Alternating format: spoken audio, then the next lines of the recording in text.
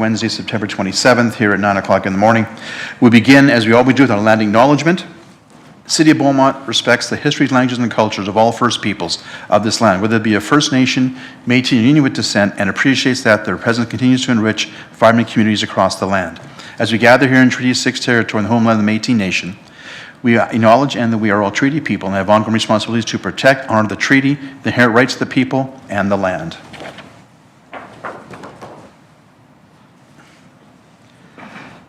Next on our agenda is the adoption of the agenda. Madam Clerk, any changes to the agenda today? I can't see which button you're on there. Hang on. Thank you, Mayor. Administration does not have any deletions or additions to the agenda today. Sorry, I was going to say this evening. Thank you. I forgot to ask, we are live, right? Yeah, I've got that. Motion to adopt the agenda on the screen. Member Council willing to move the adoption of the agenda? Oh. Councilor Cook. I move that the November 27 to 29th, 2024 Council Budget Agenda be accepted as presented. Thank you, Councillor. Discussion on the motion, members of Council? Seeing none, would you please initiate the voting process? Council, would you please vote on the motion? Councillor Van Nieuwkerk, how do you vote on the agenda? I can't hear you, Steve. If you're talking, we have no audio.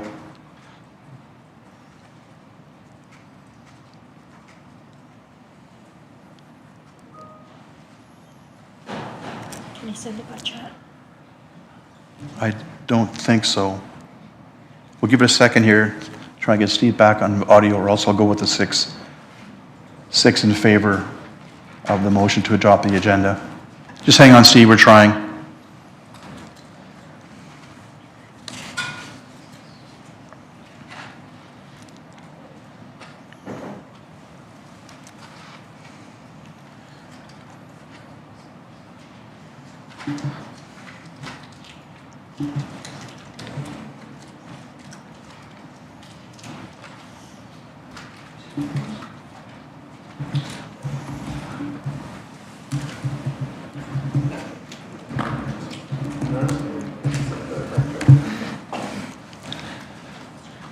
Just hang on, Council, sorry.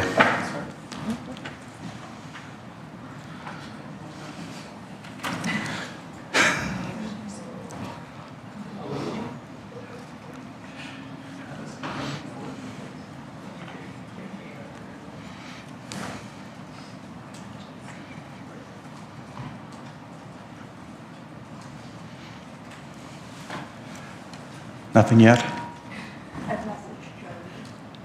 Okay. Well, I'm going to maybe just accept the 6 votes. Oh, hang on, Joey's coming. Just hang on, Steve.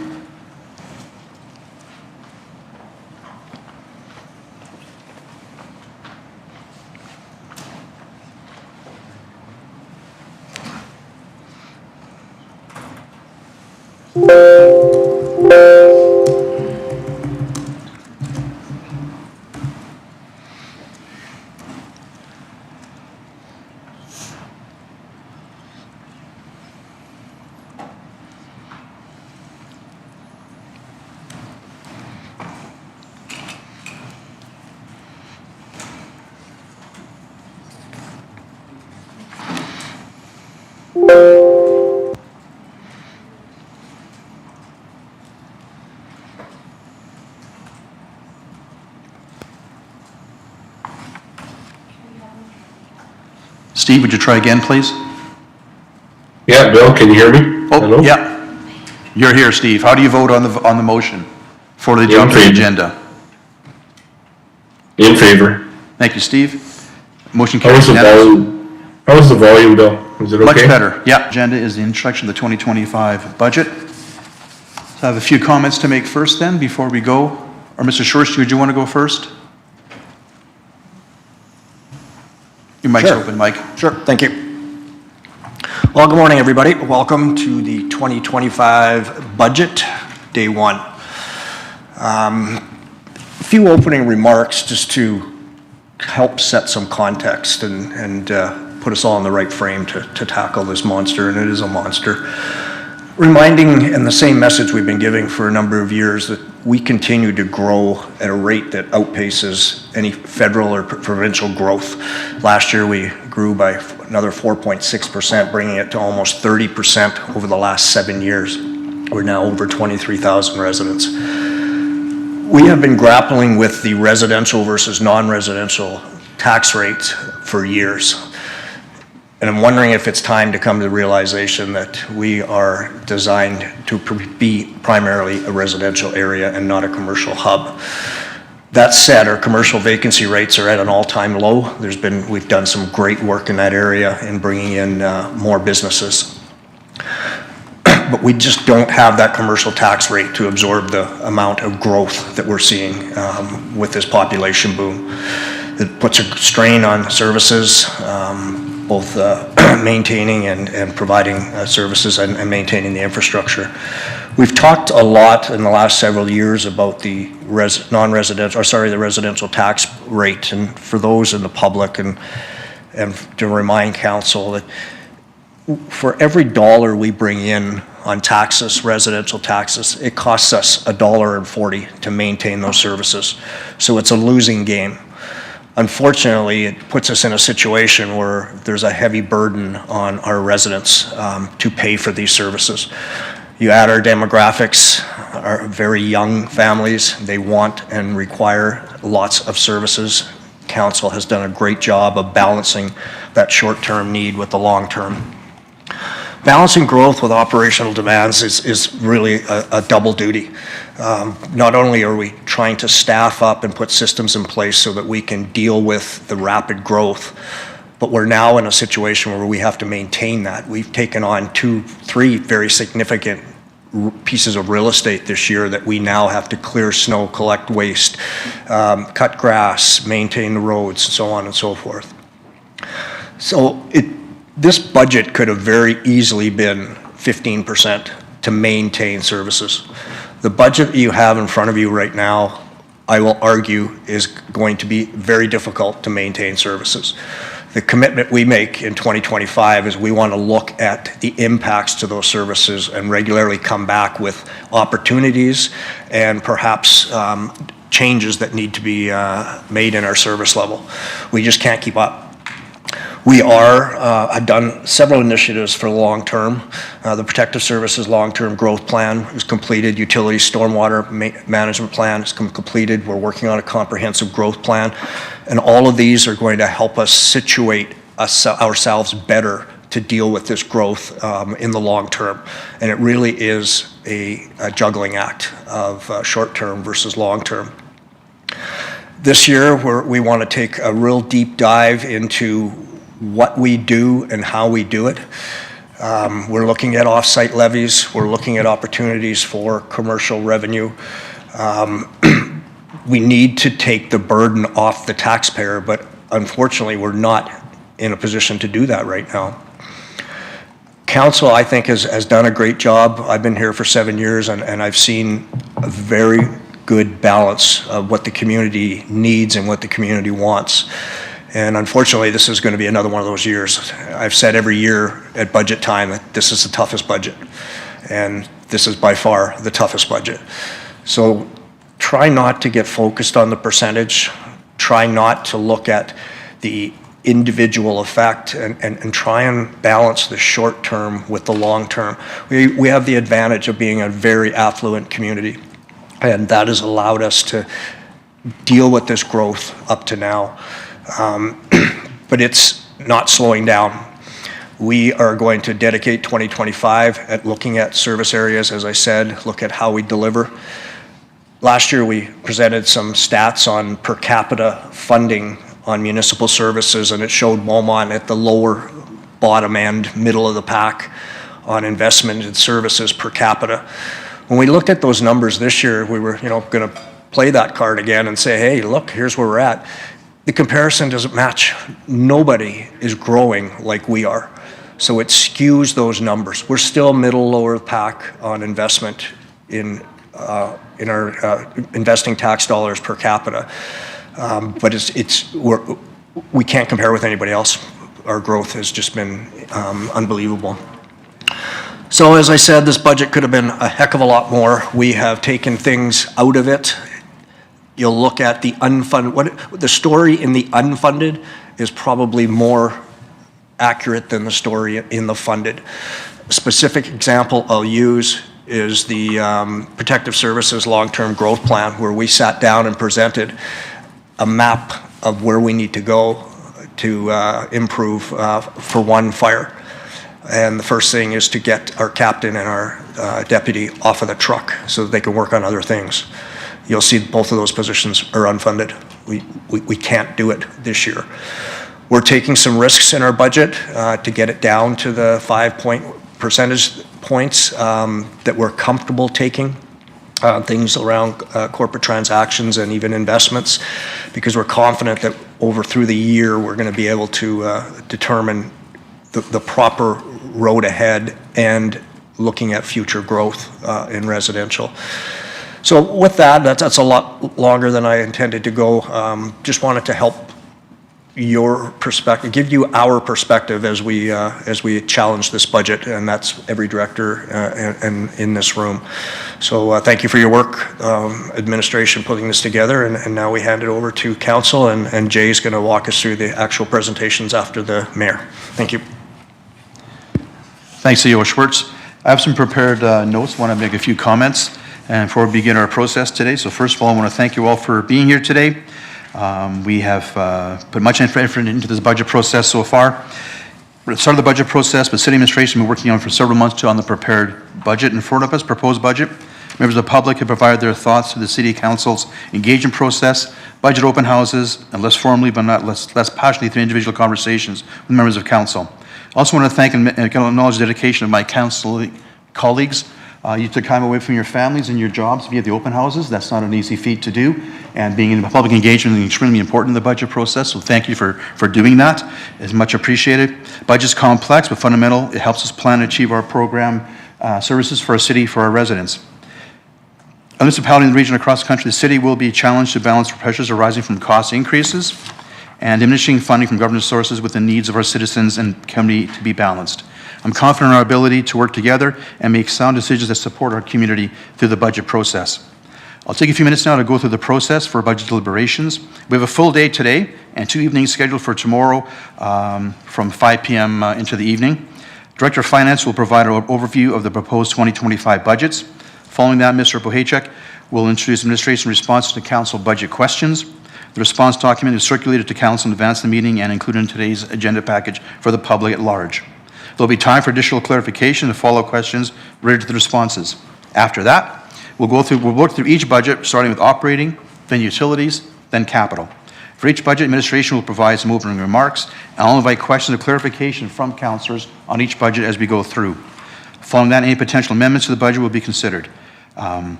Depending on time today, we have a planning development 2025 proposed fees budget review later this afternoon, and we have a library coming to present to us at 5 o'clock tomorrow, beginning our tomorrow evening session. Then the final item on the agenda will address any subsequent motions going forward. This will allow council to address any matters arising that do not require additional work but are essential to the budget process. Non-essential, pardon me. And with that, again, council, administration, thank you for your work. It's been a number of months in the making. This proposed budget, as Mike mentioned, every budget has its challenges. This is my 8th budget, as several other council members. This is our 8th budget.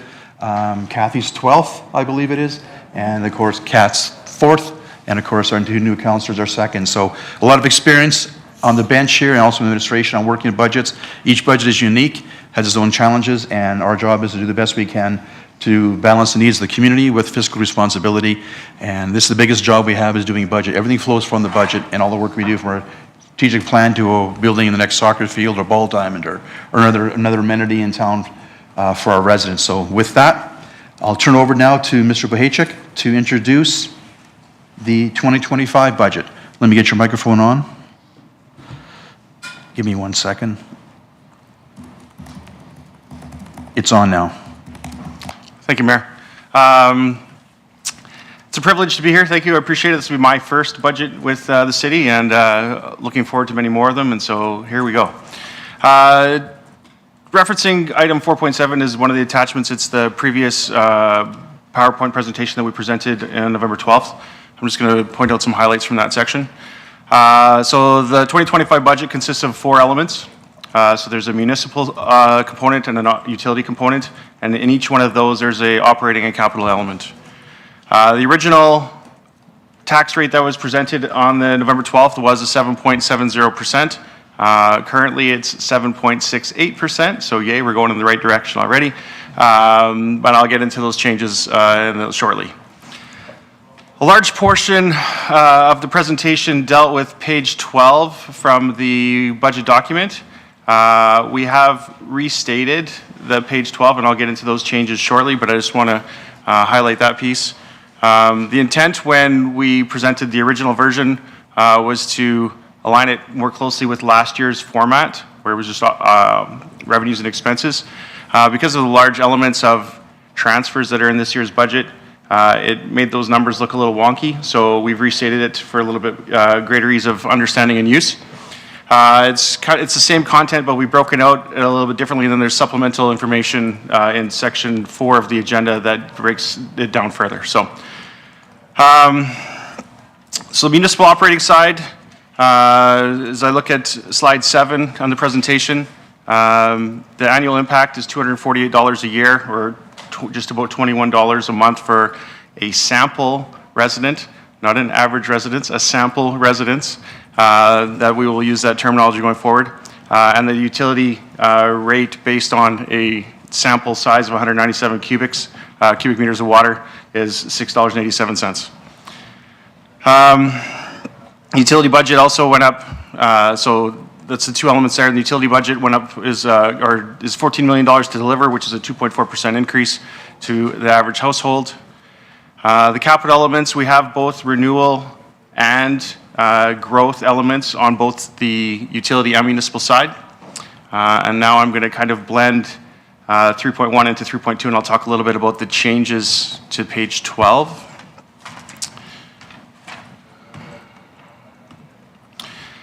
So if you see on the new page 12, we have still the $1.5 million of growth assessment, which is equate to a 5.3% benefit to the tax rate.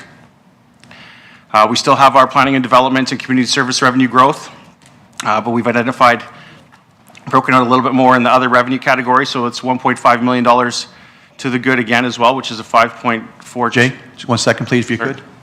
Sam, you have a question? Just wait with us for a moment. Yes. Yeah, thanks. I wonder if we could just put that up on the screen. We've got our page here, but folks following along It's item... online most probably won't. Sorry to interrupt your flow there. I appreciate that. Yeah, 3.2, please. Should have called that. Thanks. We'll just take a second.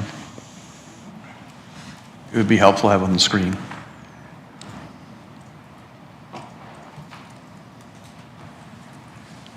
Great. Thank you very much. Sorry. Please continue, Jay, when you're ready.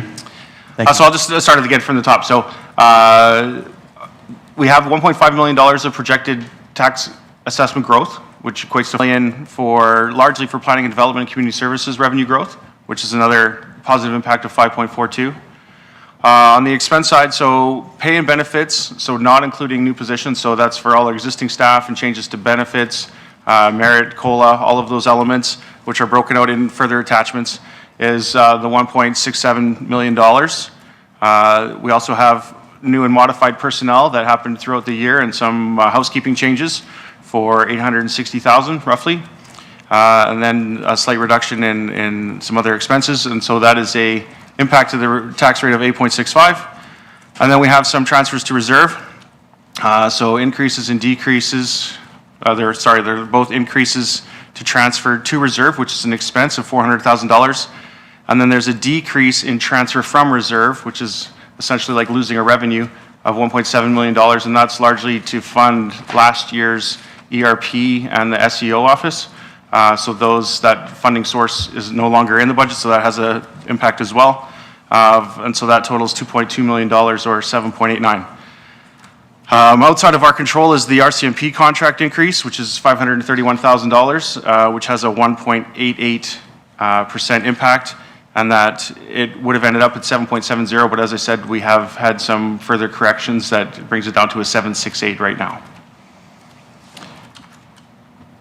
I will move on to item 3.3.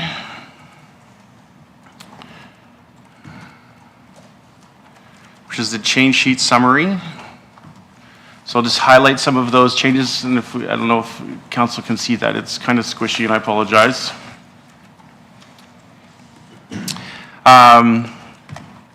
Most of these are net zero. So we did receive the updated requisition from the Leduc Regional Housing Foundation component, which has a net zero impact on our taxes, but we'll have a $416,000 impact on the resident for what they need to pay.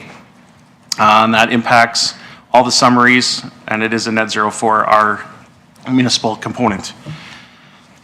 We do have a reclass between communications and corporate analytics of one of the positions for $133,000, but that's again net zero. We adjusted the intern position out of the council cost center into LLS. Again, that's for net zero. We have a reversal of the reserve contribution of $9,600 because it's an election next year, so we would not be actually transferring to a reserve. We'd be spending those dollars on the election. So that's why it's a reversing of the transfer to reserve and increasing expense. So again, that's net zero from the bottom line.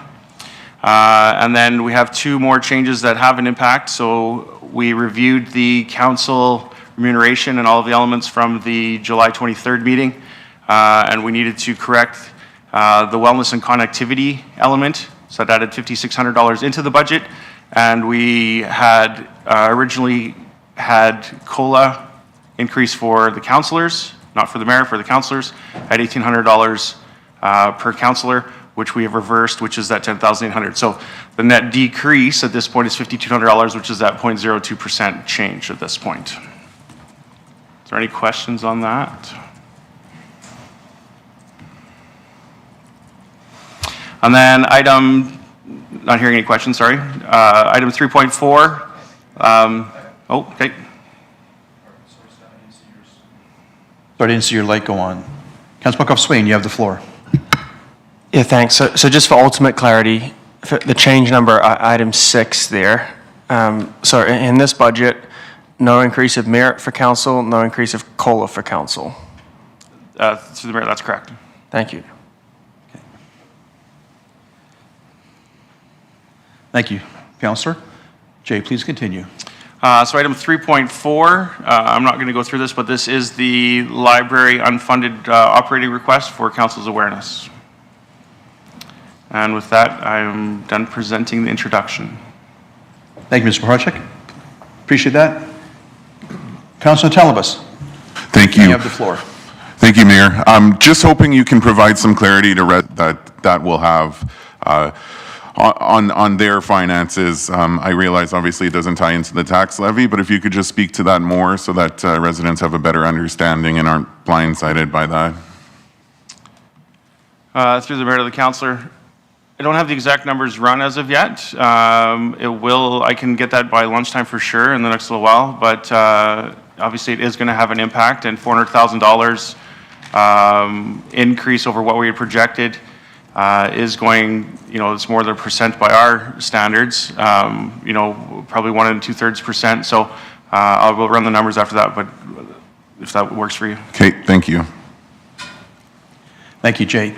Steve, sorry, you may have a question. You were not here. I apologize, Steve. Any questions you may have at this point, Steve? No, all good so far, Mayor. Thank you. I'll do a better job of making sure I bring you in when we need to, okay? See no further question at this time? One over here. Oh, sorry, Phil. My screen was not on for some reason. I apologize. Phil, you have the floor. Thank you, Mayor Daniluk. Just a quick clarification of procedure. Any questions related to franchise fees will be best addressed under the operating budget or under the utility budget? I believe it's operating, is it not? Jay? Through the mayor, yes, that is through the operating side. Thank you. Yeah. And as we go through page 12, I'll ask to make sure we know exactly when we can bring that up, for example, so make sure we don't miss anything, okay? And you had a question about that, I'll make sure we know which part of page 12 pertains to franchise fees. So you can ask that question when you're ready, Phil, down the road there. Thank you for that. Okay, thank you, Mr. Wycheck, appreciate that. Next is 4.1, council questions and responses. Council, you all had submitted your questions, and thank you for the work on that. It did show a very thorough work on behalf of each council member, the various questions we had provided, and answers were provided back by administration. At this point, do you have any clarifying questions or anything you want to talk about on the replies back from administration at this time? Councillor Penrod, you have the floor first. Thanks, Mayor Donald. I'll just start again with a clarification of process. I have several questions relating to operating capital, and I guess that's the two main distinctions. Do you want only operating questions at this time?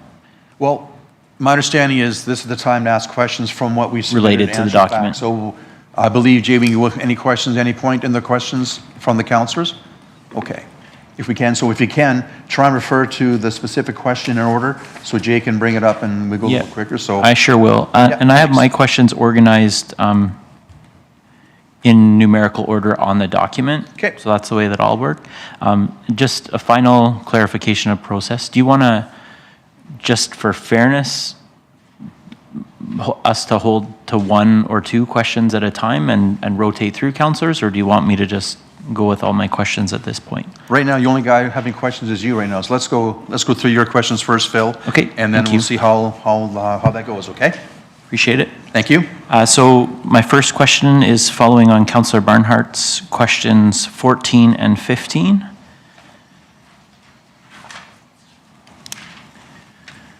Once the tax levy for 2025 is set and property assessments are completed, how is the split between residential and non-residential property tax determined? In other words, how do we determine what percentage of the entire levy is paid by non-residential property owners? Through the mayor to the councillor, I will lean maybe on my partners here in a bit, but in my past experience, largely the mill rate is fluent and depends on the assessment bases, both their growth elements. Generally, they're organic and they change as the proportions change, and the weighted average then aligns with that change in development. Administration or council could make policy decisions around establishing set rates or deciding to shift the burden intentionally. That would have impacts, both positive and negative, depending on which way the ratios were being adjusted. And that would be a very ratio is. They both have consequences.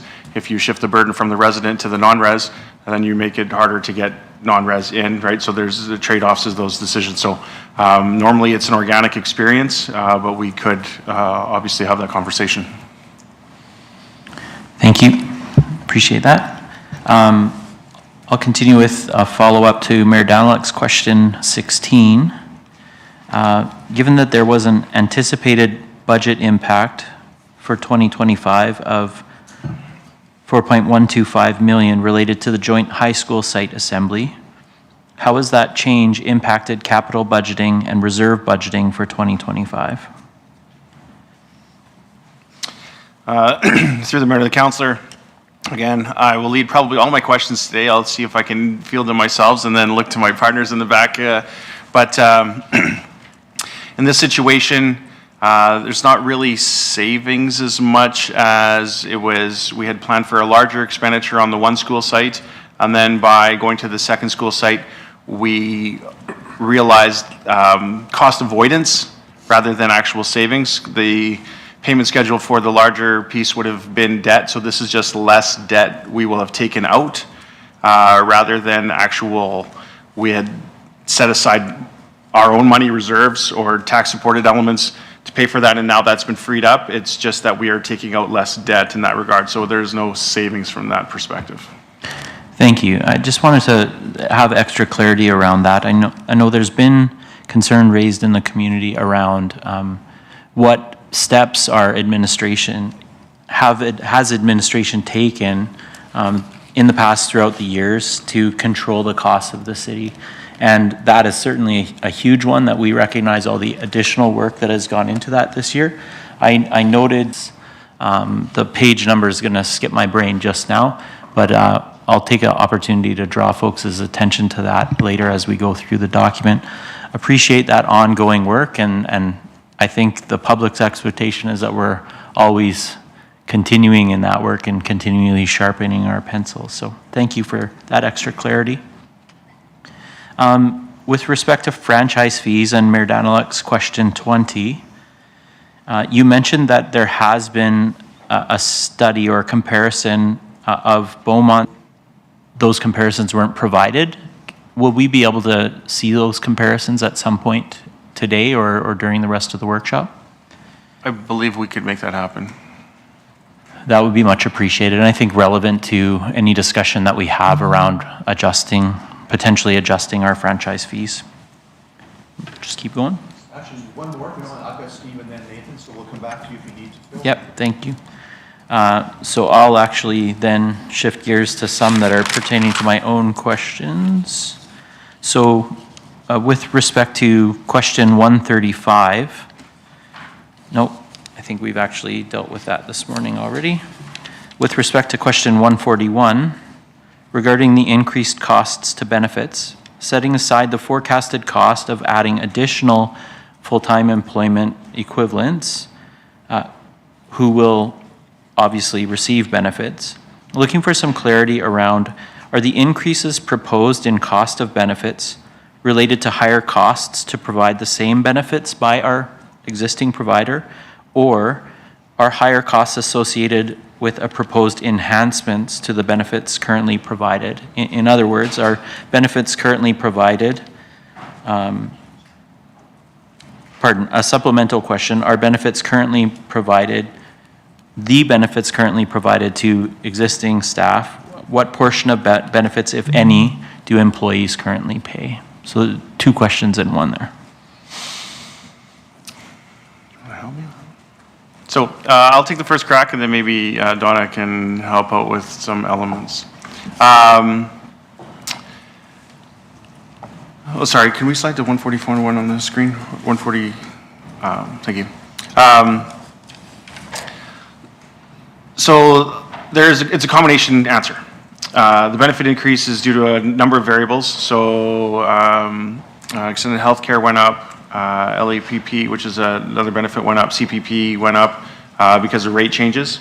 There was also, the benefit growth is also tied to some of the position growth, right? Because obviously that comes on with that element.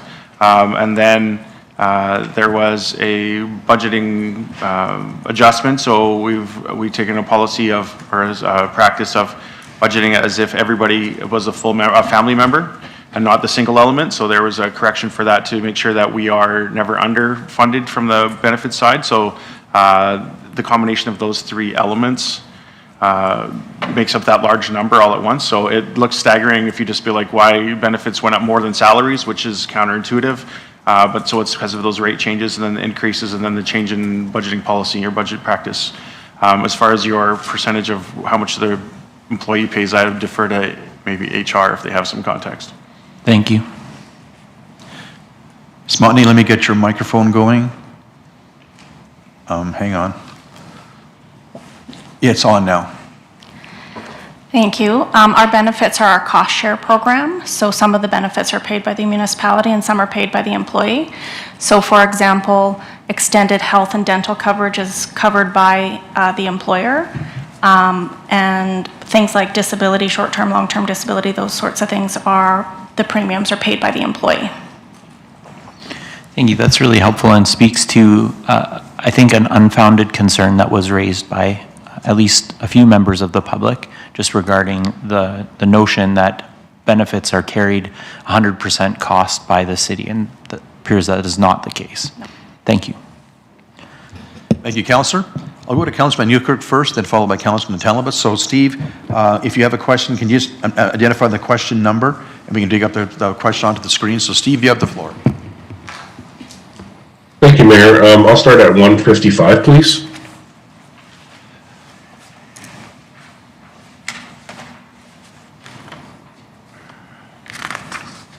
So and the question is around further clarity on the answer to this one. There was quite a few folks that reached out to me wondering what portion of 50th Street was going to be disrupted, and the answer doesn't provide as much clarity on that as I was hoping for. Just wondering if there's further details the administration can share on that one. Mr. Lewicki, I'm going to try and find your microphone. Give me a second there. Just put your mic on if you could, please, at the bottom, at the base. Just. Oh, hang on.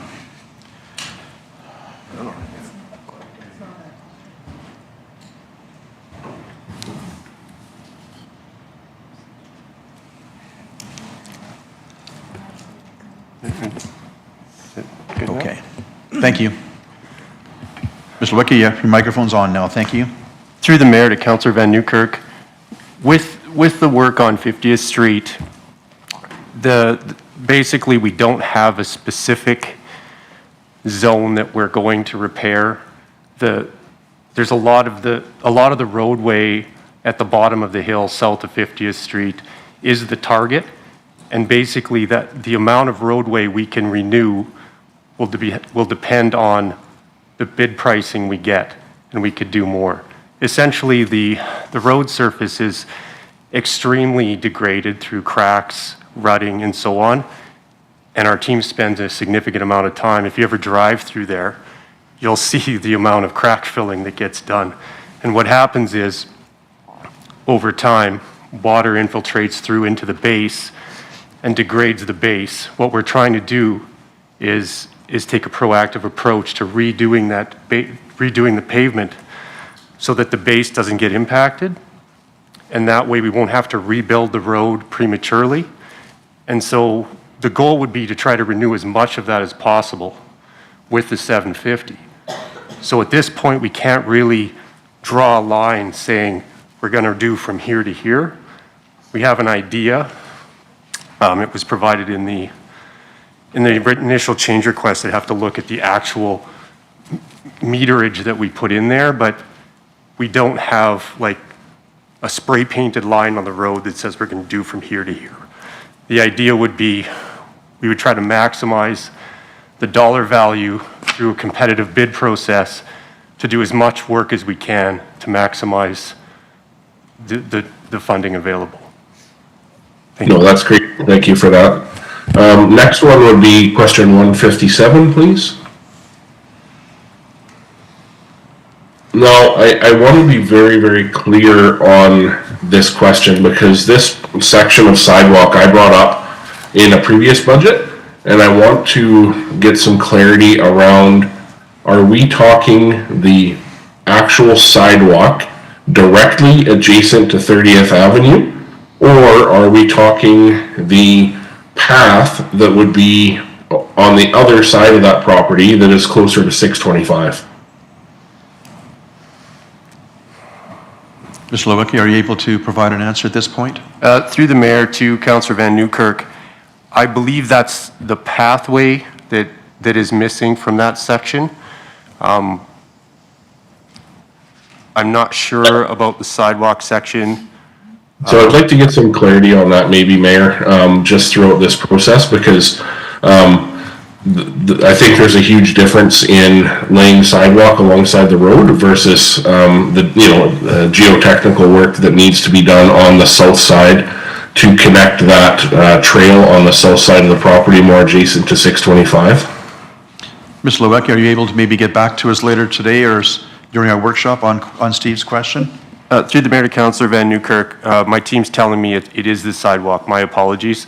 I wasn't 100% on that, but it is the sidewalk portion that. Okay, so directly south of 30th Ave, there's about 200 meters of sidewalk there that is not continuous from kind of the Montessori area as you walk towards Porter's Pub then. So it'd be that 200 meter section of just sidewalk that we're talking about. That is correct. Okay, thank you. Question 160, please.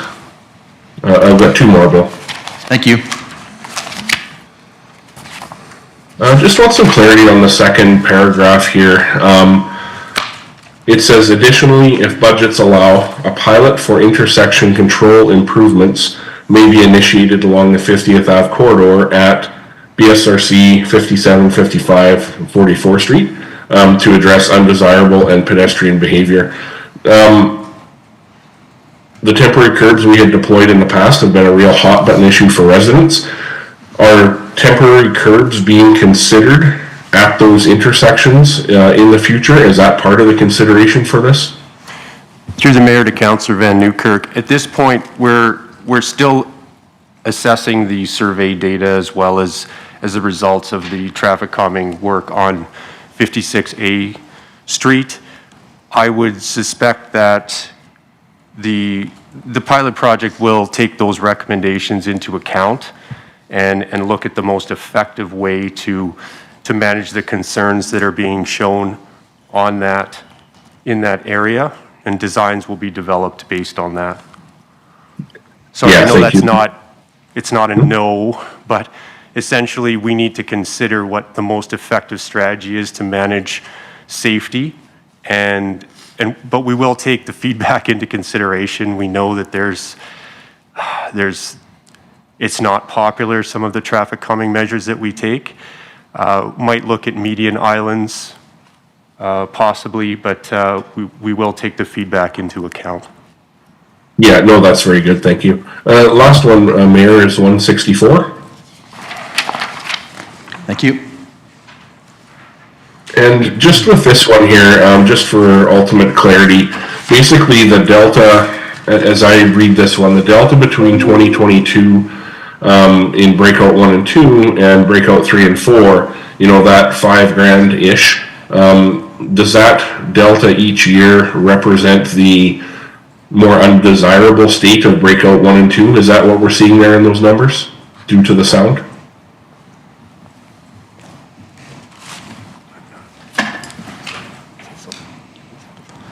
Mr. Suter, I'll try and find a microphone for you. Hang on a second. Your microphone is on now. Good morning. Through the mayor to Councillor Van Newkirk. This was a very difficult question for us to answer, if I'm being honest. Some kind of feedback going on here. Yeah. Sorry, that's very distracting. Sorry, it's coming out my left ear here over here with the speaker, so I'm not sure what's going on. We just pulled the revenue for those meeting rooms that are on the main floor in an attempt to understand if the noise produced from the second floor activities was detrimental to ongoing rentals or an increase or decrease in rentals. Very difficult to measure that, with all honesty. We've just heard a constant complaint over the years with that issue, and it's been raised ever since I've been here as a concern, and we've never had it funded to date. It's more of a customer service perspective that I would attack that project with, more than a revenue, guaranteeing more revenue. As I say, it's very difficult to figure out why someone's not renting a space. Those numbers we pulled were just the reality of what's being rented today. There's still some opportunity for further rental in those spaces. Not typically, though, during the evening. They're still quite well used. It's more just an ongoing complaint that we hear when the activity on the second floor is in full swing. Yeah, and I appreciate the attempt here too. Lots going on in those numbers, I understand. Thank you for that. That's it for now, Mayor. Thank you, Councillor. Next I have Councillor Metellibus.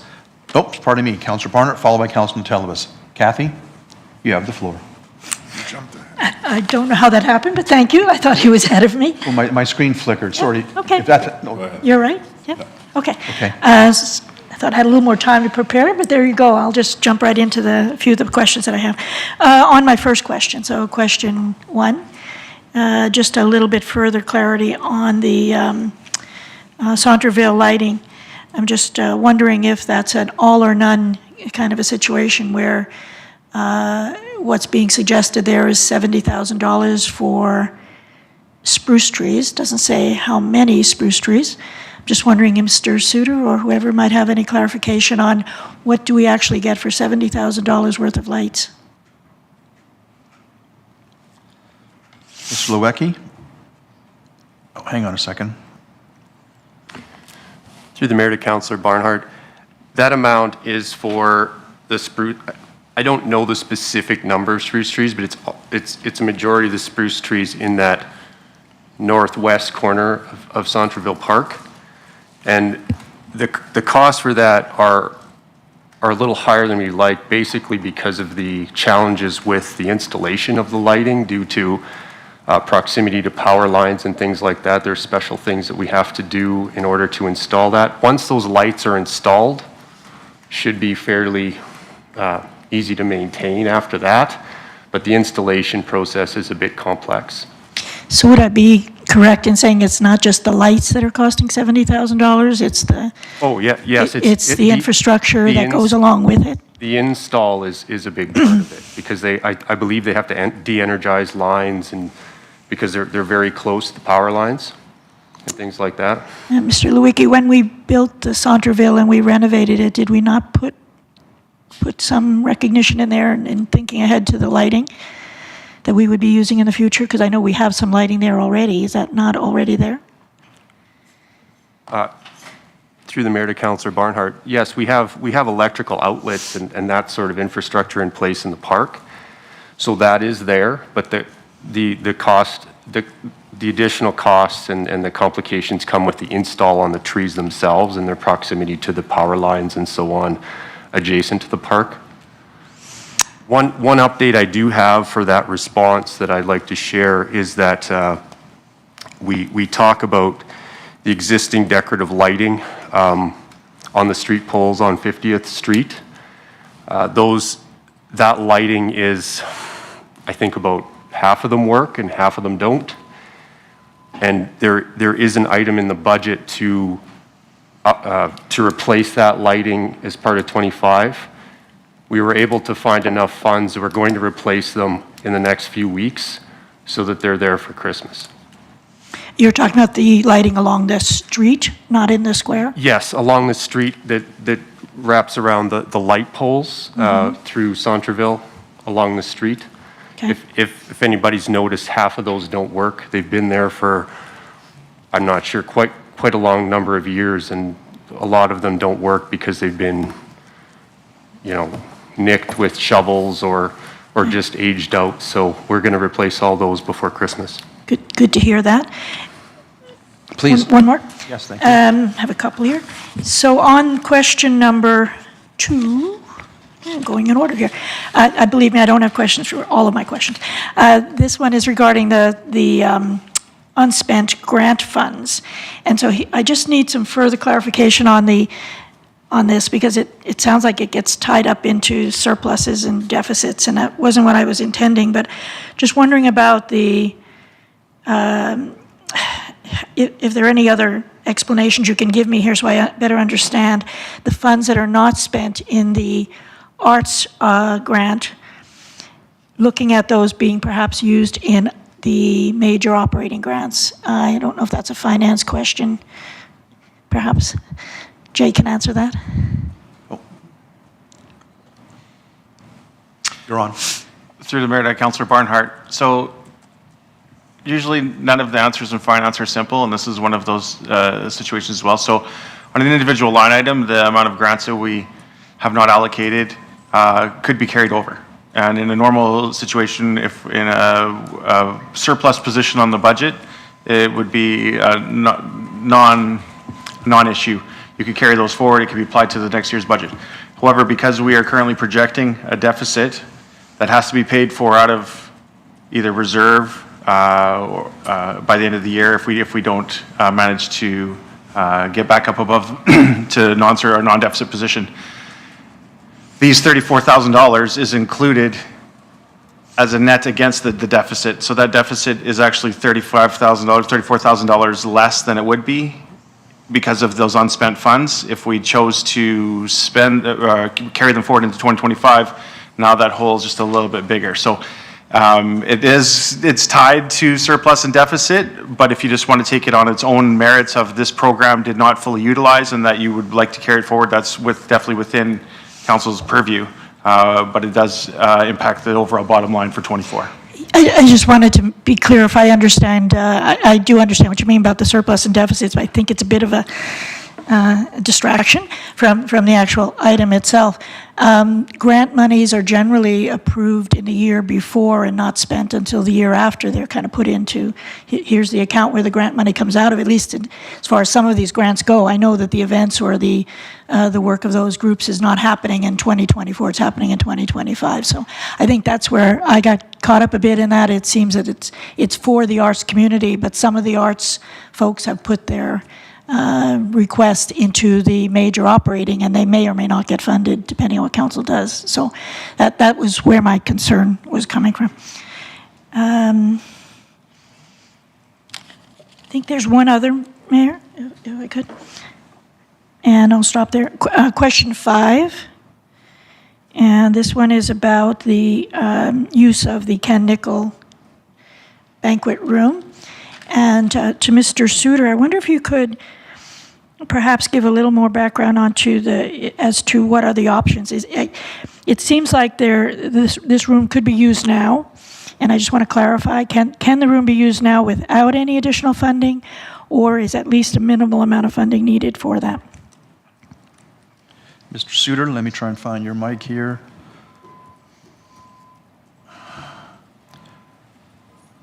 Not my day for, there you go. Thank you. Thank you for the question, Councilor Barnhart. Yes, the room is available for rental now, as is.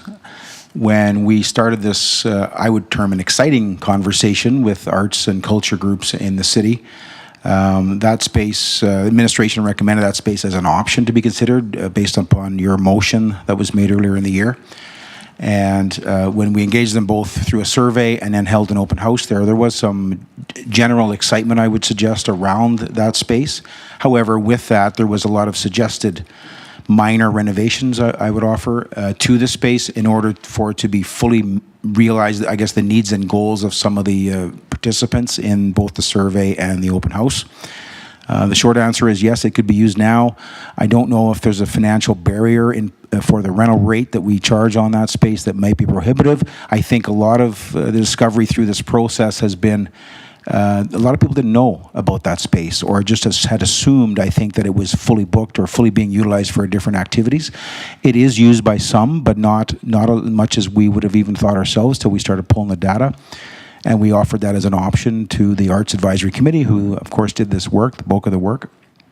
And short answer, you can use it now. Long answer, a lot of recommended renovations could go into there, both in terms of equipment and minor renos to make it, whether it's sound treatment to reduce noise, polluting in from other spaces in Ken Nickel, or lights and drapery and stuff like that, depending on what the use is. But yeah, there's the amount that's proposed in the budget on that was a best guess based on some of the feedback we have, but none of that has been fully priced out to any real certainty.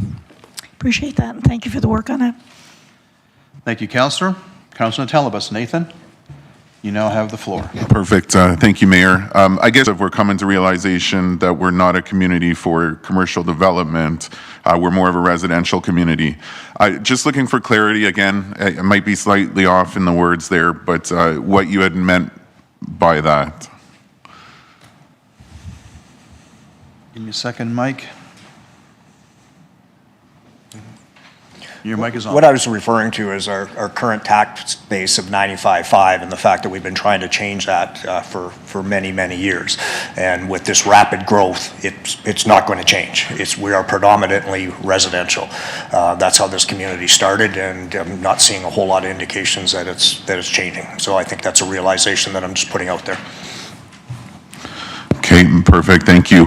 And then just looking also for some clarity in regards to the term that was used, I believe it was sample resident as opposed to average resident, and it ties to question 117, but just looking for clarity between average resident, sample resident, there just appears to be a lot of confusion floating around, so I do want to make sure that everyone's on the same page. Give me a second. Jay, your mic's on. Through the mayor to Councilor Telebus. So average was we probably should avoid that word because average even has 3 definitions, right? So between mean, median, and mode, which one is, when I say average, which one am I actually referring to? So that's challenging. The intent of what the 471 is actually a representation of our total assessment base divided by the number of properties. So it's literally the mean average of it. That doesn't imply that that is an average residence within the city or the most. So that's why I'm going to transition to sample, and it's merely to provide context and a litmus test for residents to understand approximately what their impact is as they compare their house to that sample. That's all. That's the intent, is not to be to imply that this is what an average house is or anything like that. It was just a mathematical term, and so we're going to change our wording on that going forward. Perfect. Thank you for that clarity. Next question I have relates to 69 and 70. Just within my questions, I had asked for a report, or at least some parameters around the report, not how the tests are performed, because that wasn't my question. I do appreciate the knowledge there, but just if we're willing to invest $330,000 in this report, and none of that's described here, so just Mr. Lewicki, give me a second. There you go. Through the mayor to Councillor Natellenboss, I guess I'm not sure what detail you're looking for. I mean, the study concluded that it needed sound deadening improvements, and that's what was recommended. That's what the project is composed of. So what information specifically would you be looking for? just a little clarity around those numbers. So I believe in the initial release, I would have to reference it. It references the 85 decibels. That's an 8-hour exposure limit. So I would find it hard to believe that someone's exposed to 85 decibels continuously over that 8 hours. So just looking for those details of that report so that I could make an educated decision on this investment. Through the mayor to Councillor Natellenboss, I don't have that information currently. If those details are required, I can try to get those over the next little while. Again, we rely on the expert opinions of the individuals doing the reports. We hire professionals to do this work, obviously, that we rely on their recommendations, and then we propose projects based on recommended professional opinion. But I can get some numbers. I'll have my team work on that. Nathan, CO Schwartz wants to weigh in on this conversation. CO Schwartz? Yeah, I think we have a report, a complete report. We'll send it to council. Perfect, thank you. I guess next question relates to question 74. Again, I don't know that the answer or the question was answered fully.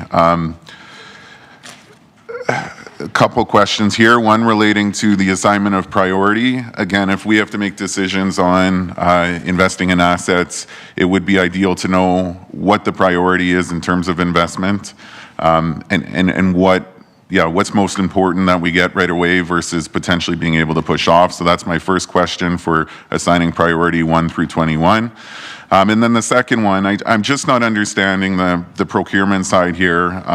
Anyone could hop on Auto Trader here, see a pickup 4x4, 4-door, ready to go for $52K. And I realize that there's some upgrades here like a tonneau cover and a toolbox, backup alarm, but I'm just not understanding where the additional $26,000 is coming from. And that's one of the reasons we really push for a procurement officer. So I'm just curious as to how we get to $78K from a $52K truck.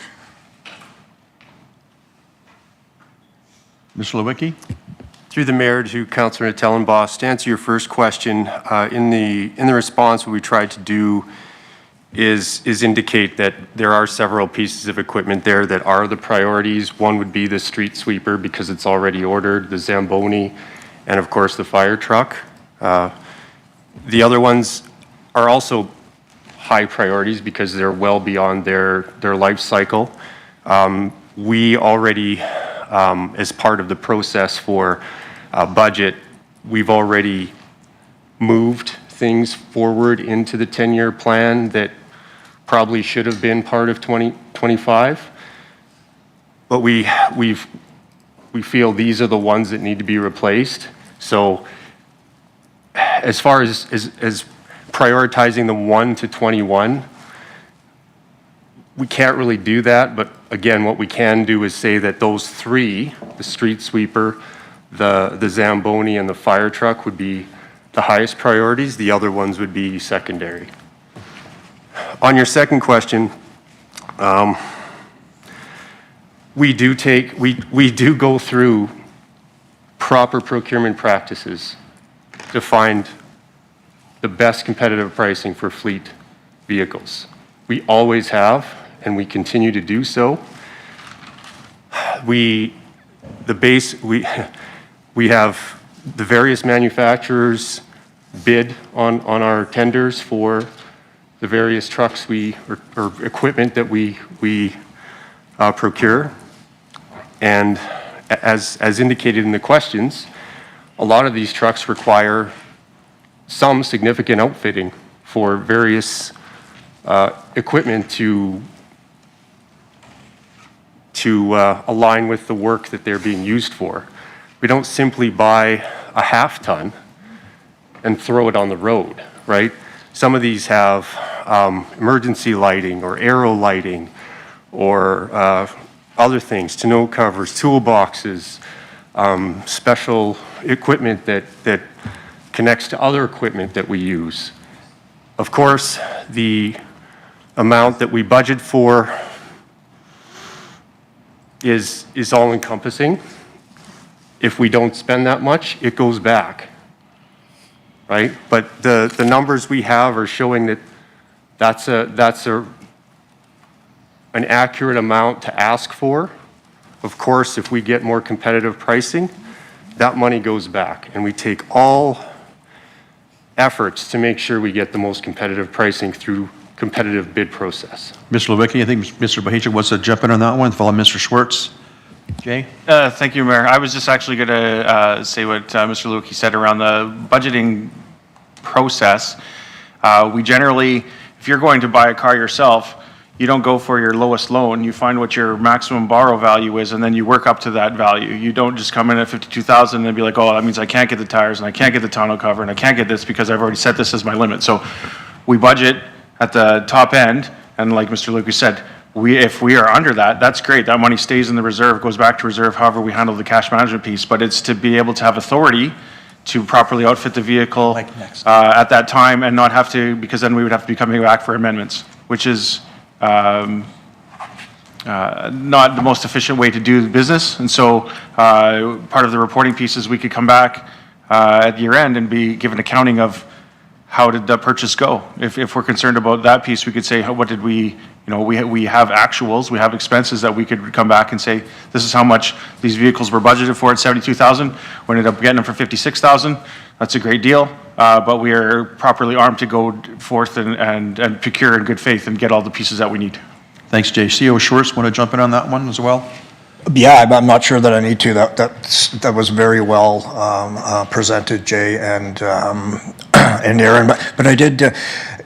I've been involved in probably 20 budgets in my life, and I've had this question 20 times. And it's a good question, and it's good to have clarification, I think, out there for the public. And as Jay said and Aaron said, we don't just walk into a Ford dealership and buy a 4x4 and drive away. There are certain attachments and conditions and specs that we need to have for a publicly operated, for a vehicle in our fleet. We do have a good replacement program, as we said in our response on the economic theory of replacement. And as Aaron said, we're very prudent with how we spend our money, the taxpayers' money. The other comment about the strategist, the procurement strategist, this person came on, I think, 5 weeks ago. So we're looking forward to improving our already pretty solid procurement processes. And in fact, we're looking at another avenue to add to our arsenal to better protect the taxpayers' money. Thank you. Nathan? Perfect. Yeah, just a quick response to that. What we're trying to get at, when the budget's proposed, these are numbers that we're asked about. And everyone is asking about a $78,000 truck. And I can't provide numbers on that because we're not given that feedback. I also can't provide numbers on what assets are getting replaced, why. aside from we have a schedule, this is what we follow. So when we're asked these questions, and rightfully so, we need to be given additional information as to why we're replacing these assets, and I can't provide that. There's no prioritization, as I had mentioned, or as I had requested, maybe a status on these trucks, the years, the kilometers, so that we can provide a little insight to the public who's paying for all this stuff. So that's my concern with that, but I'll leave it at that. Nathan? Yeah. CEO Schwartz wants to respond. CEO Schwartz? Yeah, and a comment that I would respond to those members of the public that reach out is that we follow replacement procedures and processes and procurement procedures and processes. And we replace these vehicles as they need fit. I find it very difficult to understand that a single person on the street wants to know what priority of pickups we're replacing. So it's a case of everybody wanting to know everything about everything, and just the world just doesn't work that way. Again, when we have to make these financial decisions, we just need that information, so that's all I'm asking for. I'll move on to the next question. Question 83 ties into all the questions relating to the additional fees, or I should say expenditures on personnel. I do realize there was a breakdown provided with COLA at 2%. What number are we tying percentage-wise to merit? The only reason I ask, it just gets a bit confusing with the benefits, which I know was broken down, but I didn't know if the benefits that were provided there include the additional FTEs that we're getting as well. So in short, my question is, how much right now percentage-wise of the new, or sorry. Joe, your mic's on. Through the mayor to Councillor Natellan, boss. So the merit and the COLA are almost the same. I'd have to look at my numbers, but it's around $440,000 each one of them. So they're equivalent to about 2%. Now, I can't speak to the number of actual employees, the percentage of employees that are getting merit, but that's the total aggregate cost of the merit for all of the people that qualify. So they're both in the range of right around 2%. Okay, so combined 4%. And then the benefits, the summary that we were provided, does that include new FTEs as well? I would imagine so. Just give me one moment to take a look at that again.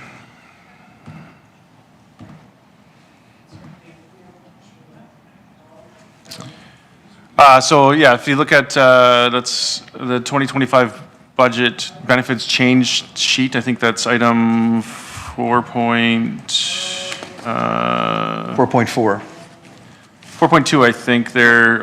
No, there's two benefits pages. There's by department, and then there's just the 4.2 is just the benefits changes of the $951,000. So that does include all of the benefits within the organization at that point. That's not, and the new and the existing. Sorry, let me just clarify that. So that's for all staff requirement for the year is $951,000. Does that answer your question? Yes, it does. Thank you. I have about 5 more questions, but I'm happy to pass it on if. Okay. Yeah, we'll come back then if that's Thank okay. you. Move on to some fresh questions. Councillor McCook, you have the floor. Thank you, Mayor. Councillor Penron covered some of my questions. I have to ask it, I guess. Have we explored different providers? Sure we have, but. Ms. Morrison. Yes, from the mayor to Councillor McCook. Next year, we are definitely seeking competitive information for different providers. Okay, thank you. And then I guess I'll move on to some clarifying questions with capital. Question 79, which I think covers page 36 in the budget, which is around the open spaces and garbage cans and trees. Can you just remind me, when developers put in trails and park spaces, are they required to put in any garbage cans or benches or anything? Oh, sorry. Through the mayor to Councillor McCook, yes, they are. As part of their agreement, they will outfit their area with garbage cans, benches, playgrounds, what have you. So that is part of it. The ask on that budget item is related to areas where we find that there's gaps in servicing of benches and garbage cans and so forth. Perfect, thank you. And then question here a little bit. To clarify regarding the lockers, so that means when we do make the switch to new lockers, there will no longer be an option for people to use kind of, they'll have. Mr. Suter. Mr. Suter. Thanks for the question, through to Mayor to Councilman Cook. Yes, that would be the intention. You can get them at Guest Services or you bring your own. Okay, so We're we really will have looking some? at the theft issue that we've been struggling with, and we know which are the more vulnerable situations there, as well as there's some, premature rusting and whatnot. There's a couple pieces to that project, but yes. Perfect, thank you. Okay, question 120, the tower. I guess what I'm just wondering more around what kind is paying for design and then not being sure if we're going to move forward with the actual construction of it in subsequent years. And then I guess also what sort of increase will we see in the usage of the field if this tower goes up? Like what will the impact be? Mr. Suter. Thanks again for the question. That's a two-part project. I think for 25 is proposed for concept/design, and then 26 would be either purchase or construct, or a combination thereof, whatever the solution is. With respect to funding options, we've reached out to some groups that might be eligible for CFEP grants, and we would partner with them. So there's a potential, those are matching grants, so if we get some uptake on that, which I suspect we will, the application goes in and the city would just be on the hook to match that. We would obviously want to control what goes on there. We can control what we're selecting for the solution, if that answers the first part. The second part of your question was around increased use. This year, we were already seeing two out-of-town football teams come and make use of the field with great feedback. It's been a struggle to provide the requirement to host those sort of home games, both for Metro Athletics as well as minor football, from the lack of a permanent facility for both change rooms as well as spotting and coaching towers. Bleachers has been an ongoing issue that we keep hearing back about, capacity.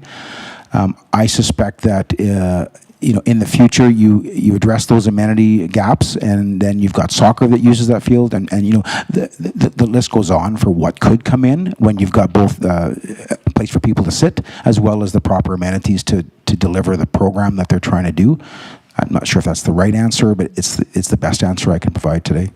Yeah, no, I really appreciate that's exactly what these things, what does that bring back? And increased usage of the field is a big one.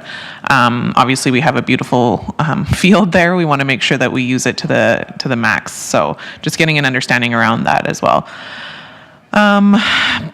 Question 128 is around pickleball, the pickleball courts, I believe, and what's being possibly constructed at La Rave.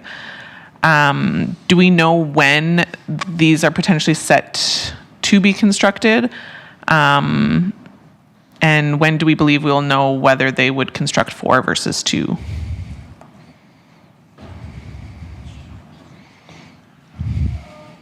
Mr. Suter or Mr. Raymond, possibly? It could be one of the other departments. Thanks for the question. They're all looking at me, so I guess I got to go. I don't know. I know this year, my suggestion back to the developer was we go for 4 if there's room to put it where they're proposing 2, and that's based on what we've already heard from the advocates in that activity. The Rec and Culture Advisory Committee was also engaged in some of this conversation, so there's an opportunity here for us to get more amenities if the developer's open to it, but I don't know that that decision's been made yet. I understood they were trying to do that this year, but I don't know that they're there. Okay, so we don't have a timeline on that? Not at this time. Okay, thank you. And then just one more for now, Mayor, if that's okay. Question 163 was about the lights, I believe, at 243 versus a roundabout. So So I guess maybe help walk us through there, but maybe just a little bit of clarity for folks, because I think the initial reaction is we're spending money on lights, then we're going to take them away, and why don't we just do what we need to right off the bat? Mr. Lewicki? Through the mayor to Councillor McCook, I think the idea is that we would evaluate all options, and lights are something that's typically done, but if a roundabout scenario or an alternative scenario for an intersection makes more sense and is recommended, then we would look at doing that. And whether it's probably not going to be an ultimate design, but it would be put in and then scaled up as needed to meet the ultimate design. So we will be going through that evaluation and design process to see what makes the most sense. We're not just going to stick lights there. Okay, perfect. Thank you for that clarification. Thank you. Thank you, Councillor. Councillor Penrod, you are next, but Councillor Michael Swain has not spoken yet, so I'll go to Sam first, if that's okay. Councillor Michael Swain, you have the floor. I just wanted to go back to some comments that were made, and you know, this may drag us back, so I apologize, but I thought it was important to clear up a couple of things. We had a good discussion about the truck and 50K versus 70K.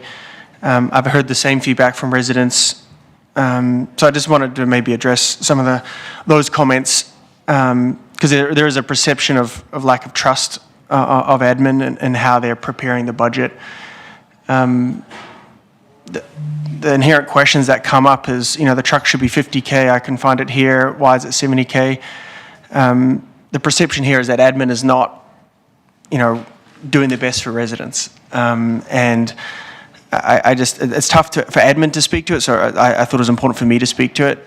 Admin works every day for the residents to deliver services here. They're not out here to buy a gold-plated truck. If it comes in at 50K, that's a win for admin, right? And admin is on the side of residents here. When they propose things in the budget, it is what their best assessment. And if they go through and find efficiencies, I mean, we've seen it. It was highlighted already at the school site, you know, saved significant millions of dollars for residents, right? And there's a perception that it's, you know, absolutely council's job to question admin, question the budget, find efficiencies, make sure that it aligns up with our strategic plan. But I can assure you that admin doesn't do this for a paycheck as well. They are committed to working for residents, and if they can find those savings of 10K on the truck, they will do that. And so I just thought it was important as we go forward in this budget. Yes, let's question administration around what has been presented, but I just want to speak to the fact that, especially for residents who challenge that and think that admin doesn't have the residents' best interests at heart, I've seen time and time again where they do, and they are in a very difficult spot here. So I just wanted to address that comment because it felt, you know, like we're questioning the value of a truck. And we could spend hours going through that. But I wanted to remind residents that admin shows up, and if they can find those efficiencies, they can and they do. We don't hear about them. Residents don't hear about them. In the budget, it goes forward, and something may be 100K, and it might come in at 83,000. We don't get an email that says, "Hey guys, we saved 13K on this." So I just thought it was important to, as we go forward, yes, let's question it, but let's not question the alignment here, that everyone on both sides, whether it's council and admin, are trying to use taxpayer dollars the most efficiently. So yeah, I just wanted to weigh in on that.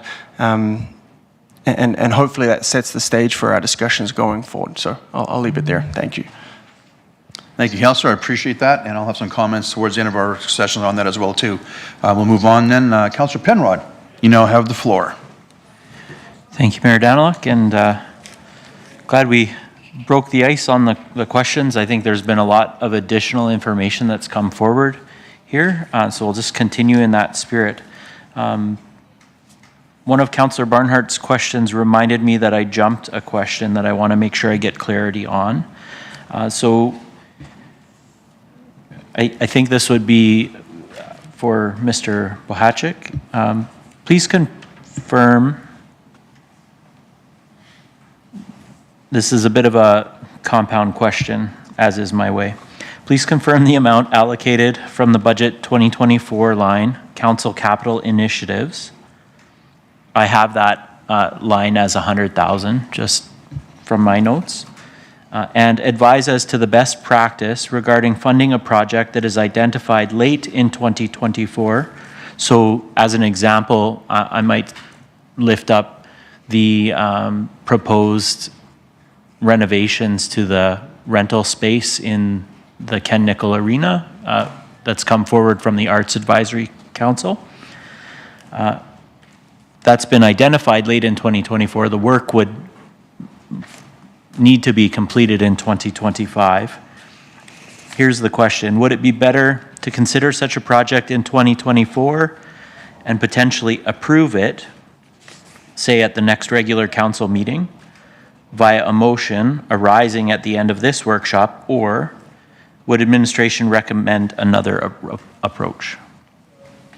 I guess what I'm really looking for is direction on, would it be better to deal with that those unallocated funds that were budgeted for and the tax collected for 2024? Would it be better to deal with that in 2024 fiscal, or have a motion to carry those funds forward to 2025 and then fund that project in 2025? Ms. Bohachek? Thank you, through the mayor to Councillor Penrod. Can you just provide a page number of what you're referring to or a question number for your first part of that question? Yes. So it would actually be from the 2024 budget. Okay, I follow now. That's fine. I can speak to the Okay, majority thank of you. these. Okay, so there's a number of layers in that question. So first off, so the approved component of the 2024 budget is underway and may have started or not, and that's I don't have the expertise on that. But the general process at that point will be we would have a carry forward process happening in early 25 for those projects that need to be continued on. I know that there's some differences in the way that we handle between growth and renewal. Maybe I'm missing a nuance in here. But I don't think that, so I wouldn't recommend a motion in 24 to do the adjustment. We have an opportunity through the budget process, or if it's relevant, the carry forward process in January. So I don't think that accelerating it through 24 through the December 10th meeting, we wouldn't be able to procure on it or anything at that point anyway. So there's not any value from my perspective of just having it on the books in 24. And that it could be handled through the 25, either the budget approval or the carry forward process. Thank you. Very much appreciate that, council, on appropriate ways to manage those funds. A capital question related to question 168. And I guess it also references your response to question 164. How is the CCBCC noise abatement anticipated to be funded? Is this work attached to a specific grant stream? So I think the answer, I believe in 164, says that essentially all of the grant funds are earmarked and spent. My question is, if we decided not to fund the sound dampening project in the CCBCC, could we potentially reallocate those funds? Through the mayor to Councillor Penrod.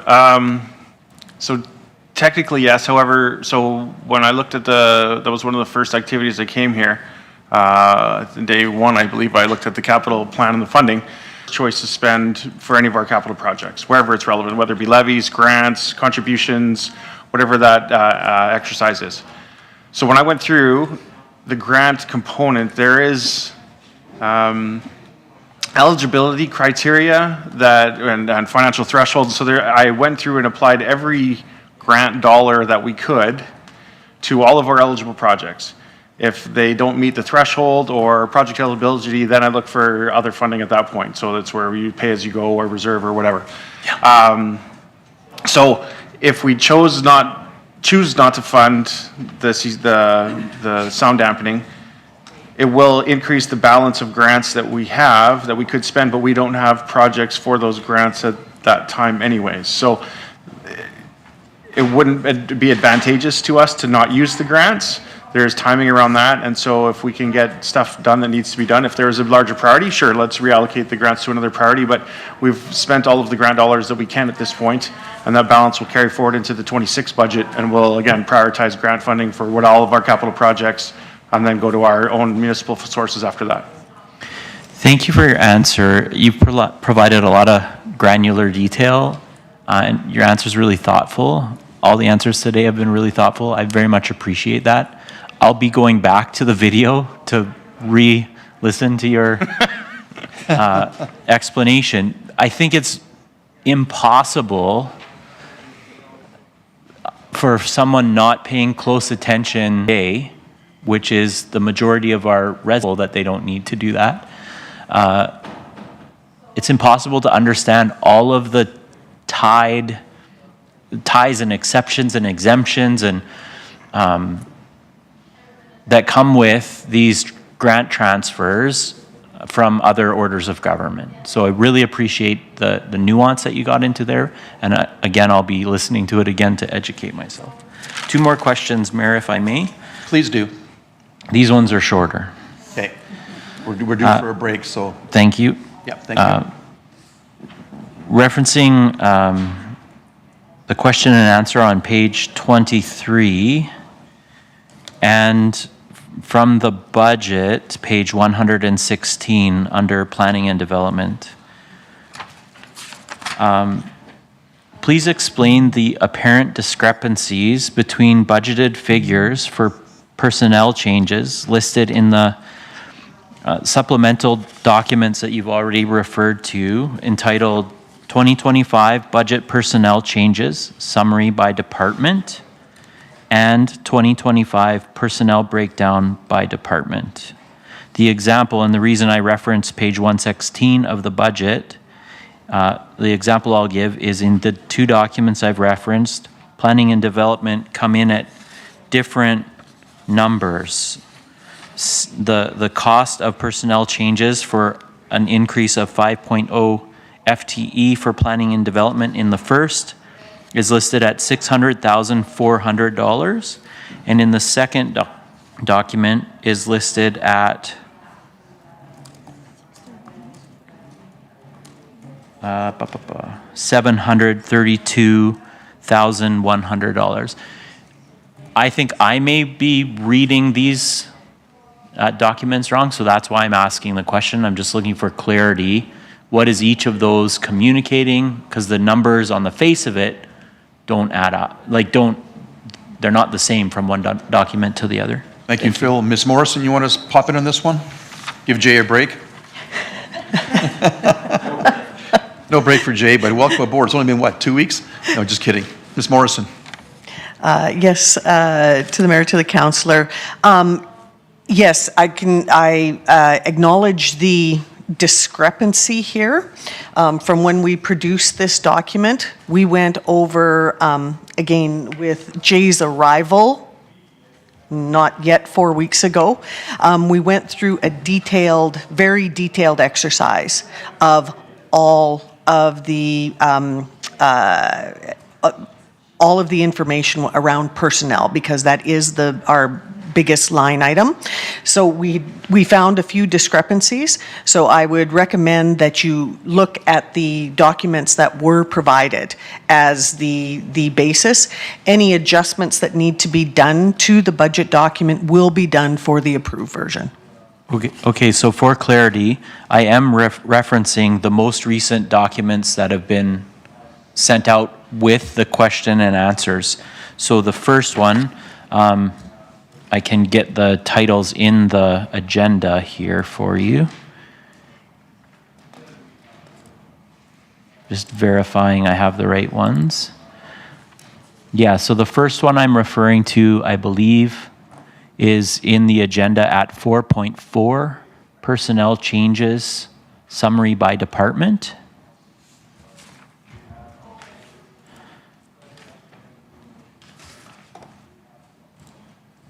And the second I'm referring to is under 4.3, personnel breakdown by department. So if I may, Mr. Mayor. Thank so you. just We're coming to clarify. those questions in the next section, right? These pages, Oh, but okay. But it's Maybe fine, we can talk about it now. So just Okay. the two documents, so the, sorry, I just lost the line item here. So the 2025 budget personnel changes summary by department is the additions, which is different than the 4.4 of the personnel breakdown by department, which includes all staffing. So that's why those are wild discrepancies about the planning and development growth piece. Sorry, I lost it again.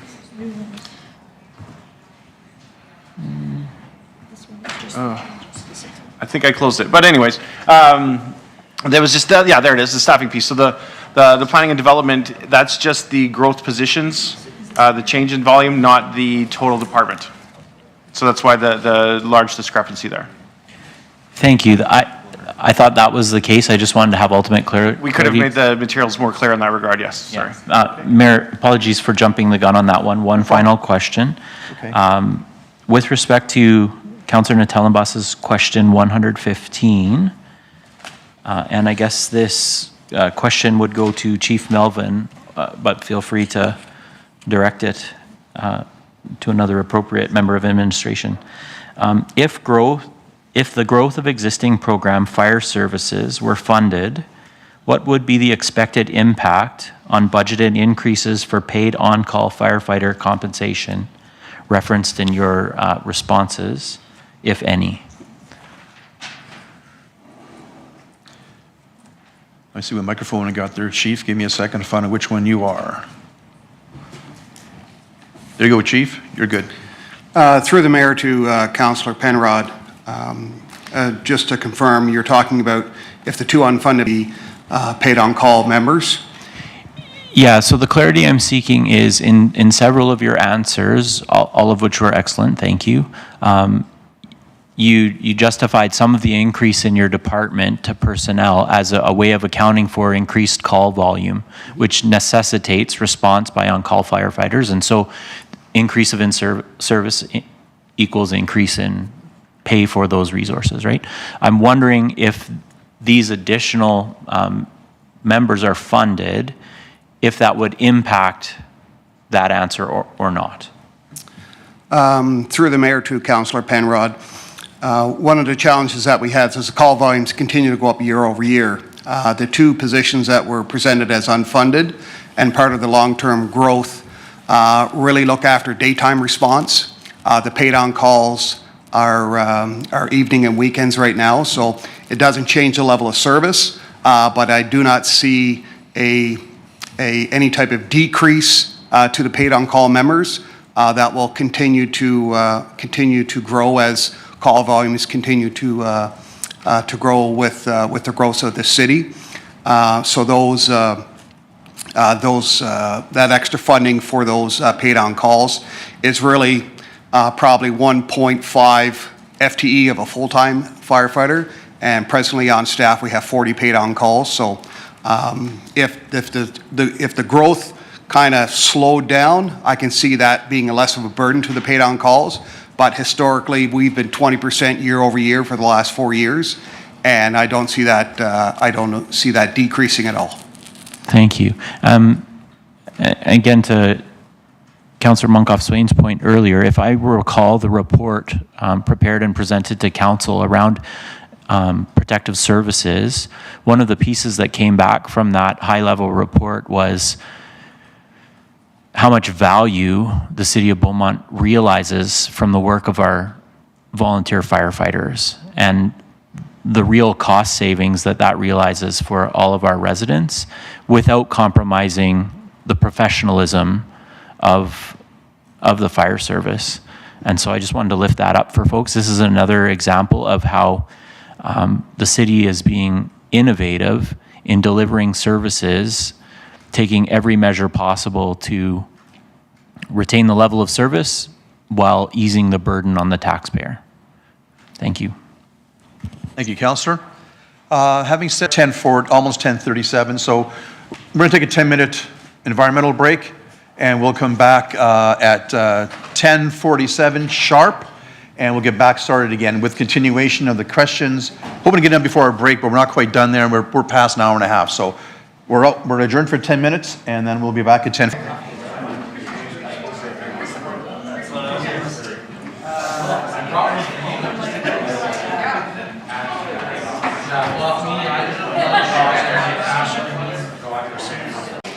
Okay, we are live back again, calling back to order our budget meeting, continuing on with questions.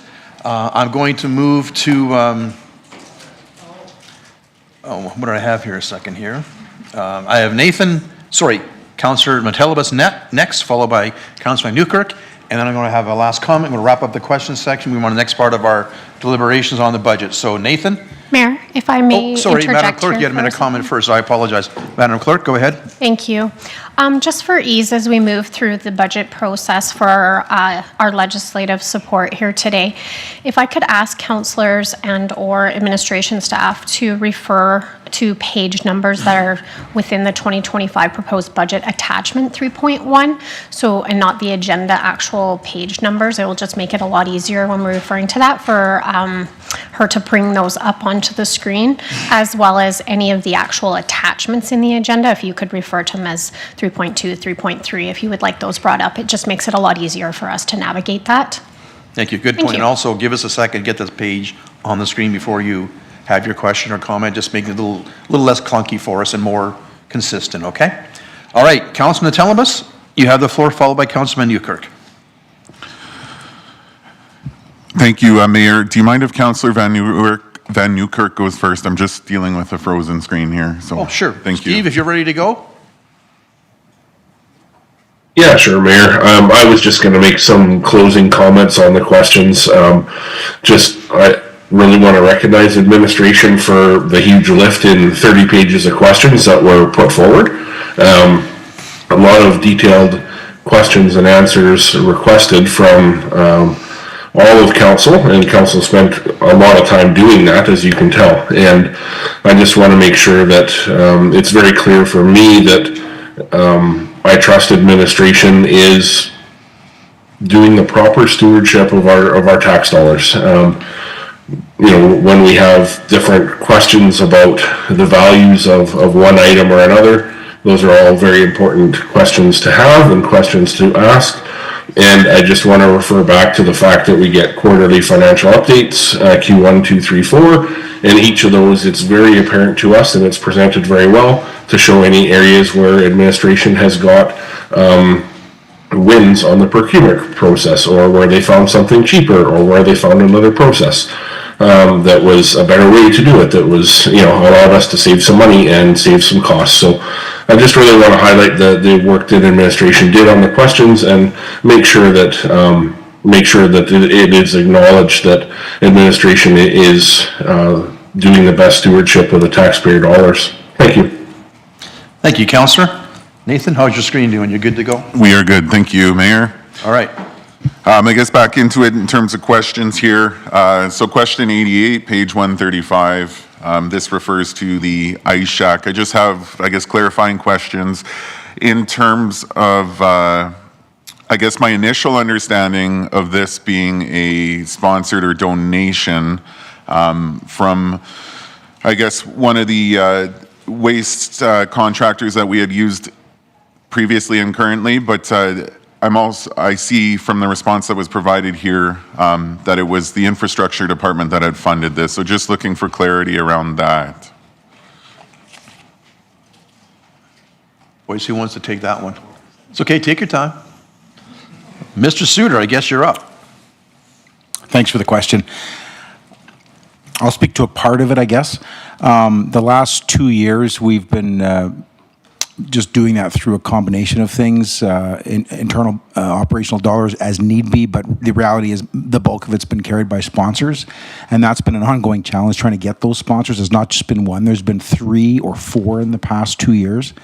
and we recognize them, and it's been great that they've stepped up to support that. And that was basically from a capital project when we replaced that rink, that the old shack was taken down, and due to a variety of reasons, another one was not constructed, mainly due to costs, I think, on the project. We've been trying to support both the Beaumont Shinny program as well as the school and the community at large with providing that temporary shack. The costs associated with that are both for the rental, the delivery, the power hookup, and any cleaning that goes on there. We've tried to do the best we can with internal staff spending time there to support that. We see the value in it for the community as well as the main users. This year is no different. I know they're seeking the same sort of support, and we're looking for sponsors to do that again. Hopefully, this proposed item in the budget could be something that we can have in place so that we don't have to chase an annual sponsorship, because it takes resources to get to that, and sometimes we're successful and sometimes we're not. So I don't know if I'm answering your question, Councillor Tellenboss, or not, but. Yeah, I think so, most of it. And second to that, which I do believe you answered, I did ask if it was an owned asset, so apply it on the capital side and reduce the operating budget aspect of it. I think that's an option. The only concern is I don't believe it would be something we could live, that particular temporary trailer would not be permitted to be there permanently, I would suggest. It would be something we'd have to bring back and forth every year. But as far as the asset itself, I'll let Mr. Lewicki weigh in, but I believe we could probably purchase something. We don't know what the price would be on something like that. But. Mr. Lewicki. Through the mayor to Councillor Tellenboss, I believe that is an option. One of the major costs associated with servicing that opportunity for the public is putting it, like the Bellevue, we need a crane in there to lift it in. There's power connections, there's fueling costs, things like that. So a lot of the expenses are still going to be there on the operating side. I mean, I don't know what a trailer's worth. I think it's probably, I shouldn't even say. But I do think that there was a report at one point that we did that did look at costs for providing trailers. But to Mr. Suter's point, we wouldn't be able to leave it there. So we would be still having all of those connection costs, craning costs, things like that, if a permanent structure was not erected at the location. And that would be the same for any of the outdoor rinks, because we've contemplated the same kind of servicing at the other outdoor boarded rinks as well. Okay, perfect. Thank you for that information. Moving on to my next question. It's been slightly asked, or at least referred to. It's question 98, and I will find out what page that is.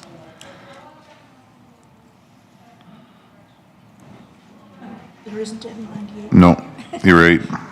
Okay, so I will just, we've already discussed this, so I'll keep it somewhat broad here. But in terms of the 27% increase for benefits, based on the change that was provided, we're looking about $1 million increase. Just wondering, I know we said that we will go to market in 2025. Are we able to go to market prior to this increase taking place? And even if there were to be a cancellation fee, would it be more beneficial to take action sooner than later? Ms. Morrison? Through the mayor to Councillor Tellenboss, given that we are at the end of November, we could initiate the process, but the renewal basically is in place at this point. So it is something that we are looking at for starting right away in Q1 of 2025. Okay, perfect. Thank you. I just want to make sure my questions align here. Okay, we are good. So question 112, which is page 12 and 13. Just in regards to the RCMP cost, I know it's an ongoing concern where we want more members. Unfortunately, we can't fill 3 of those positions due to unforeseen circumstances. Do we capture the anticipated overtime within the budget that we're expecting to fill all of the positions that aren't currently filled? There you go, sir. Through the mayor to Councillor Tellenboss. Yes, we capture overtime within the multi-year financial plan based on the information we get back from K Division.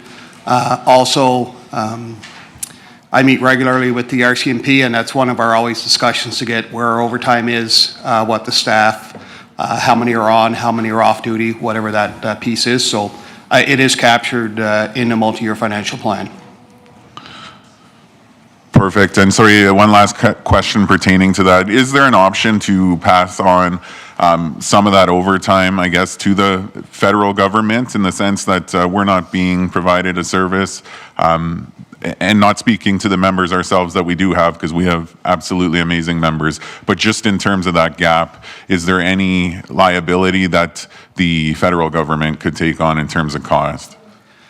Through the mayor to Councilor Tellenboss, recently we've had a discussion with members of K Division about the multi-year financial plan and the increased costing from the RCMP.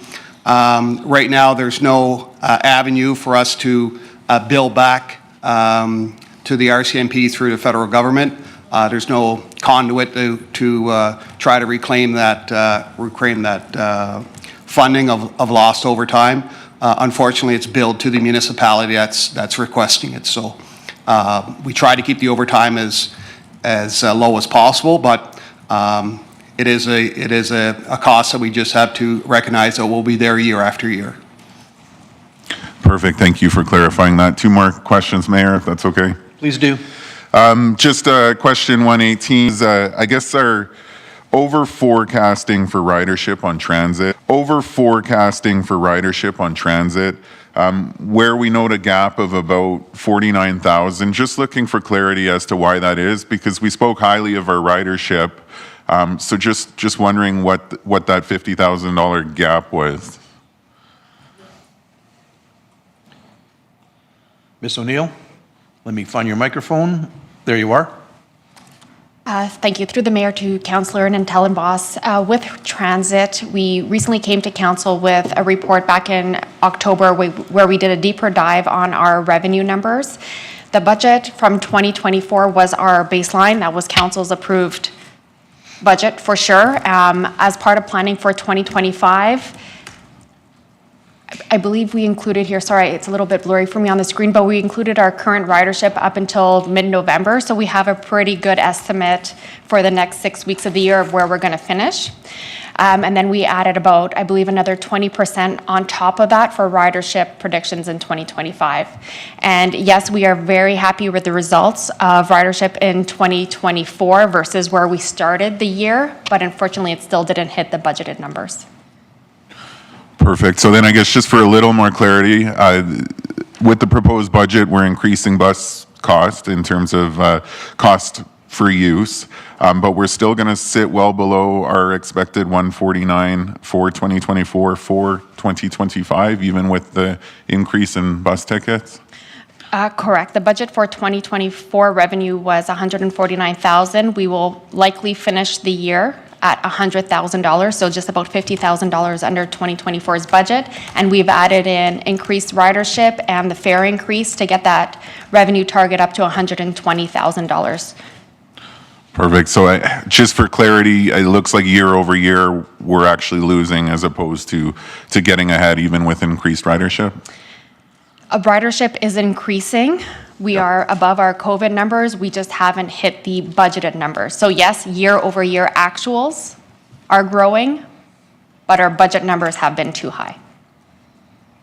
Okay, perfect. But, okay, so we're not hitting our budgeted revenue this year or next year. Well, okay, I'll leave it at that.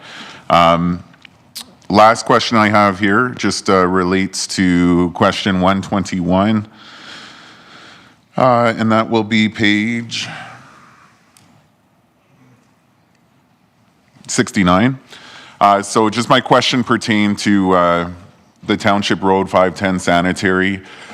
Just understanding that the off-site tax levies have strict requirements. How come this project wasn't applied to it? The response provided was this project is not currently included in the off-site levy, but is likely to be included in the next levy update. Just wondering why it wasn't captured in this levy. Mr. Lewicki, Give me 1 second. There you go. Through the mayor to Councillor Natellenboss, according to the offsite levies, it doesn't meet the definition of a project that can be in the offsite levies for the current scenario. As council should be aware, we had Urban Systems come in and do a presentation, so we are looking to update the levies, and so at that point, they'll be redefining what the offsite levies will include and won't include, and at that time, we'll be looking to see if that project would fit into the offsite levy bylaw or not. There's advantages to having it in the levy and there's disadvantages. And so we'll be looking at that collectively as part of the program as to what should be in the levies and what shouldn't. So at this point, we can't completely comment on whether it will be in or not, but currently the way the offsite levy bylaws is structured right now, it doesn't meet the qualifications to be an offsite levy project. Thank you. Thanks. Thank you, Councillor. Seeing no further questions, this brings us to the end of this section. Oh, Ms. Bohachek, your mic's To the resident on the LRHF requisition, so that $416,000, it would be about $4.14 a month on additional. So our municipal rate is $20.67, so another $4 on top of that, so about 20% of our rate. So just for that answer. Thank you, appreciate that. Okay, so I'll wrap up this section here. So at the end of the day, I want to thank administration for their work on this section. For the public's knowledge, this document of all the council's questions and the answers was turned around in 4 business days. That's not a small feat by any means at all, because finance has to go to all the various departments that are pertaining to questions asked by council, and in some cases by residents, by council on behalf of residents who have specific concerns. And it's a monumental task to turn this around in 4 days. Next year, hopefully we'll have more time next year with timing. As it turned out this year, great amount of work. And part of my job as a mayor is to defend administration from attacks and also defend council from attacks from our residents. And one council remember that sometimes there's some people out there who don't trust administration. No matter what they do, and they're never right, they don't trust council either. Some people think I sit around and have coffee all day. I can name people who think that. I don't think I have coffee all day, but some people think that. So we can't please everybody, but our job is to do the best we can. And administration is doing a great job on preparing our budget. It's our job to ask questions, yes. At the same time, council does trust administration to do their job as well as they do. And if a person has a concern about $20,000 truck, I get that. It's a concern, but at the same time, administration will save us $6 million on the school site, which is a pretty big up. So with that, we're going to wrap up this section of our agenda, council questions and responses. Next is item 4.2, benefit changes. So Jay, any comments? We'll go through 4.2, 4.3, and 4.4, and 4.5 with just some general comments. We have the handouts in front of us. So if anybody has any questions on these, now will be the time to ask them. So Jay, please proceed. Thank you. Thank you, Mayor. We kind of have touched on all of these through the pieces. I could go through and just highlight some of the elements if that would be desirable by council. I think that we've covered all the questions. I've looked at all those pieces, so I'm not sure if we want to do that from that perspective. Do you have a preference? Not particularly. I was sort of thinking, we have kind of touched all the various questions, so I'll ask one question then. On the personnel changes by department, it starts off with, sorry, I don't have the page reference in front of me. I apologize. I have the hard copy handout. If we could just go to the, I guess, 4.4 from the, note the next one, 4.4, please. Yes, thank you. One of my questions, which I thought we'd get to this in a moment rather than doing it previously, I did ask the question for administration to prioritize what was the most important personnel changes for asking council to consider and approving. We're being asked to approve 8.5 full-time equivalents in this budget.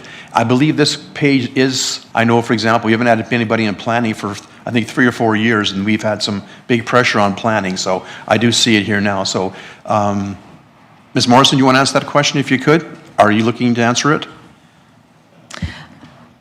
I think we, between Ms. O'Neill and myself, we should be able to respond.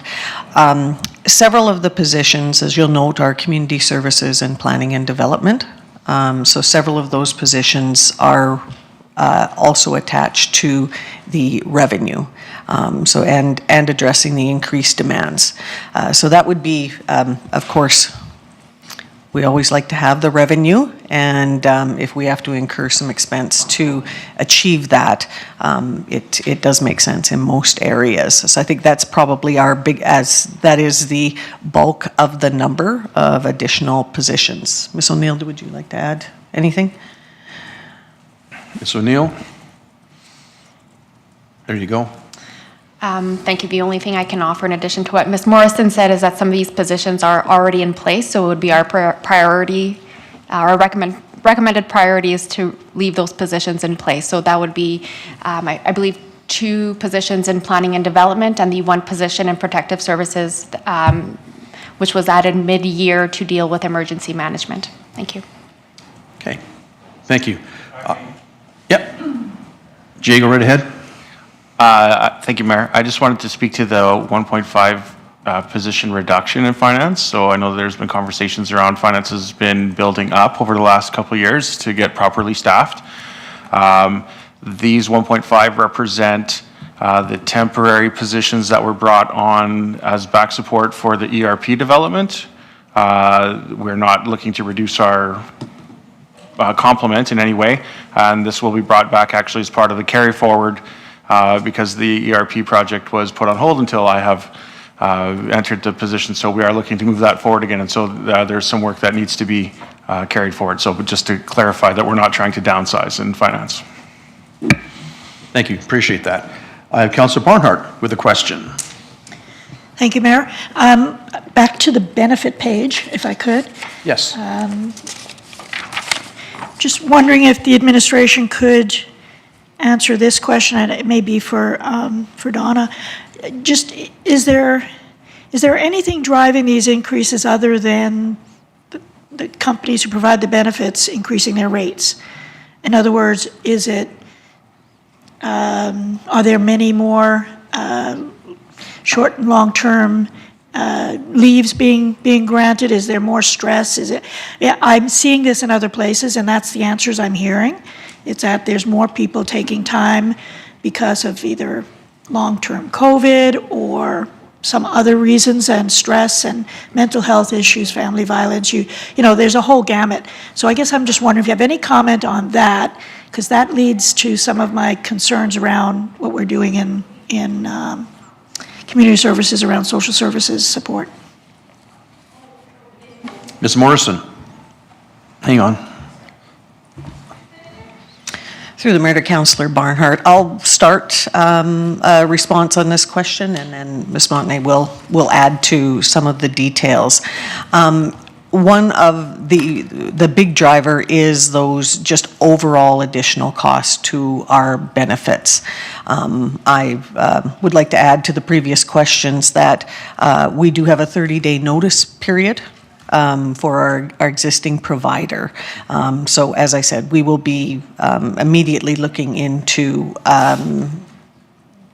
seeing where we can help reduce these expenses. And then Ms. Montney will speak to the actual usage.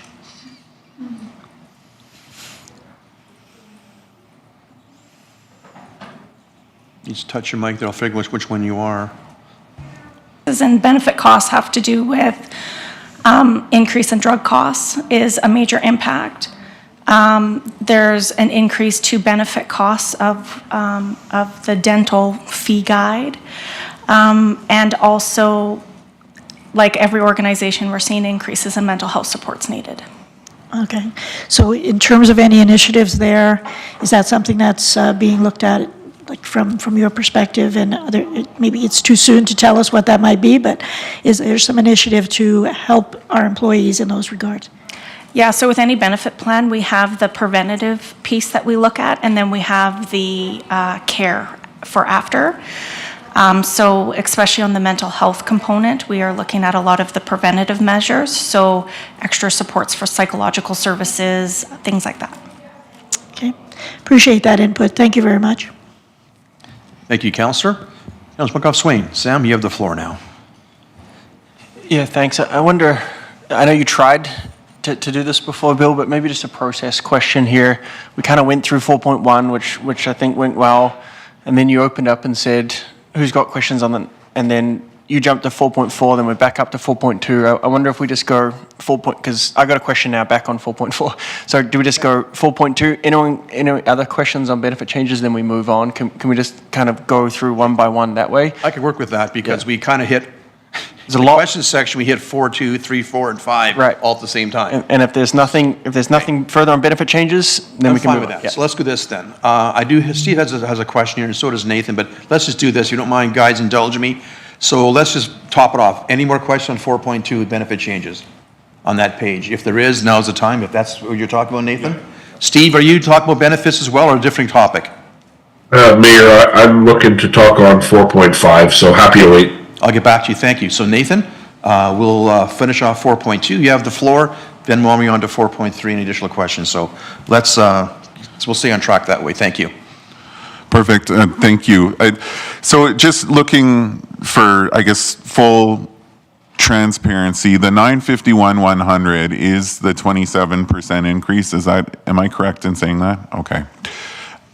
So in saying that, you had mentioned that there's a 30-day notice period. Is there any way that, I know we mentioned that we'll look at it and we'll get to it quick, but we could accelerate that process and get to some of these providers or brokers to get that assessment done? Because that could be a significant savings potentially. Ms. Morrison? To the Mayor, to Councillor Natellenbos. Yes, it certainly can, and it would impact the 2025 actual expenses that we would incur. So at this point, we would like to see the budget at this level, just in case we do go out to market and we find that there isn't significant savings. So that is why we are asking for the full amount at this time. However, as we go through this very quickly in the year, there is some opportunity on the actuals, and we could report that back to council. Perfect. So I completely understand that. Is there any way to get a little bit more landscape around this so that potentially we could reduce that number for this budget, obviously knowing what potential numbers are and not just guesstimating? The challenge there is you can appreciate the time that it takes to ask new providers to go through the nuances of our benefit usage, our loss ratios, and all of those pieces. I do not believe we would have that information by December 10th when you would be approving the budget. Okay, then I guess last question. Nathan, if I could assist with that for a moment. I spent 25 years in benefits before I became full-time mayor, so I could shed some light, if you don't mind, for procedure, because I know exactly where you're going with this. As a broker or consultant, if we were to be engaged, we needed at least 30 days to put together the specifications to go to market. Then most insurance carriers require about 3 or 4 weeks, 5 weeks to reply to the specifications. The consultant then takes 2 or 3 weeks to review the consultations and make a recommendation. Should the recommendation be made to change carriers, you have to give your current carrier 30 days notice. That process takes about 90 days, give or take. Optimistically, use 120 days usually. There's a possibility, if I'm wrong, an outside chance that if the marketing was done as soon as possible for the final budget update in April, there might be a possibility if a new carrier was to be decided upon with some changes, it might be able to help us at the final budget approval before we go to our tax levy. There could be a chance there, but by December 10th, there's absolutely no way it could be done. Hope that helps you with the process because I got some experience on that. Next question is yours. Yes, thank you. Just at what point did administration become aware that there was a 27% increase in benefits? Ms. Morrison, I can't help you there. We actually received this information very late in the process. October, I believe, is where we had our final discussions. So again, that's where the thoughts of going out to market very early in the new year to determine if we can see some savings here. We were quite shocked with the number that was presented to us.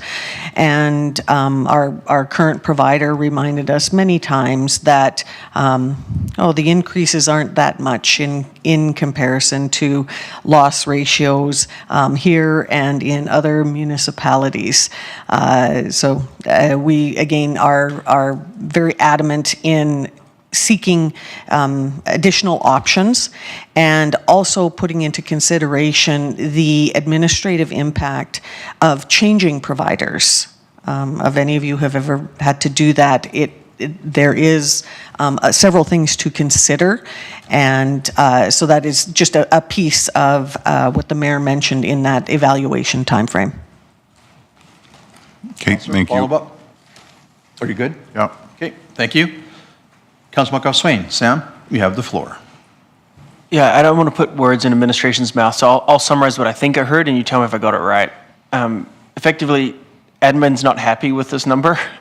They're going to do we're not going to change it for this budget because of the timing implications, but you guys are going to go through the process and figure out the best way to reduce this, whether that's a different provider and obviously the potential cost with that, but we're not just taking this number and saying, oh, well, thanks, and carrying on. Is that a fair assessment? Ms. Morrison? Through the mayor to councillor, yes, absolutely. Administration is not pleased with this number, and we are going to seek every potential avenue to continue to provide appropriate supports for our staff, of course, but to see if there's any way to get this number down. And for clarity, we're not going to have that. We're not going to see that reflected in this budget. But if we get that, if we realize a difference here in the mid-year, then that'll be reflected in the overall operational budget. Yes, it absolutely will. If we see substantial savings, that will show up. That will show up in our quarterly forecasts reporting to council. Thank you. Thank you, Councillor. Councillor Barnhart. Kathy, you have the floor. Thank you, Mayor. Sorry just for one follow-up on that topic, because I think it is an important one. We're still here. In the number that we see, the 951.1, the new staff are included in there as well? The proposed staff are included in there? The new staff, if I did my math right, there's 8.5, well, I think we have that on the list. We have 8.5 new staff. If that number was reduced in our communications here today or this week, then that 951 would come down, correct? To the mayor, to Councillor Barnhart, yes, that is correct. There would be a nominal change when you compare the 8 positions we are proposing to our overall number of staff. That change would be really quite small. Right, but I don't know, I did a quick little check here, and around 116,000 or something like that. If we said, and I'm not saying we're going to do this, but if we said no new staff, there would be a maximum impact of around 119. From rough math, that is correct, but I also want to come back to Ms. O'Neill's comment that some of these positions have already been hired in 2024 to address specific needs, so that number would be lower. Thank you. Appreciate that. Thank you, Councillor. Okay, Councillor Telebas, we're still on this page, right? It's the last comment, yeah. Yeah, go right ahead, yeah. So I guess to Ms. Morrison, I just wondering how we decide to fund positions without presenting it at budget unless this was approved in previous budget, because you mentioned there's 3 funded positions.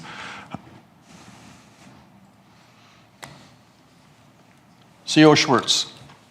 Sure, I'll take that question. As I mentioned in our opening remarks, we are growing like crazy and we can't keep up. So we had to make some decisions along the way to add positions so that we could maintain the volume as best we could. What I would urge council to not do is get into the specific positions. If you want to reduce budget, go ahead and then let us sort it out. That's typically not something we decide on which positions we add and which ones we take away. So I'll just kind of steer you in that direction. If you want to reduce the budget, tell us a number and then we'll find it. Thank you. Perfect. And then just for clarity, in terms of those positions, I understand you had to make the ad hoc decision, but is there no point where council would be made aware of these positions and the funding required for it? CEO Schwartz. Part of the process of running the organization is assuming some risk. And when we add positions mid-year, we assume some risk. This year, we were counting on the assessment growth to help absorb those numbers. Unfortunately, we got hammered with some unforeseens, RCMP contract, janitorial contract, and there's a number of other inflationary pressures that put us in a position where we had to bring these back to council now for approval in 2025. Okay. Thank you, Councillor. Thank you, CEO Schwartz. So any further questions on, at this time, on the budget, the benefit changes, which is now on 4.2? Seeing none, then I'll move on to 4.3, personal breakdown by department. That is I don't have the number in front of me, sorry. You've got it there?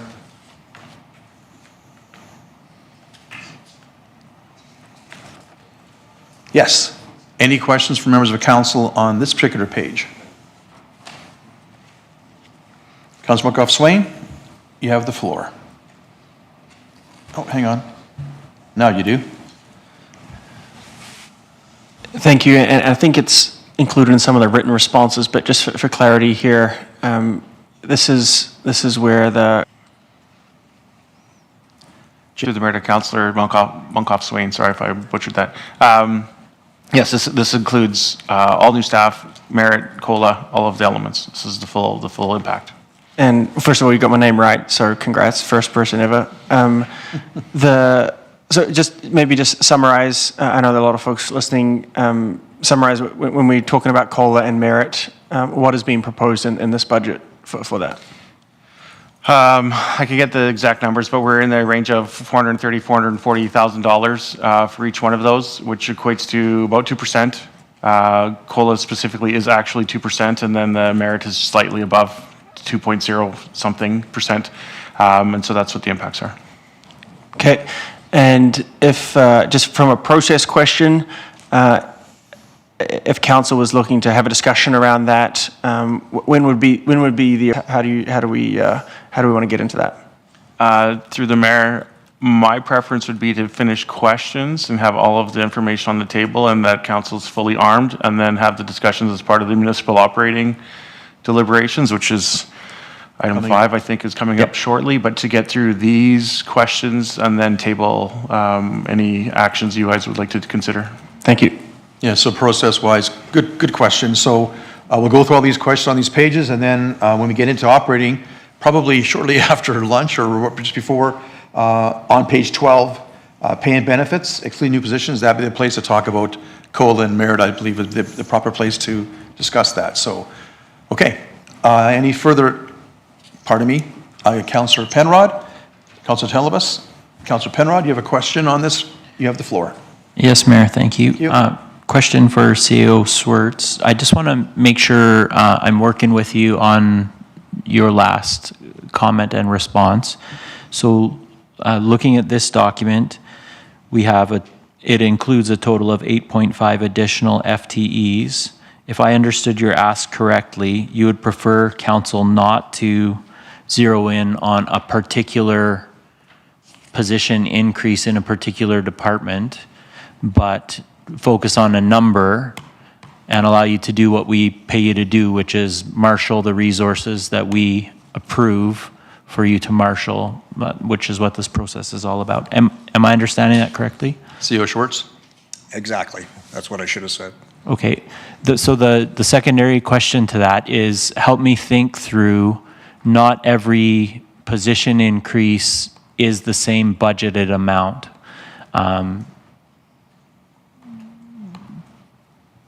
So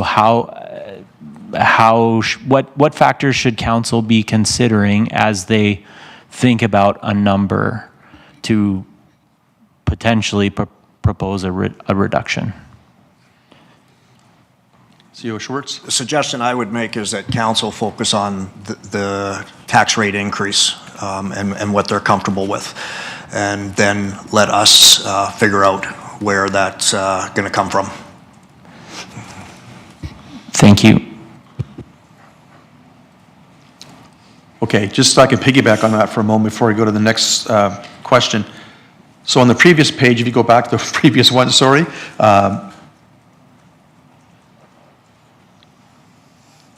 Oh, sorry, my mistake. I apologize. The one by department. Personal changes by department, which is probably the next screen, but piggybacking on Phil's comment there, that one there. So CEO Schwartz, am I reading you correctly, the 8.5 full-time employees, cost of $883,000, you're suggesting, just so we're clear, rather than saying, well, we don't want the 0.7, we want 4 instead of 5 for planning, don't do that. Simply say 883, we're going to give you 600,000 for full-time equivalent. You guys figure out how to spend it. Is that the gist of what you were saying before? To be clear, I think that's what you meant. Yes, that's exactly what I meant. Okay, I think you were saying the same thing, Phil, but it's on a different page. Appreciate that. I have Councillor Telebas, followed by Councillor Monkoff-Swain. Nathan? It's, thank you, Mayor. It's definitely a Windows update day, so I'm struggling a bit here. But in saying that, I just looking for a little more clarity for both, for the past 3 years, both the merit increase as well as the COLA increase for the past 3 years, hoping that we can provide that.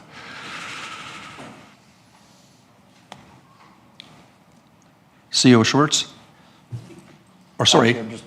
Just waiting for all. Ms. Morrison? How's that? Ms. Morrison?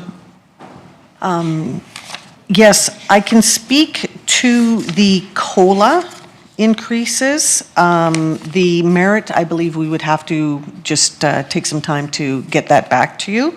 But for the COLA increases, over the last 3 years, we have done some catch-up from previous years, being 2022, 2%, 2023, 3%, 2024, 2%. However, if you take into account from 2017, that is averaged to be a 1.3% COLA increase in a time of pretty significant inflation. Perfect. Thank you. And for the merit, you said you would just get back to us for that. Thank you. Absolutely. Oh, we do have it. Oh, Jay? Thank you. Through the mayor, to Councillor Tellenboss. The merit is about the same because it's done on a weighted average. So the idea is that maximum people who have reached the top of their pay grid won't get increases, and the people below always will. And the kind of that ratio stays the same with normal turnover. So it's in that 2% range merit annually, just because of the way the employment cycle works, right? We wouldn't ever be in a situation, or I'd be highly doubtful that everybody would be at the maximum of the range, that there'd be no more merit increase, right? And also that probably not all of the senior staff would all leave at the same time, and so that the merit increase would jump. So it's in that 2% as annually. Just to clarify then, so you say 2%, but for the 3% year, would it be 3%? For the 3%, sorry? In terms of COLA increase, you said it tends to align with COLA, so would it be? Oh, no, so it just happens to align, yeah, with COLA, because COLA is 2% this year, it aligns. In a previous year, if COLA was 0, the merit would still be 2%. They're not correlated together. Okay. From that perspective. Thank you. Thank you, Councillor. Next, we have Councillor Monkoff-Swain. Sam, you have the floor on this slide. Oh. Legacy hand. It's okay, there you go. I don't have a question. It was a legacy hand up from before, so I apologize. Oh, sorry. Yeah, I had my mic on and I forgot to turn it off, so. No problem. We can move on. No worries. Councillor Barnhart, your hand is up. Yes, thank you, Mayor. Just to clarify, is merit increase similar to a grid in your organization? Okay, that's a little different. In some organizations, merit is depending on if you achieve your expectations, and grid is an automatic. So ours is automatic. Could you maybe clarify that? Ms. Montney, is that a you question, or that's?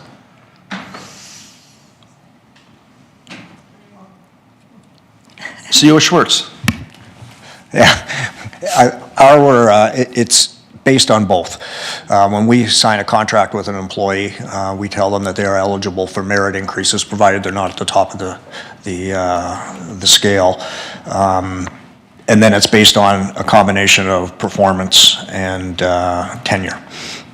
And you said the percentage was 2 or 3%? It's somewhere between 2 and 3. That's yeah. steps.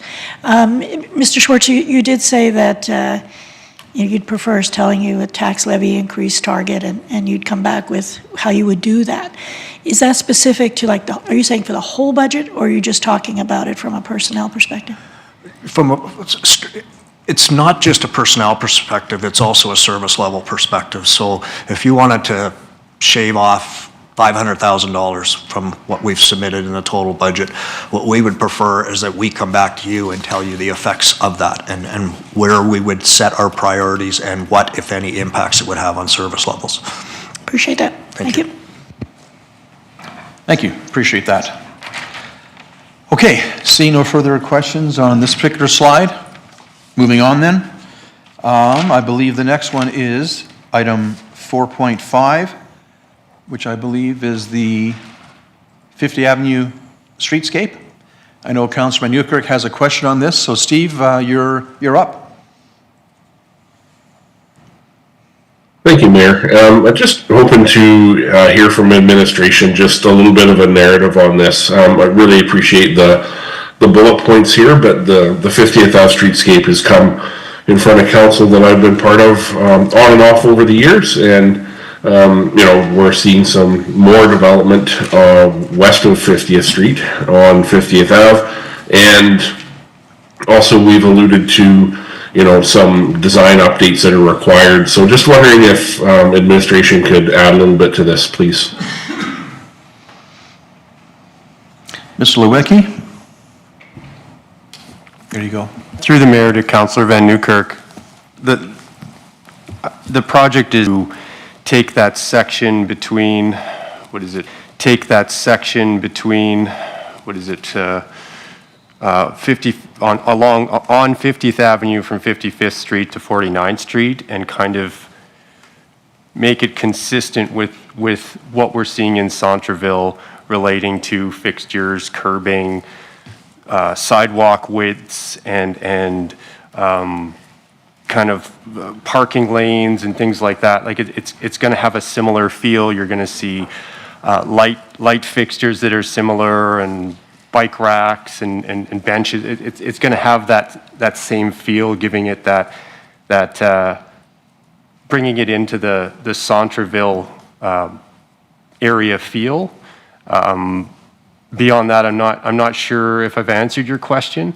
I'm trying to keep it general, but I know that there's a lot on that figure we provided, but that's kind of the essence of what the design or what the streetscape will do. The design update will focus on changes that have been done in that area since we finalized the design. As indicated in the bullet points provided, we've seen development of the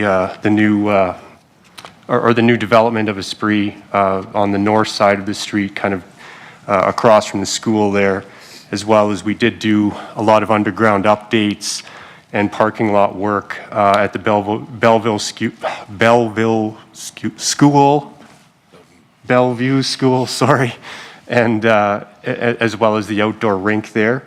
We're also considering other upcoming underground projects on 50th Avenue relating to the feed line work that we need to do between the main pump house and the St. Vital pump house, and just make sure everything's up to design standards that since the design was completed. Thanks. Yeah, thank you. I think that's good. Good addition. Mayor, just I'll hold any more comments or questions on this one until we get to it in capital. Just Mr. Loki, I just heads up. I have questions just on timing, on what's going to be best given other pieces of 50th Ave that aren't developed, and if they are developed, we'd have to re-dig up things and stuff. So just a heads up, that's where I'm gonna go later on. This current topic, which is 4.5, 50th Street streetscape? Seeing none? Okay, we'll move on then. Jay, we've got 4.6, 2025 proposed fees and charges. You want to speak to it at this time? Thank you, Mayor. I just wanted to add this to council's package for awareness. I'm not going to speak to any of the items. I'm definitely not an expert in what these fees are, but for context, as council rate and come with a number that works for them, fees are an integral part of our revenue plan. And so I wanted to make sure that you got this before December 10th, because it might be too late to review and make decisions or changes. So this is for information for council, should they want to ask any questions or wondering what our fee structure is or what our plans are going forward, so that you, again, could have all the information you need to make your decisions. Thank you, appreciate that. Councillor Penrod, you have a question? You have the floor. Thank you, Mayor Daniluk. And just, I didn't see this in time to put the amount of preparation I would like into it. I definitely appreciate you making sure that we have ample time. So I'm just wondering from a process perspective, when the best time for those questions is? Is it later today? Is it closer to December 10th? Jay? Through the mayor. So both. Really, the question is, when you have questions, the more time that we can have access to them to answer them is best for administration. If you need the time and it has to come back as part of December 10th conversations prior to budget approval, we may have to, if there's significant changes, like we want to scrap a fee or double a fee or whatever that might have financial realities, we might need some time to process what that impact and change is. But we're not specifically saying you have to wait until then to answer questions. I appreciate that additional information. So Mayor, if I might request, could we just flag this piece and move it later in our agenda? I don't know, maybe I'm out to lunch compared to my colleagues, but maybe other folks have reviewed this in depth and are ready with their questions. But I would love to revisit this piece maybe tomorrow night. Okay, I'll tell you what, I've got two councillors with questions on this particular page. Let's do those questions first, then I'll come back to you on that, Philip. Okay? I've got Councillor McCook, followed by Councillor Newkirk. Kat, you have the floor. Thank you, Mayor. I'm happy to move this as well if we want to. My question a little bit is around, it kind of ties into page 139 of the budget, the unfunded piece for the Development Compliance Officer. Kind of ties into fines where if we aren't able to have that, are our fines sufficient enough to kind of deter some of this bad behavior that we are consistently seeing?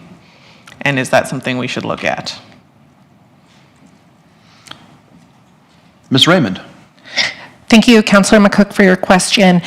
We do have a presentation that is later on in the agenda to actually talk about the fees specific to P&D, and as it relates to that, and one of those items would be that development compliance piece. I will say, though, that right now, the intent isn't really to, there will be some revenue generated from fines that this person would be additional to any fines that we're currently, say, giving through building safety codes or unauthorized development.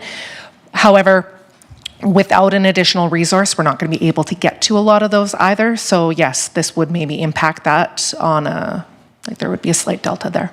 Right, okay, thank you. I'll touch on that a bit more when we get to that next piece. Thank you. Thank you, Councillor. Councillor Van Newkirk, you have the floor, Steve.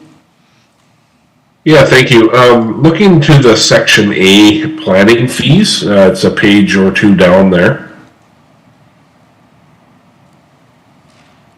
And this is, keep going, Section A, planning fees, right there. So specifically, the development agreement fee, 500. Just wondering if admin could talk to that relative to the development, the planning bylaw, 6,000 and 3,500 below.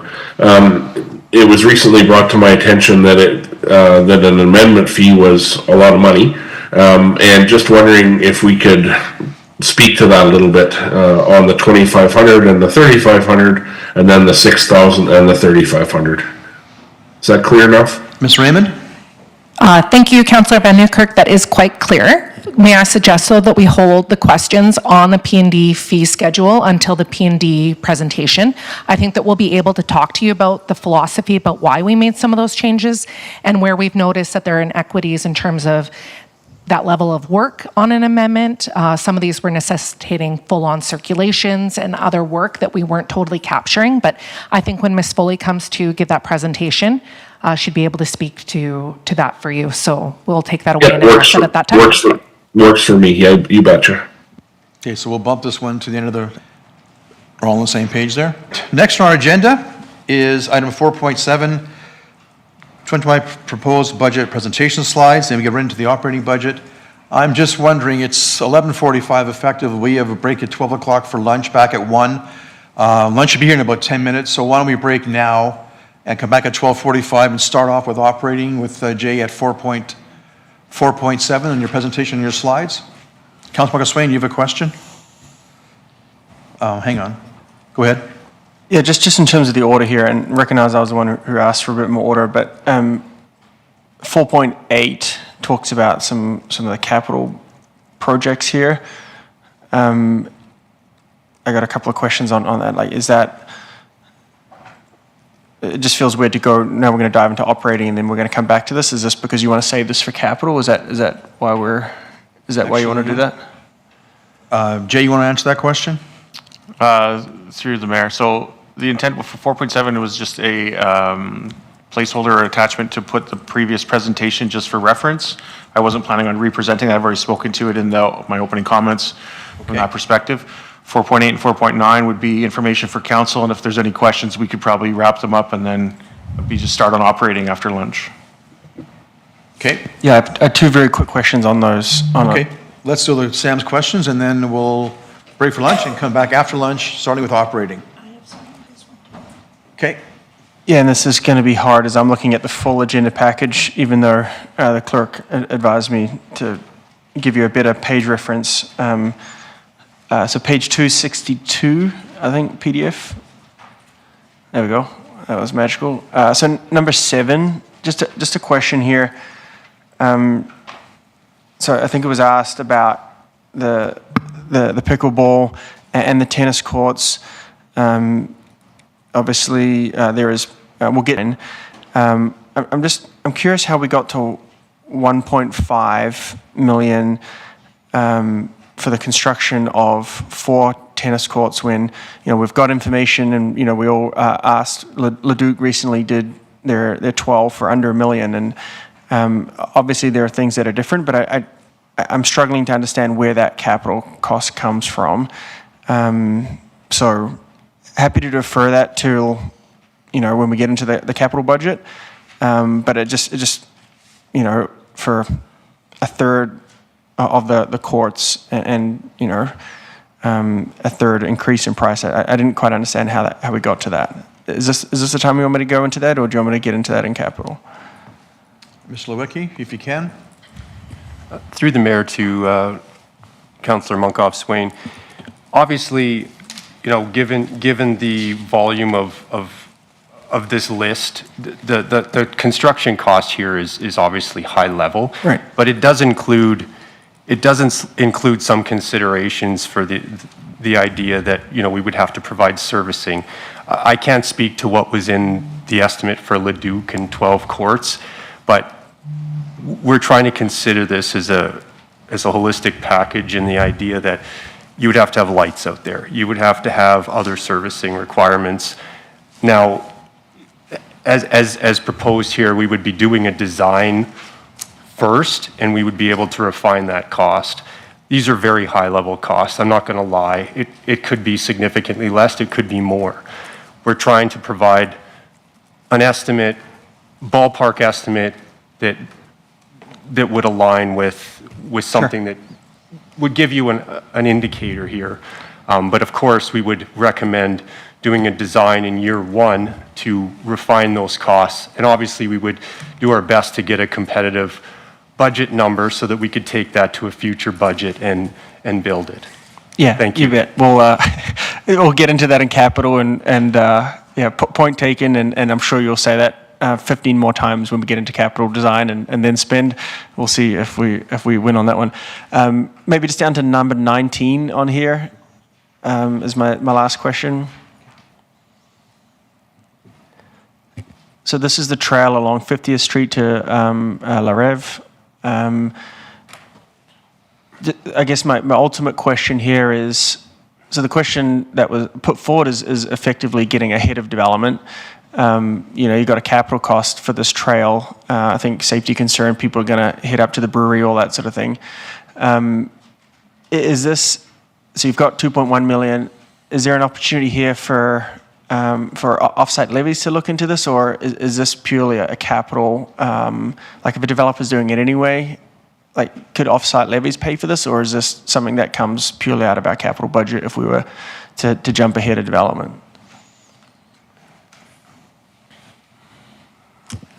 Through the mayor to Councillor Munkoff-Swain, I don't believe this is something that, in previous discussions on offsite levies, I don't believe we could have a trail on its own represented in an offsite levy project. It would have to be part of a road and trail design as a whole transportation corridor.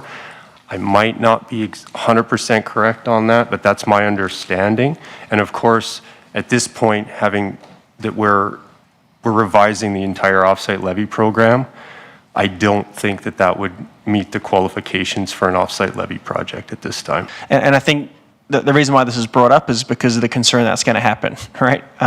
We know that people are going to want to hopefully walk home from Newbury, and it's not just that; it's everything that's coming with it, and it's just another cost that residents are going to have to take on for development coming in, right? So I'm sure we'll get to it when we get into the capital discussion, and I know this is Steve's one of his many concerns, and so I'm sure he's going to raise it. I just want to understand kind of how we're thinking about paying for it.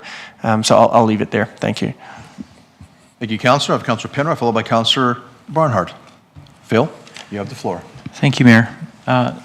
So same document, going back to item 7, the pickleball courts, just an additional layer of clarification.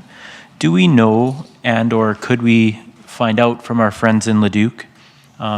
Earlier this morning, Mr. Suter commented that we're comfortable with. Then we can seek out partners in the community that may be themselves qualified to apply for or co-apply with the city for grants that might bring the overall cost of the project down for the city. Do we know if Leduc availed themselves of something like that? The number seems so far apart from our numbers, and I understand all the caveats that you gave us, Mr. Lewicki. Just wondering if that's part of a potential explanation there.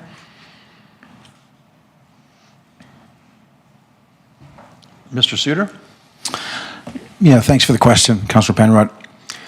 Going back to Councillor Munkoff-Swain's question around the number there, I think before you can really get focused on that number, I think you have to figure out where it's going, because that's really going to play into what it's going to cost to build it, right? So I did share with council earlier, I think it was earlier this year, the breakdown of the Leduc costs and what they built and how they did it. It was sort of almost a ready-made solution for them. It was, their land, there was parking there, so it was quite affordably done from what indications were. I think this number that Ms. Loki shared was for West Rec, which of course is problematic to get to that space. So you're looking at an access option too, probably significant earthworks. There's lots of layers there. So I go back to my comment about where you build that is going to really change what it costs to build it.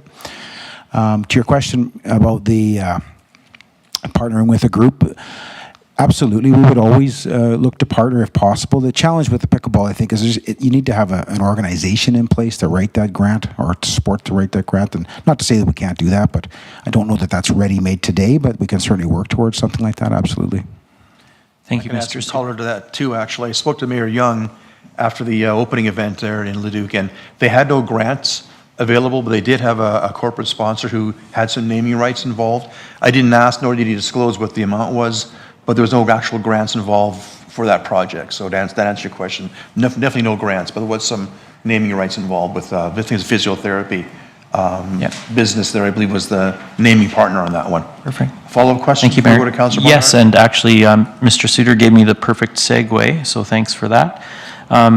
There is another project number 15 that's contemplated in this document, the BMX pump track, also tentatively aimed at siting of the West Rec site. My question is, would there be benefit to assigning siting and design dollars to both of those projects in this year so that they can be done simultaneously? This is not my area of expertise, fully admit that. Maybe the projects are too different, maybe it doesn't make sense, but just wondering if there's opportunity here to have some cost efficiencies. Mr. Lewicki, pardon me, 1 second. There you go. Through the mayor to Councillor Penrod, there's always efficiencies that can be considered when we, I mean, there's several projects in here that we're looking at the West Rec site as an opportunity.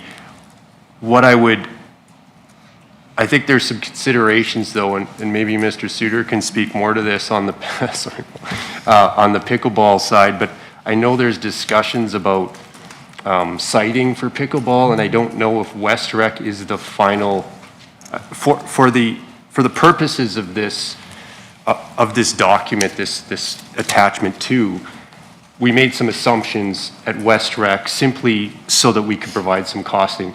To Mr. Suter's point, site-specific location can significantly impact the cost of any development. And with the West Rec site, we would need to do a lot of infill grading and earthworks, which does increase the cost of this project versus a site that's ready to receive infrastructure. So it really depends on, are we sure that West Rec is the site?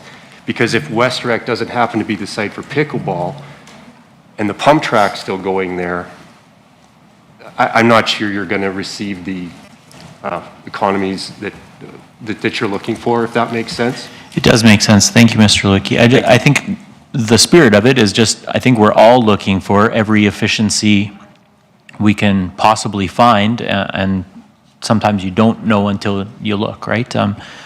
Your response makes a lot of sense to me. I'm taking CEO Swartz's recommendation to heart on this one too, around focus on dollars and trust admin to deploy those approved resources in the most efficient way possible. I think the tension and maybe some of the push and pull we'll have as this workshop unfolds is, in my view, one of council's key priorities is, or roles in this process, is to help bring the sense from residents of where the nuance is in priorities. So sometimes what makes best business sense for administration could be the right answer, but the public's not there on it yet, and they maybe have a slightly different priority. And I think that's council's role, is to help nuance that conversation. So I'll be holding those two things in tension as we go forward. Thank you. Thank you, Councillor. Councillor Barnhart, and then we're going to break for lunch. Councillor Barnhart, you have the floor. Thank you. I think I'll be quick, Mayor. Administration, I just wonder if you could give council a sense of whether or not, when what I anticipate is going to happen, some of these capital items are going to come forward here, I know, that are not funded. I'm assuming, first of all, that you, as you said earlier, you looked at all the grants possible, and that's why some of these things either are not eligible or they're not funded. Reserves is another option. I know we also don't want to use up our reserves. I guess I'm wondering, what options does council have if some of these items are proposed that we'd like to see them and voted upon, and they're agreed to be funded in 2025? What's the impact of that to the capital budget, and do we also need to look at sources of funding for that when those motions come forward? Hope that's clear. I threw a lot of things in there, sorry. Jay? Through the mayor to Councillor Barnhart. Again, you don't have simple questions, and there's not a simple answer. We would have to take a look at funding options. Ultimately, bottom line is generally our only funding sources, unless we're going to table a grant eligible project that was unfunded at this point, that we could apply third party. It's either coming from reserve or it's coming from operating contribution. And either way, if it comes from reserve, generally you have to put an operating contribution to put your reserve back to whole. So ultimately, it will be on maybe not this budget, but it could be a future budget on the operating side, and it could impact our financial position as far as reserves, depending on what we wanted to do. There aren't a lot of levers at this point, given our Q3 2024 position. If we were in a position, say, where we had $1 million surplus, we could definitely fund a lot of these one-time things without much consideration or much impact and pain, but that's not the reality that we're in right now. So it's going to be tricky, let's just say that. I know we'll be talking about more in capital in terms of pay-as-you-go. That's one that I find very tricky and hard to understand, so I'll give you that heads up. I'll be asking questions about that, so thank you. Okay. Oh, not okay. I was going to wrap things up. That's okay. Councilman McGough-Swain. 1 minute. 1 minute, you said 12. So pay as you go. I'm not going to get into it. I sent you a note. We want to talk about that in operating budget because there is an operating impact to pay as you go. So we're not waiting till capital, right? Jay? To the mayor, to Councillor Munkoff-Swain, yes, we could probably address it through the operating side because it's a funding impact, and whatever we choose to fund on capital, it's a funding source at that point. Right. So talk in the operating budget, we'll talk about how much we want to put into pay-as-you-go, and then when we get to capital budget, we talk about what that pay-as-you-go uses. Yes. Is that fair? Okay, thank you. Okay. With that, we are at 12 o'clock. We did it. We hit 12 o'clock right on the money, so we're going to break for 1 hour for our lunch break. See you back after at 1 o'clock. Thank you very much for this morning's work.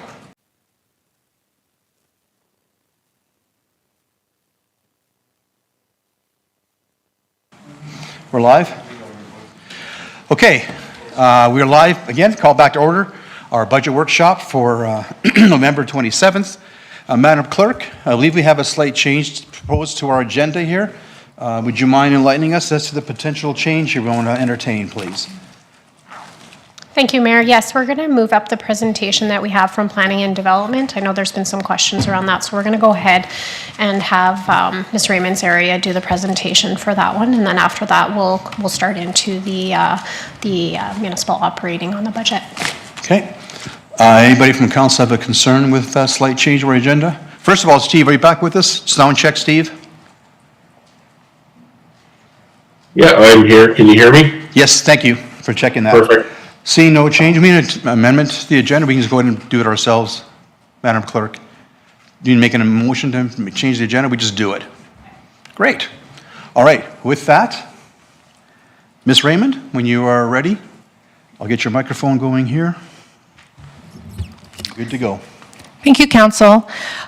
Here with me today is Loretta Foley, our Strategic Advice Fee Review over 2024, and Loretta will give us an update over that and talk about where we're at with the fees. Thank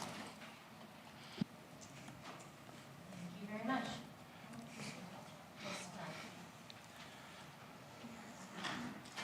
Sorry. Oh, hang on.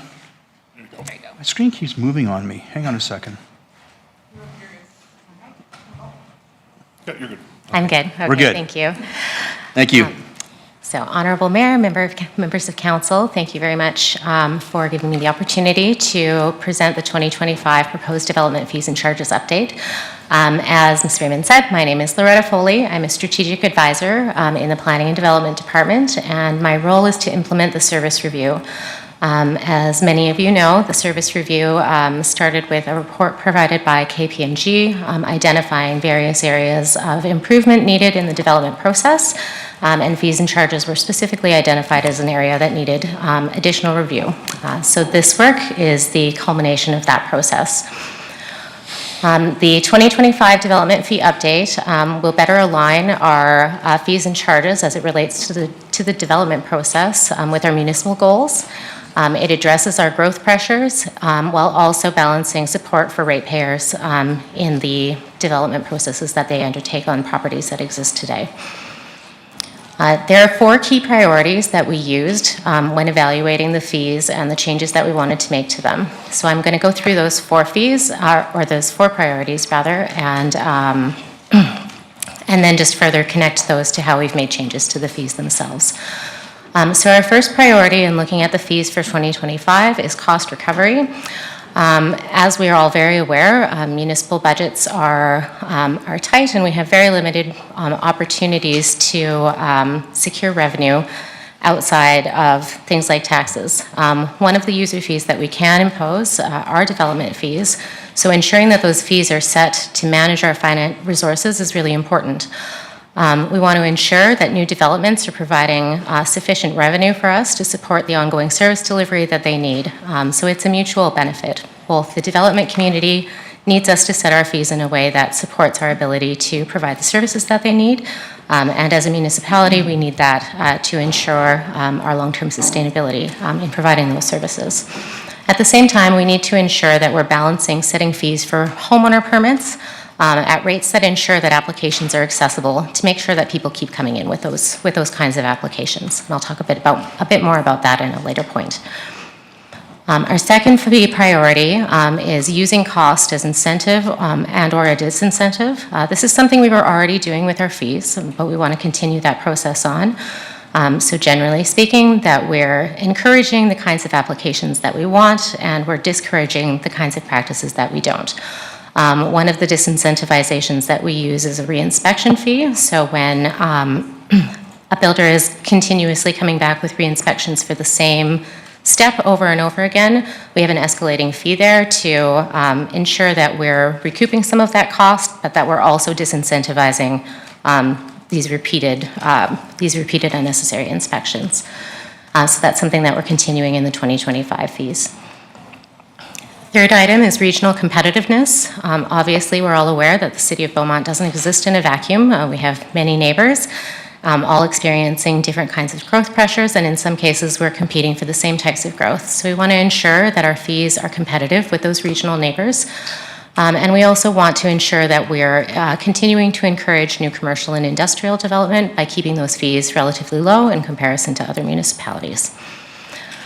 The last fee priority is promoting public safety. As I noted, ensuring that those residential permits, those homeowner permits, stay accessibly priced, allows us to maintain municipal oversight and standards on renovation and development. Ultimately, if we have someone coming in and getting permits for their basement development, it gives the municipal process an opportunity to catch maybe that electrical that wasn't done in the best way that could start a fire. If we have that municipal oversight, it actually saves us money in the long term by catching those things in a preventative way rather than addressing them later on when they're a problem.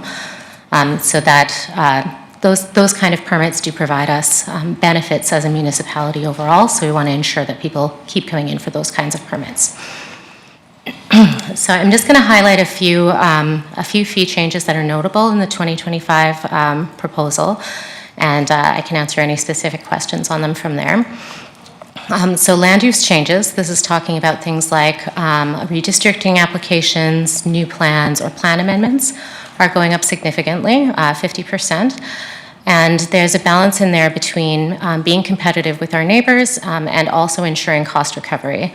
Where our fees were for 2024 was not covering the cost of providing the service for those kinds of applications. They are complicated. There are a lot of stakeholders that need to be communicated with, and that all takes time. And that was not reflected in the way that the fees had been determined before. So we increased those fees. Having said that, the fees, where we're setting the fees now are still average to below average compared to some of our municipal regional neighbors. And so this isn't something that's outside of the realm of what the development community expects for these kinds of applications. For new residential development, we're increasing the development permit portion of those permits by 43%. It sounds like a lot of money, but the development permit process is the smallest portion of the overall costs that applicants pay. The larger part is the building permit cost, and that cost is going up by 5%. I'll talk about a new house as an example further on so we can better understand what that will look like moving forward. Commercial fees are increasing between 8 and 12%. Again, we're bringing our fees more in line with our regional neighbors, and then also recognizing that we don't want to disincentivize commercial development. So level setting it more with our regional partners without compromising our ability to still be competitive in that marketplace.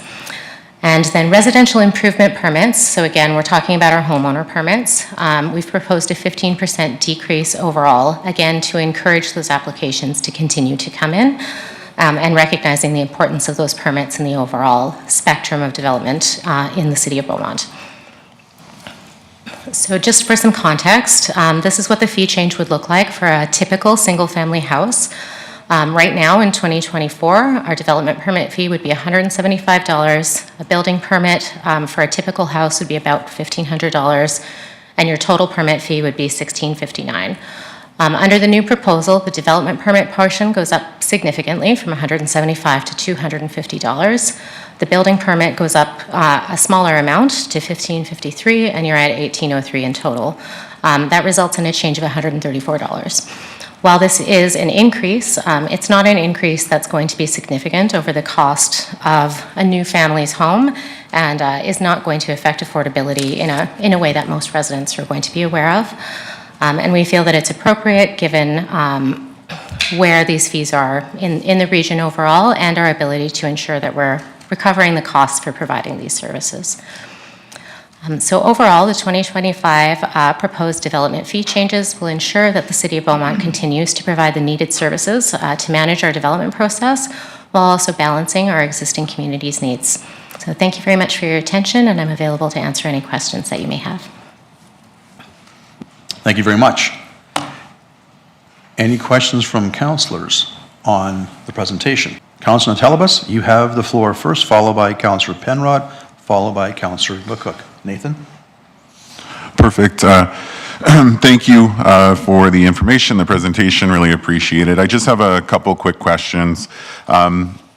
Just a comment first on decreasing the actual homeowner fees for any renovations done within the home. I think that is beneficial and very prudent in the sense that, again, hopefully more people follow that process and make sure that the inspections are done, appropriate inspections are done. Just had a quick question in terms of number of new permits we're anticipating for new development for residential for 2025. If you had a rough idea. Oh, hang on. Your mic went off. Thank you. Thank you. Thank you, Mayor. For 2025, we looked at an overall increase of, I want to say that it was 18%, and so we'd expect a similar one for next year. We're tracking now to be over 1,000 permits for this year, compared to being in the high 800s last year, and I would expect that to continue based on what we're seeing in the market right now. Perfect. Thank you. So I guess just in terms of some of the numbers that you have presented for development permit and building permits, I know you mentioned for one of them that we were potentially even below average. Just wondering how come that would be the case when there's an opportunity to chase some revenue where it's needed, because as we see in the proposed budget, there's additional personnel for the development department as well as all the additional costs that come with these requirements. Thank you very much for the question. Overall, in previous years, the focus on setting our fees really was around really was around regional competitiveness. So we were looking at what are we charging now, what are the neighbors charging, where can we make adjustments that line up with those things. This year we took a different approach and really looked at how much time and effort are we actually spending as a municipality on providing these services. And that resulted in a fairly significant recalibration of those fees to address exactly what you were talking about, making sure that when we're providing a service, that we're able to cover the cost of that service, and where there were opportunities to make increases that were supported by what's going on in the region, to do that. And so that was the approach that was taken for this proposal in front of you. Perfect. Just last question. So can you speak to the fees where there's an opportunity to increase them, especially in the area where you had mentioned where we still may be below average? Again, thank you for the question. I think that this year we've taken a balanced approach, recognizing that making dramatic changes to fees can be a shock to the system, and we do want to keep aligned with those regional neighbors. So where we've made bigger increases on the fee itself, it was usually supported with the reality of what it was costing us to provide those services, and we didn't go far beyond looking for, big profits anywhere, to answer your question. Perfect. So sorry, just looking for clarity for the below average fee that we charge. Which one would that be, and which one could we potentially increase to align better with our neighbors? I guess in answer of your question, I wouldn't say that we've left any of the fees on the table where we're below average. In all of the fees that we've moved forward with this year, we're either bringing it into average or average to above average. So I wouldn't say that there's anything on the table in terms of a discount in Beaumont right now, based on what we're proposing for 2025. Okay, and I'm sorry, I maybe just misspoke, and I'm not trying to put you on the spot or be insulting, but there was just a mention of below average. So I just want to confirm that we're not at that point. We are either average or above. Thank you. In answer to your question, yes, we're Okay, average or above. thanks. Sorry. Thank you, Councillor. Councillor Penrod, followed by Councillor McCook. Phil? Thanks, Mayor. Really appreciate this report and the follow-through that it symbolizes or enacts from the study commissioned a couple years ago and delivered by KPMG.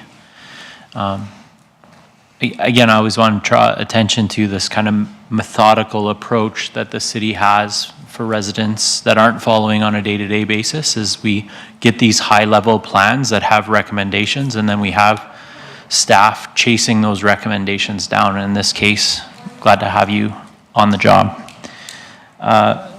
Question is, what has been the quantity and quality of the consultation on these proposed changes?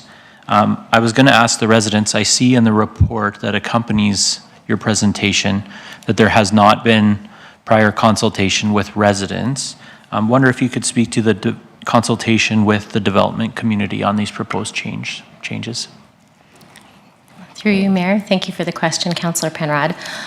We have not undertaken specific consultation related to these fees. As we identified, while the development community is aware that we're making changes in 2025, and we've provided them that notice, we didn't seek their input specifically on the fees that we're raising specifically. It was determined through our assessment that because we're raising these fees to align with what we need in order to cover those costs, that was outside of the area where we would want to bring them in for feedback. They will still have an opportunity to see the fees through the budget process and have an opportunity to comment on them through that process. But beyond that, there's nothing further. But if I may, Ms. Raymond may have something to add there. Ms. Raymond. Sure, thank you, Ms. Foley.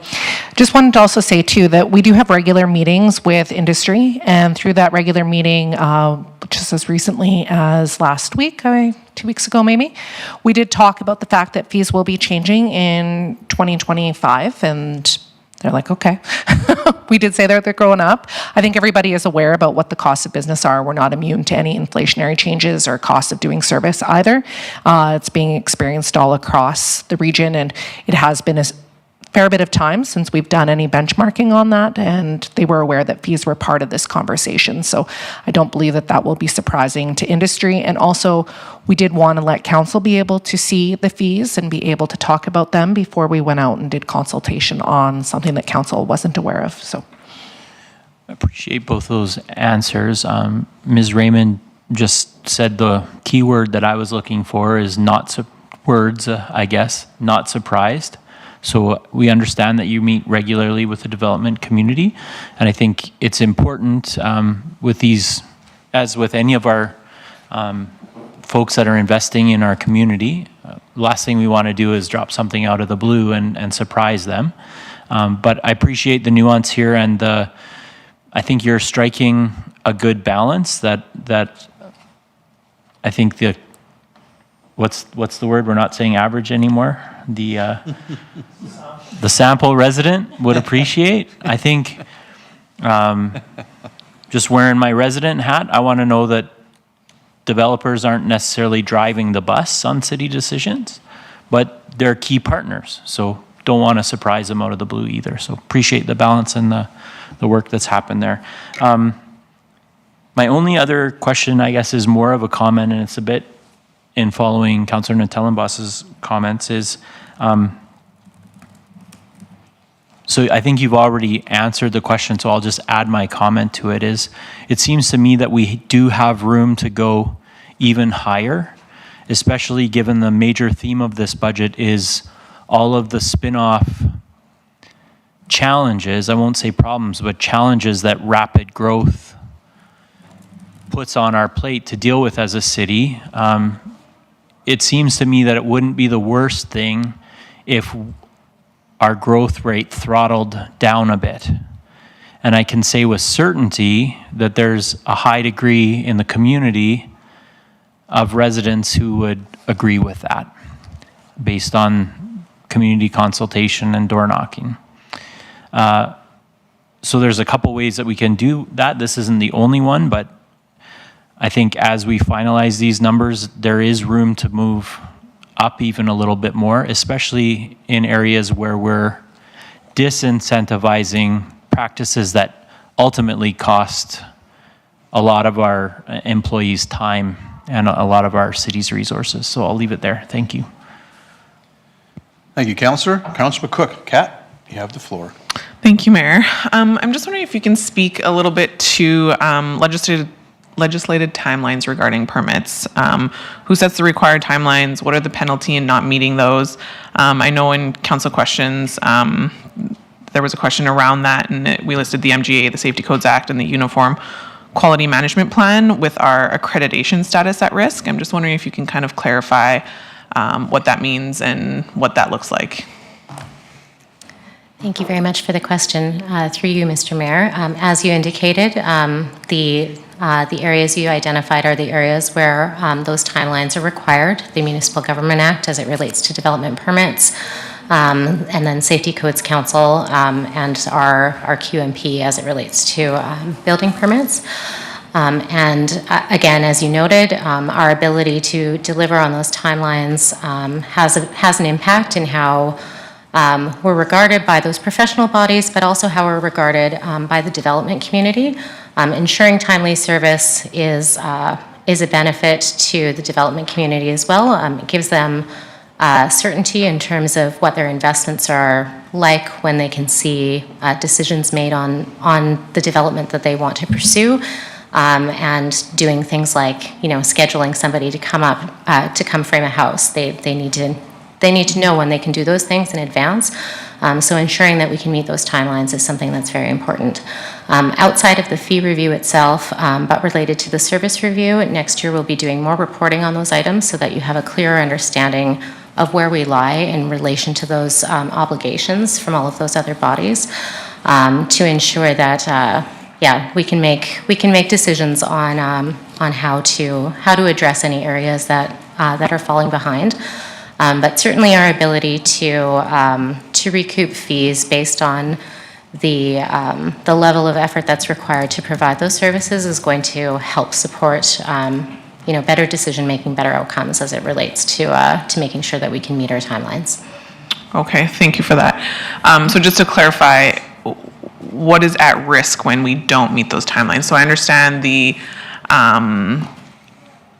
perceived risk and the risk to stakeholder relations and all that kind of stuff. Is there anything else legislatively that we're at risk of penalties, whatnot, if we don't meet those timelines? Thank you for the question. Again, through you, Mr. Mayor. As it relates to the development permitting process, if we exceed our timelines and our applicants are not willing to provide extensions, in those cases, those applications can be deemed decided and deemed refused, and they could go through a whole appeal process, which would be very cumbersome to our development processes overall. In most cases, it's in neither party's best interest to do that, and we will be given more time by the development community, but it's certainly a risk and could cause significant issues if it was something that the development community chose to pursue moving forward. As it relates to the building process and building permits, it can affect our ability to maintain our accreditation overall, which would have a significant impact in our ability to provide service in those areas. Perfect. Thank you for that clarification. So Councillor, Ms. Raymond, would you want to add on a comment to that, or? No, I already covered it. You did? Oh, okay, I'll turn your mic off then, thanks. Thank you very much. Continue. Oh, you're done? No, that's good for me for now. Thank you very much. Councilman Newkirk, Stephen, you have the floor, then I have Councillor Barnhart after you. Thank you, Mayor. And just, I guess I'll pony off of what Councillor McCook was just asking on the timelines. And you may have said this, and if you did, I apologize. I heard that the municipality is having parties sign a disclosure that says basically we're not meeting our timelines, just so you know. Can the admin speak to that? Ms. Raymond? Councillor Van Newkirk, could you provide a little bit more detail about where that might actually be? Do you know anything more about that one? Because I'm not aware of that through the development permit process. Some of that might be being more upfront about people, just so you know that it's taking us longer to be able to get to an application. Some of that might be an FYI. I know that in the past, we had maybe been saying some of that with some of our other processes, but I'm not aware of any recent communication that may have gone out to that effect. Yeah, no, it was kind of a side comment that was made to me after one of the open houses with a resident, and I would expect that, you know, the conversation around, hey, just so you know, we have a backlog going, would occur. But anyhow, I wasn't going to ask that question. Let me get on to the ones that I was going to ask. So just backing up to the question that I asked earlier around that Section A planning fees, and I think in the notable development fee changes piece there, it speaks to the 3,500. But just wondering if administration can speak to the difference between the development agreement fee at 2,500 and the development agreement amendment fee $1,000 more at 3,500. Is that some alignment? Through you, Mr. Mayor, thank you, Councillor Van Newkirk, for the question. So yes, there is alignment as it relates to that. So currently, our development agreement fee is a single fee of $5,570, and that includes the development agreement, the legal document between ourselves, the City of Beaumont, and the developer. And then it also includes the engineering drawing review, all related inspections. It's a significant, it was an area identified as a significant cost to us, because as you can all imagine, that process is long. It can take up to 2 years or beyond with many, many inspections, and $5,500 just wasn't cutting it. So moving forward, we've moved forward with separating those two items. So we have a $2,500 fee as it relates to the document itself, that agreement, the legal agreement, and then a per hectare fee of $2,500 per hectare with a minimum of 2 hectares moving forward. So that when we're looking at a smaller project, we're scaling the investment compared to a bigger project, where right now it was a flat fee whether you brought on 150 acres or you brought on 10. So that fee better aligns with the processes that we need to ensure that we can provide the level of service. So to speak to your question specifically, we've kept that $3,500 fee for the amendment because, again, we had identified that as a flat fee, and so we're continuing with that. But we're recognizing that if you're amending the development agreement, you might be amending the document, but we might also need to do additional work as it relates to that second side of things, the engineering.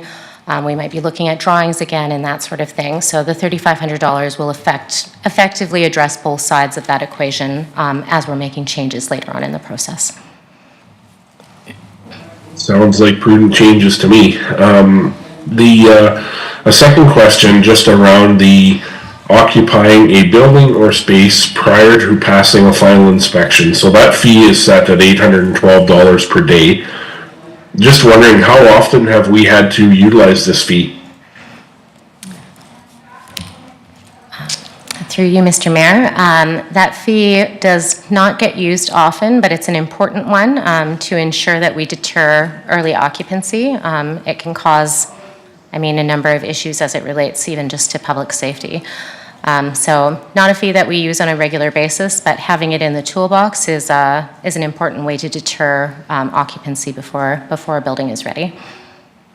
Yeah, I can tell that there's some kind of math been done to create that at 812, and I would say it's probably not high enough, to tell you the truth, but leave that to you guys for that. Mayor, that's all my questions. Thank you.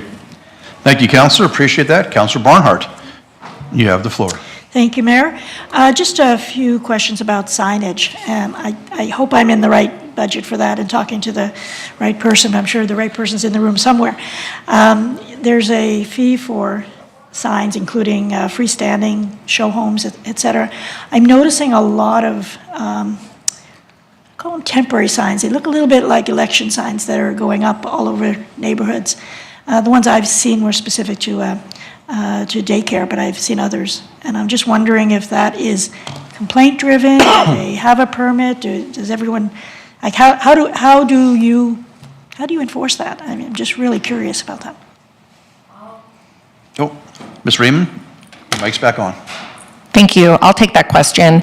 Lots of times that is unpermitted activity, which the development compliance officer is hoping to be able to get to. That's an example of, we have a high volume of applications coming in the door, but also a high volume of stuff that we're either not able to get to or we're not able to be proactive in our enforcement. So you're noticing more of that unpermitted activity. It's either stuff that's starting before they actually get the permit or they're never asking for the permit. And then we don't have any staff capacity to actually go out and deal with those signage and ensuring that people are getting permits. So it is happening more and more frequently. Some of them, I will say, do have permits. Some of the ones that are more of that letter kind of temporary freestanding signage that's along, say, 50th Street. Some of those are permitted, but some of the daycare ones, I see those popping up too, and definitely not a permit. They're not all in the, on 50th either, they're throughout neighborhoods. No, there's one right across the street at the mailbox by my house, so. No, I know. And that's fine if they've gone through the proper process. I have no problem with that, but it doesn't appear to me that that's happening, so. No, they're kind of that low-hanging fruit where when we're looking at we're triaging complaints coming in and trying to address the ones that are more serious, and those ones just fall to the bottom of the plate. And again, it's not for the money, because obviously this isn't a money grab. It's more about how our neighborhoods look. And I know that residents don't like to see signs popping up on city streets that don't need to be there. Thank you. Thank you, Councillor. Any further questions from members of council for the presentation? Seeing none? Oh, Nathan, you want to pop in? Yep, Nathan, you have the floor. Just a quick question in terms of the proposed fees. Is there a better opportunity to put a motion forward, or would this be the time? In terms of, in what sense, sorry? To add them, delete them, or? To adjust. Adjust, okay. I'm assuming now would be the time to do that. Madam Clerk, would you agree we could take a motion on this at this time? Or you want to have a discussion first, or go right to a motion? What do you want to do? I guess I would like to present the motion and have a few words behind it. Okay. Madam Clerk. Thank you, Mayor, for the question. We're going to be moving into the operating, and then we can start putting the motions for those things at that time. Okay, After is the that our presentation. procedure? Okay, good, great. Make sure we come back to you and make sure we don't forget about you. Appreciate that. Seeing no further questions, many members of council on this presentation, thank you very much. We'll move on to our agenda. We have had a request from a councillor to have a general discussion about the split between residential and non-residential before we go into operating. So with that, Sam, you have the floor for into discussion here, and we'll chat for a bit, then we'll get into operating. You have the floor, Sam. Yeah, thanks. And I don't take this conversation lightly because I know the implications of it, but given where we're at with a very tough budget, I thought it was prudent on us to have this discussion. And so I think, Ms. Plashy, if you could bring up the link here, just so that folks see what we're talking about. And if you just scroll down, you should be able to get both and scroll down one more a little bit, you get both those tables in together, the top two if you can, the non-residential one right there, yeah. So the discussion, and I'm not for or against, I just want us to have this conversation first, okay? Because you mentioned it as my eighth budget, we've never actually done a 7.7, that is tough, and I think it's worth having a conversation. I don't know if we solve it here today, and so I'll ask Jay on some of the process here around the discussion, but I just wanted to raise it. So I think folks familiar, different mill rates for a residential house versus a non-residential house. And so you've got 6.8 there for residential / farmland and 9.5 for non-residential. In my time, that split is always, the gap between those has always been the same, right?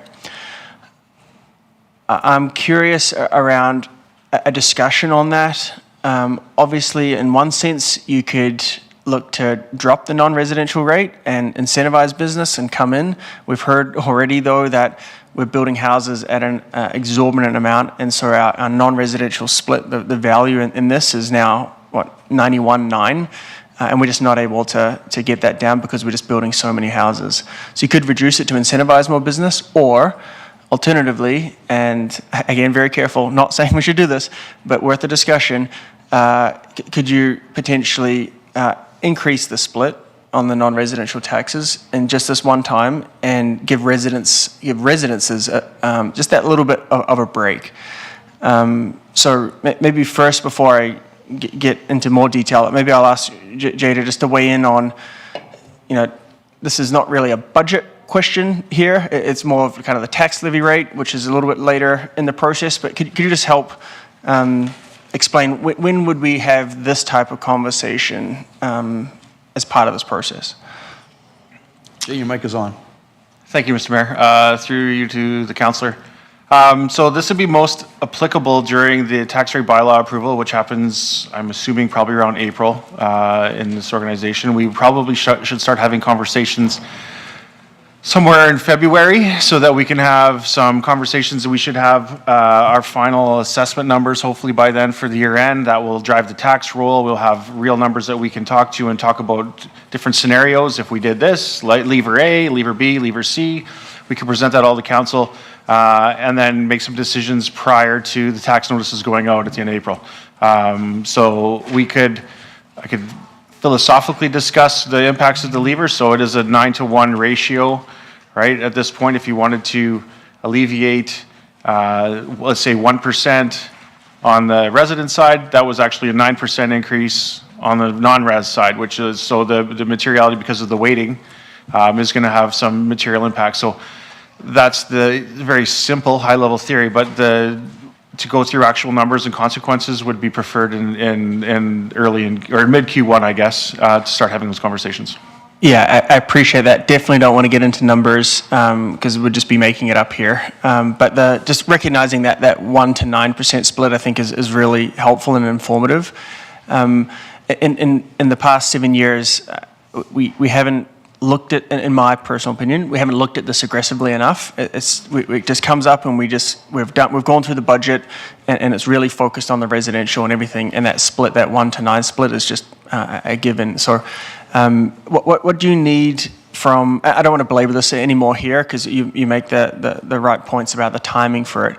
Do you need anything from us in order to have that conversation? Do we need a motion to look at that? I would be interested in assessing that, like if we wanted to reduce the residential by 1%, call it 200K, you know, what you're saying here is, I'm definitely not going to do math on the fly here. That's your job, not mine.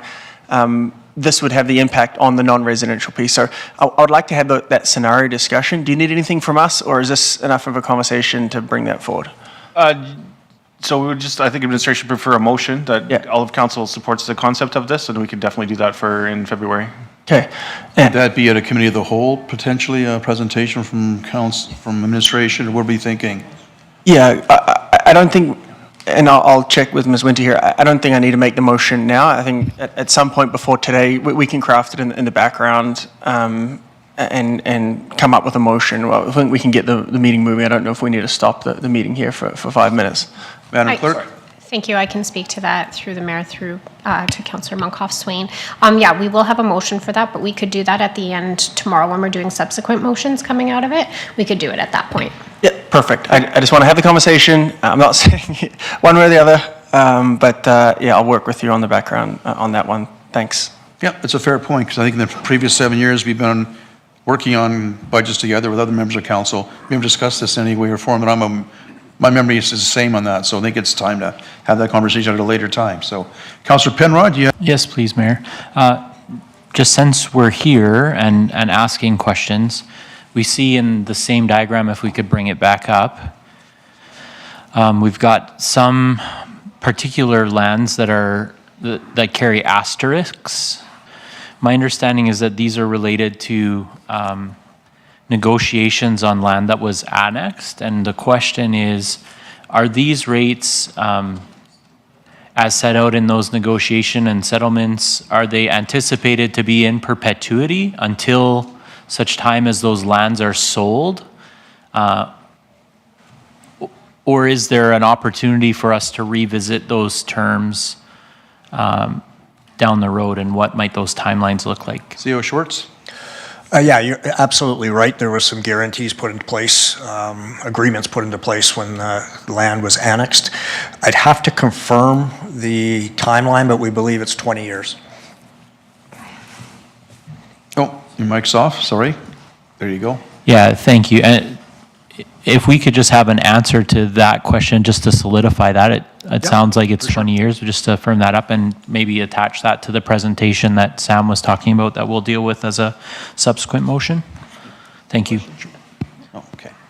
Good, thank you, Councillor. We have a plan for that for tomorrow for a motion, and we'll be discussing that in the new year. Not that far away, actually. Okay, so we are now going to tackle our operating budget. So at this point, Jay has a brief introduction. I think you want to say a couple of things, and we'll get into starting on page 12, and we'll go down as we discussed. My email to council is how we're going to proceed on page 12. So Jay, you have the floor. Thank you, Mr. Mayor. This will be the very brief introduction. So this applies to pages 16 and 17 in your budget document. Just as a reminder, the initial tax rate that was put forward was 7.70. It's currently at 7.68. There were some minor changes with notices of the LRHF requisition and some of those pieces. They're all net zero. And with that, I would let council start discussion. Thank you, Jay. Appreciate that. So, council, join me on page 12 of our budget. We will be doing a running total we've done in previous years, starting at 7.68%. And as we make changes, deletions, no change, or additions, we'll keep a running total on any implications to the tax levy that any motions in the next little while pertain to. And we'll go from that point forward. So,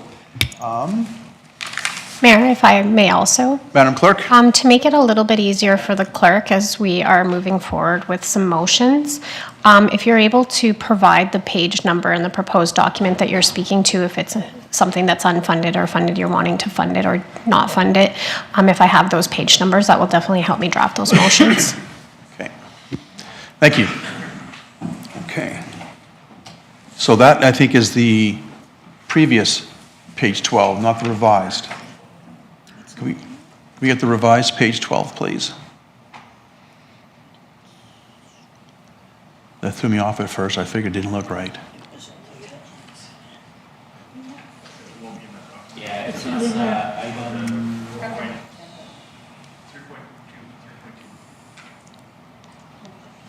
Yes, thank you.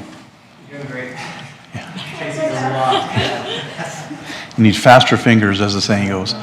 Okay, so as we discussed in our my observations council on how to proceed on the operating, we'll simply go down the page line by line. Now, we already talked about the tax revenue growth in our question period, as well as maintaining services with the positive effect on our budget, 5.3% to the positive, 5.42% to the positive. I'm assuming you have no questions on that part. We went through it earlier this morning.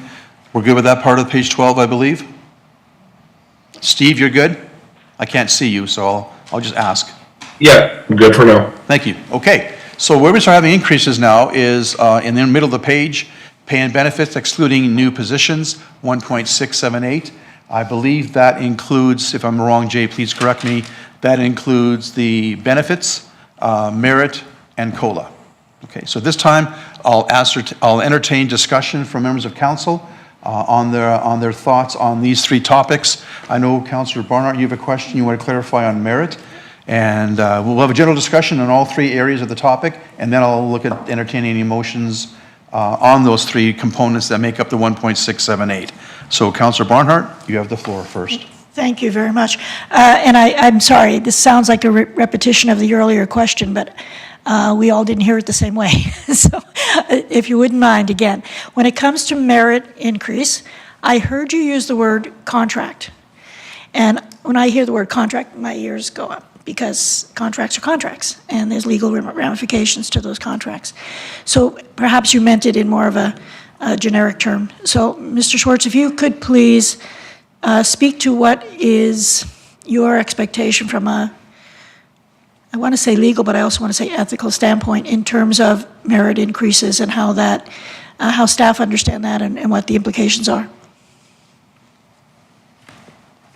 Oh, hang on, Mr. Schwartz. Your mic's on. Yes, thank you very much for the question, and I should clarify that, and I'll rely on Donna to correct me if I'm incorrect.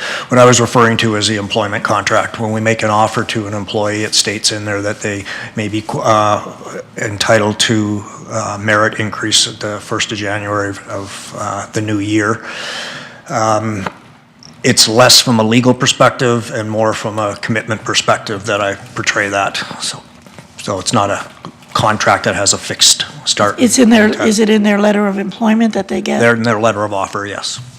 Donna, did you want to add anything else? You don't need to. Donna? Yep, your mic's on. It is listed in everybody's employment contract, but it's also based on budget. It does say that, okay. Pending budget approval, okay. That helps me, thank you very much. Okay, so before we go any further, I want to make one quick comment. So at 7.68% divided by 2.1 million, so roughly 1% is roughly $285,000, I believe. So every 1% we reduce, sorry, every 285 we reduces the tax levy by roughly 1%. That's kind of a ballpark. Within a few cents, that's about right. I see Ms. Morrison shaking your head. I got my math right. Okay, it's, oh, you're nodding your head, not shaking it. Okay, good. It looked, anyhow. My math was good today. That's not a bad day for a Wednesday. So bear that in mind, Council. So roughly 1% in tax levy equates to $284,000 of actual dollars. So every 100,000 we reduce would be 0.25, 0.3%. That's sort of the rule of thumb. So let's keep that in the back of your mind as we go through the document. So as I mentioned, at this point, I'm open to having discussion, general discussion, not motions yet, on the three components, pay being COLA, merit, and benefits. I see Councillor Telebus, you have first on the floor to open a discussion. Perfect. Thank you, Mayor. I guess I'll wait for the motion so you can skip over me. Thank you. Perfect. All right, any discussion on, let's do this. And I think we had the discussion very robustly about how the $951,000 came about, how it is somewhat, hate to say the word set, but it is based on marketing and so we talked about earlier, it's sort of a set figure. So let's put that to the side for now as part of the three components here. The other two are COLA and merit. I'll entertain a discussion from members of council on their opinions on, let's start with COLA. Anybody have any discussions, or we can go straight, we can go to just about merit then and go from there. So Councillor Barnhart, if you're just looking at discussion about COLA? Yeah. Oh, Mayor, just a comment. Yeah, that's How I fine. feel about COLA, I feel if we don't give it to our staff, essentially we're cutting their salary. So when I look at COLA, I look at it as trying to keep up with basically the cost of living, and that's what it is. And I intend to can support COLA, so that's my feeling on that. Okay. And just procedurally speaking, if no one makes a motion to the contrary, the proposed budget is 2% COLA. So that's just so we're clear. No one makes a motion to the contrary, 2% COLA would go through. Councillor Penrod, I have you next speaking, please. Thank you, Mayor. Just before I go further, recognize the awkwardness of the conversation. I hope from the way I behave every day and from my language in our interactions on a day-to-day basis, they understand my respect for you and the roles that you perform to the public good of our city. Unfortunately, our society puts a lot of weight on what people are paid for the jobs that they do. I hope you'll hear this in all sincerity. In this case, we're faced by admittedly a really tough budget, and we're managing impact on ratepayers, which some of you are wearing both hats. You're both residents of Beaumont and employees of the city. So you can sort of feel it from both sides. And that's the tough, awkward conversation we have to have today. I hope you don't receive any of these points as any indication of my respect for the work that you do and the quality of work that you do. That being said, we are in a tough budget. We are also in an economic environment where there are many sectors of the workforce who do not receive cost of living allowance increases year by year. I won't get into throwing percentages of the workforce around. I think just leave it there to say not everyone automatically receives a COLA every year. I take Councillor Barnhart's point to heart. If we don't go forward with this, it is a reduction in real take-home pay that impacts real households, and I take that seriously. Nevertheless, I've been through this budget with a fine-tooth comb, and there are very few buttons, very few levers available to council to mitigate the cost on the ratepayer. And so this is one that I'm going to have to look very carefully at pushing, and we'll leave it there until we get to a motion. Thank you, Councillor. Oh, Councillor Cook, you had your hand up. Took it down? Okay. Any further members of commerce? Let me try that again. Council, with any comments on COLA? Steve. Seeing none? Yeah, I have Steve send me a message here. He says he's good to make until a motion is made. So presently, are there any members of council looking to make a motion on COLA? I see Councillor Penrod, and I have Councillor Telebas after that. Councillor Telebas, you'd mentioned having a motion first, so I'm going to go to you first because I did mention that before we began our process. So Councillor Telebas, you have the floor. Thank you, Mayor, and I second what you said. I'm not good at Jeopardy either, so sorry for coming in second there. In saying that, I guess I just want to speak before I present this motion, or after, I guess, might work as well. So, Madam Clerk, maybe I will start with the motion and then I'll speak to it if that's fine.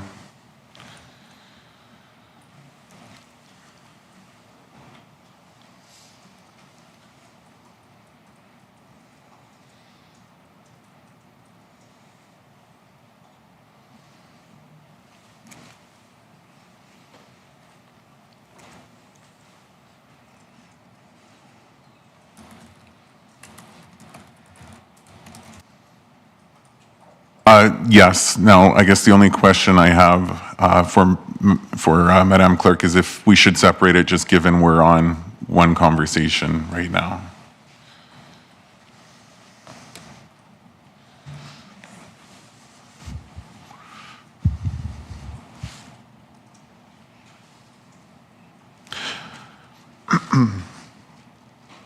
You take your time, Shalene, no problem.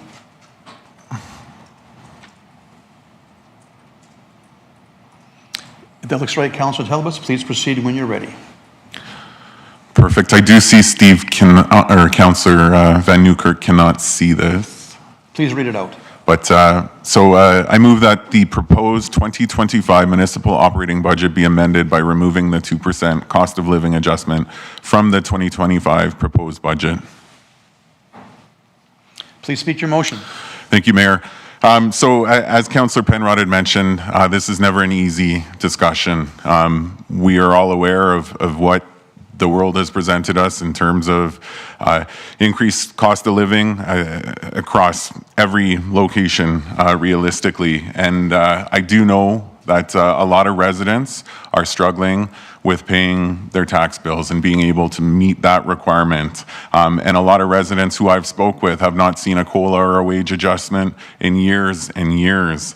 Looking at the history that was provided to us today, a combined total between merit and COLA of 2022 was 4%, combined total again in 23 was 5%, and combined in 24 was another 4%.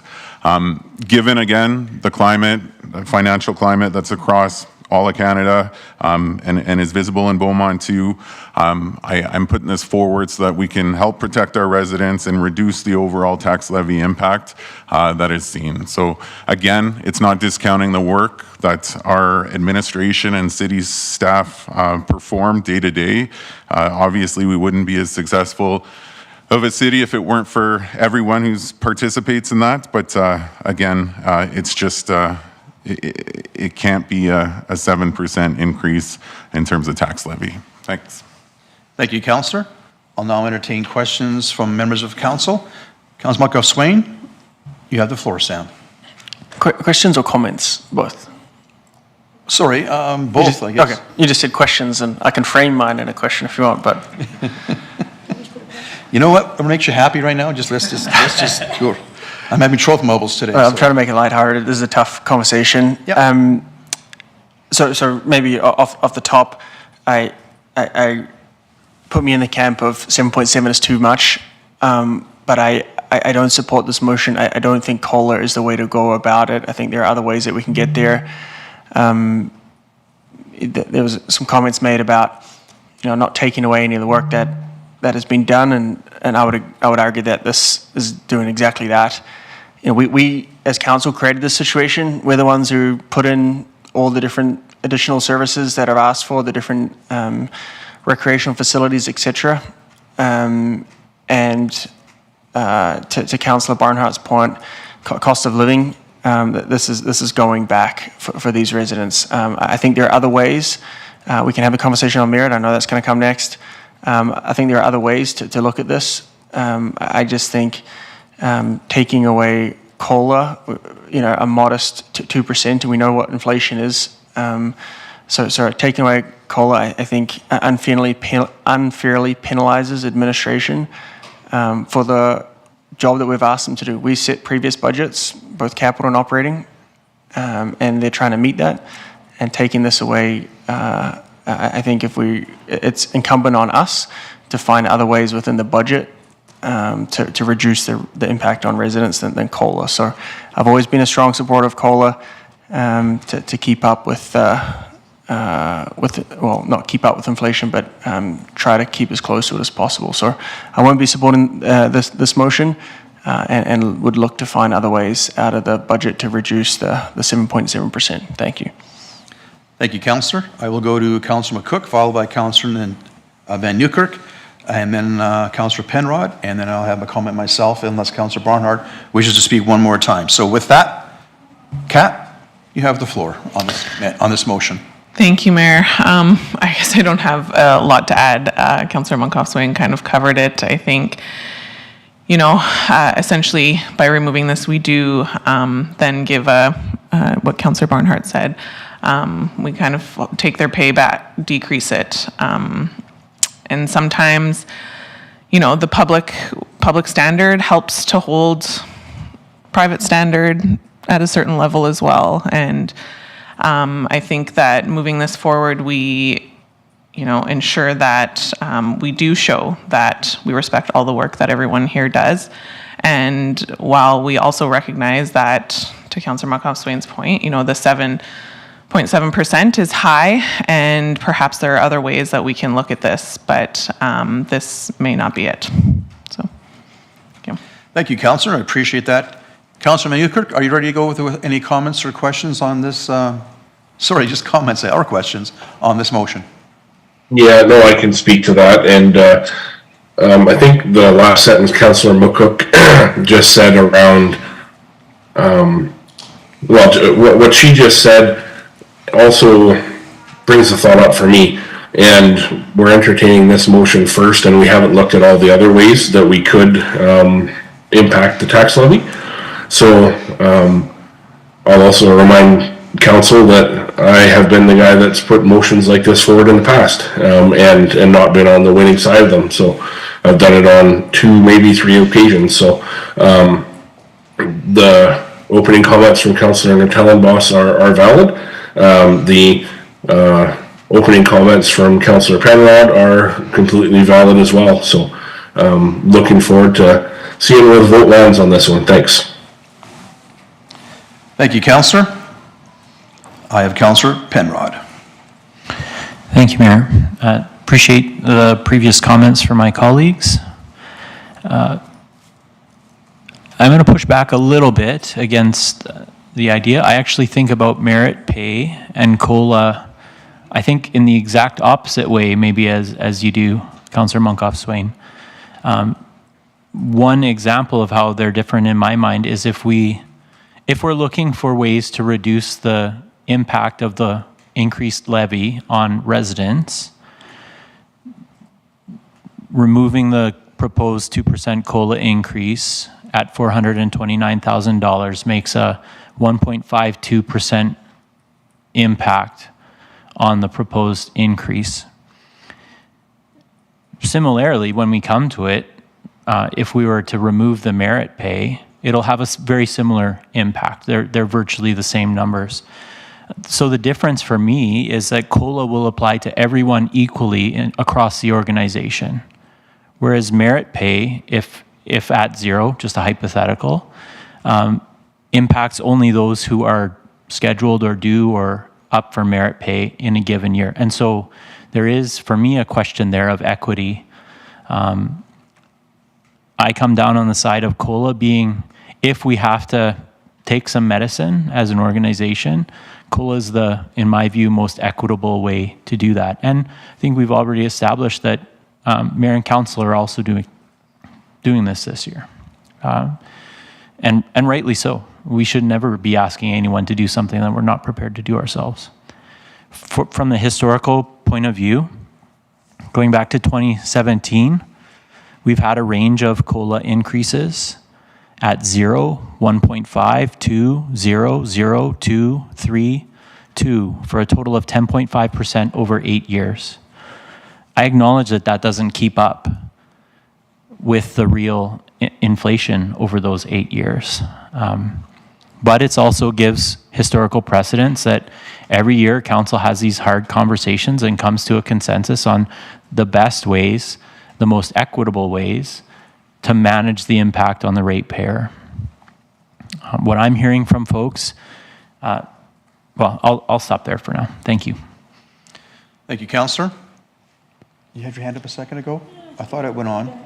Yeah, I'll go to Councillor Barnhart, then Councillor Muckhoff-Swain, then I have a comment or two myself, and then we'll move this along as best we can. Councillor Barnhart, please.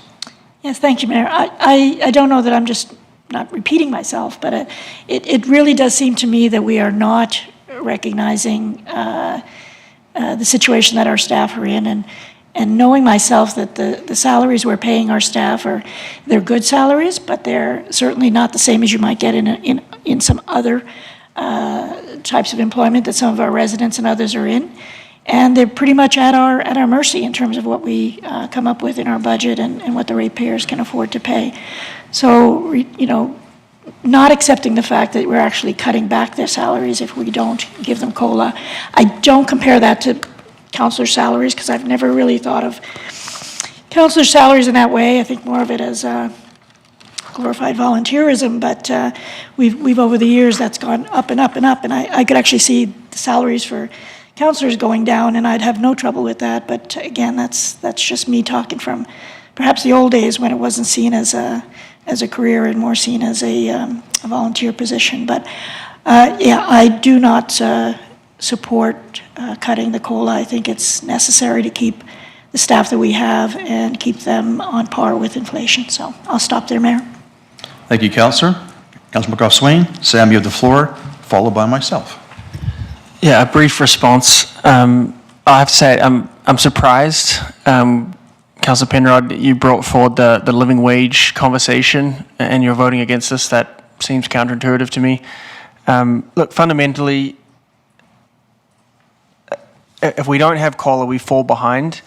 Beaumont has a great reputation of attracting good talent, and that talent comes in, and sometimes they leave and go into other things. But if we fall behind, my concern here is that we don't get the best of the best, and that's what we're asking of our staff, and we can't ask them to execute to the level of high performance if we're not going to provide COLA. So that's what it comes down to for me. On COLA, merit, different discussion, we'll have that.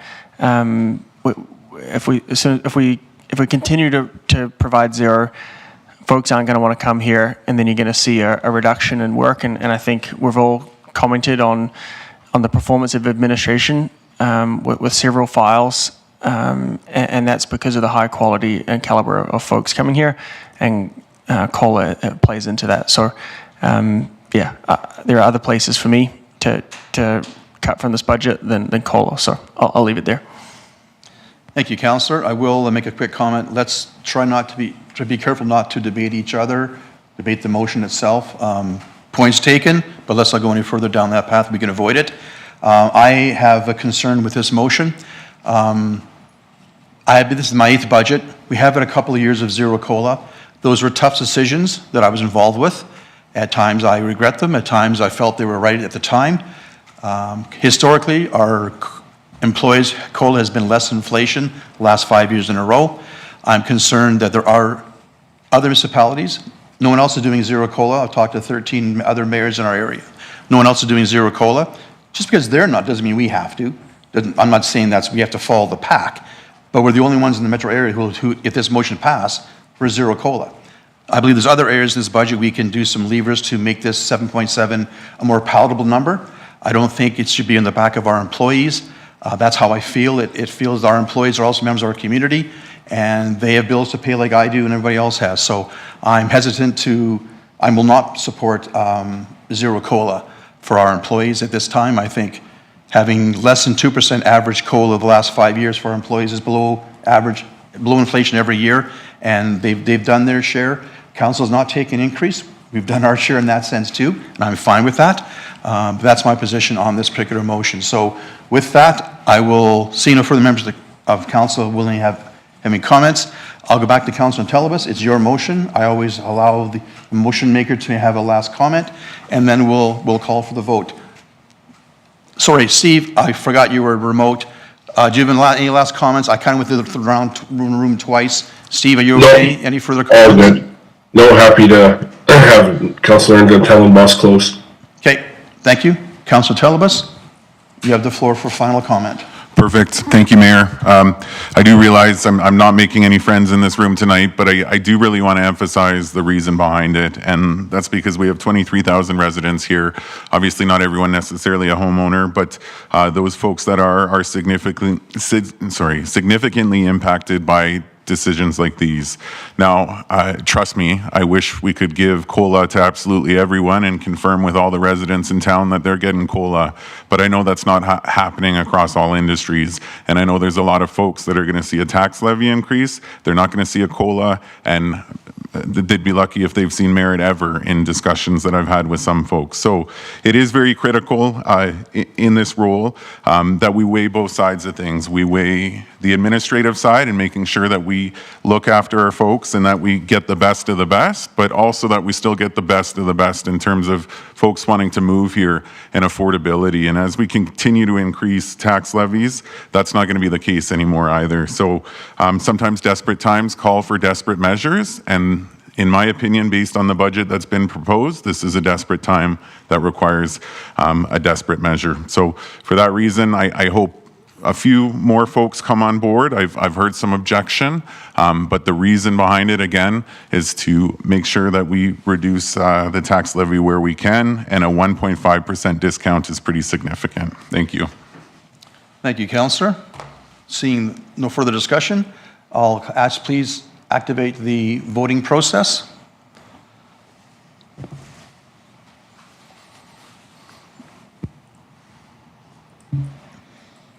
Hang on, my screen's not coming up.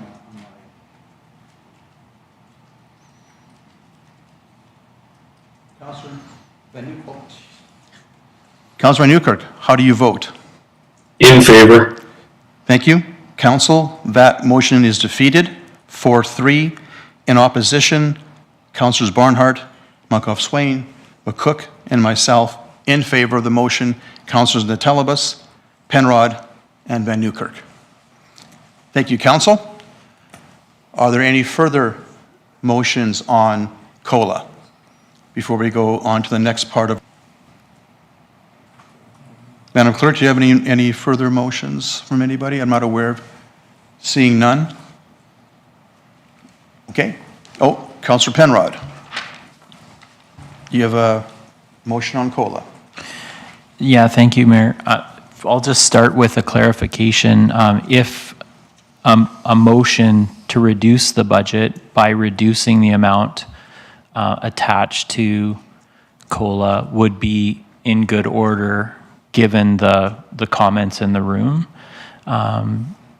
That being said, I'll just acknowledge again that there are very few buttons that we have access to in this budget to control the proposed increase to the levy. Okay, so do you have a question or a motion? I'm prepared to make a motion to reduce the budget reflecting a 1% COLA, if such a motion would be considered in good order. I believe it would, Madam Clerk. I don't see why it wouldn't. Unless I'm off on my procedure, I think a subsequent motion at 1% COLA could be entertained. We'll get that clarified, Councillor Penrod.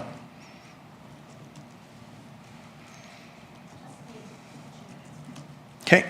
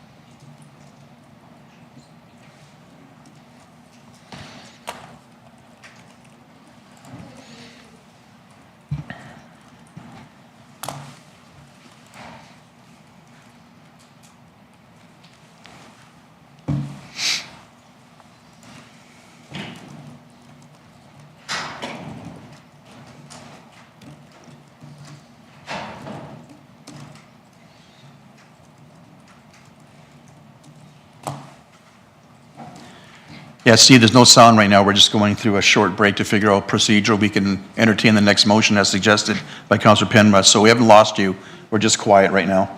Actually, surprisingly quiet in the room, so. Yeah, no problem. Thank you. We're still here.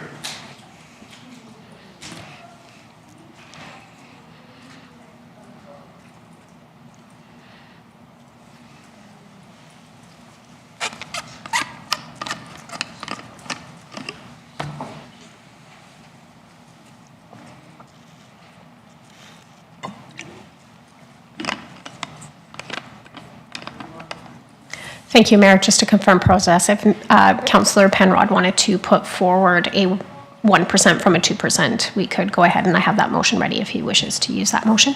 Councillor Penrod, I'm assuming you wish to proceed? Yes, please, Mayor. Yeah, we'll take a second and we'll get on the screen. And please read it so Steve can hear it. I think he's got access to a second screen. Welcome. I move that the proposed 2025 municipal operating budget be amended by reducing the cost of living adjustment from 2% to 1% in the 2025 proposed budget.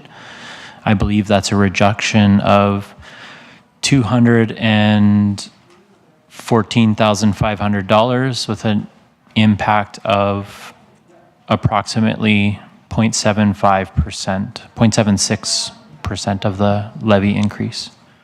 Correct. I believe you're correct. So I'll use those as the beginnings of my comments on this motion, which will be very brief. I think everybody's on the record based on the last motion for where they stand. My reason for moving this motion is just to reiterate, we don't have a lot of other options to move the proposed levy increase in a downward direction. I will vote in favor of this because it preserves more options for me down the road. I acknowledge this is a bit of it's just the process that we're in, is we're starting with this piece and we're going to give it consideration, but I also acknowledge that the decisions we make on COLA are going to impact all our decisions downstream. And so some people are going to argue that there are strong arguments for maybe holding back merit pay. I think there's as many arguments to say we should be rewarding some of the amazing performance in our staff this year to save us money on a new school site, for one example, to continue under immense pressure to build our community with year-over-year increases in development permits. We'll talk about those things when it comes to merit pay, but that's essentially my reason for moving this adjustment, is a small impact here gives us more options when we're considering other pieces such as additional FTEs that have been also asked for. So I don't view this as a judgment against administration or the performance. I look at it as we have several requests from administration for what they need in order to continue to do their jobs at a high level.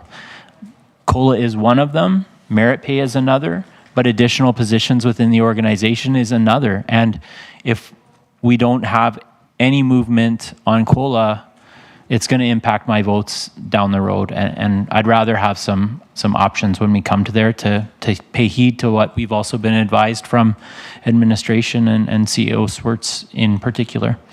So thank you. I hope you'll support this motion. Thank you, Councillor. First up, I have Councillor Metellibus, followed by Councillor Barnhart. Nathan, you have the floor. Perfect. I won't echo every comment I had made earlier. I appreciate Councillor Penrod bringing this forward. As mentioned, there's only so many levers we can pull. I had attempted to pull the first one. Now it's stuck in second gear. We'll see where we can bring it. But I think this is an area where we're meeting in the middle with how this will affect the residents versus how this will affect administration. And I think a 1% is fair. I do also want to clarify the difference between COLA and merit, because there was a lot of discussion about all the hard work and everything that's put forward. Therefore, you should be entitled to COLA. We could have a terrible employee within any organization and they'll get COLA. So if that is the argument, then I would ask to save that for merit, where we recognize the employees that have gone above and beyond. So I support this motion. Thank you. Thank you, Councillor. Councillor Barnhart, you have the floor. As has been said, Mayor, we're repeating our positions, and I'm going to repeat mine as well. COLA is cost of living increase. It is not 1%, it's 2% according to what's been shared with us from the administration. And I think we're painting ourselves into a bit of a corner, because some of us are pretty determined we're not going one way, but we won't go the other way either. And so I am a little concerned about that. Not sure if the timing of these motions is going to work for us at all. I won't be supporting the reduction to 1%, because to me it doesn't make sense. COLA is there because of the cost of living increase, and I don't want to change the policy just because we want to look at that amount of money. I am in favor of looking at the merit increase. I don't like thinking about having, I shouldn't say I don't like thinking about. It disturbs me to think that we're not giving increases to our staff because we think there may be some out there that are not living up to the expectations. For sure, there are performance issues all the time in any organization, but I think all of our staff are deserving of the salary, and if there's a problem with that, then I think they're going to be dealt with through the administration in due course. So to me, the arguments haven't changed. I'm still on the same path as I was before, and see that there's other ways to reduce the tax levy. Thank you, Councillor. Seeing no other members of council looking to, Councillor McCook, you have the floor now. Yeah, I guess we are kind of all saying same things over again. Affordability, I guess this is a great example. Just this is my plug and frustration in how municipalities have their backs against the wall and how we're funded in general.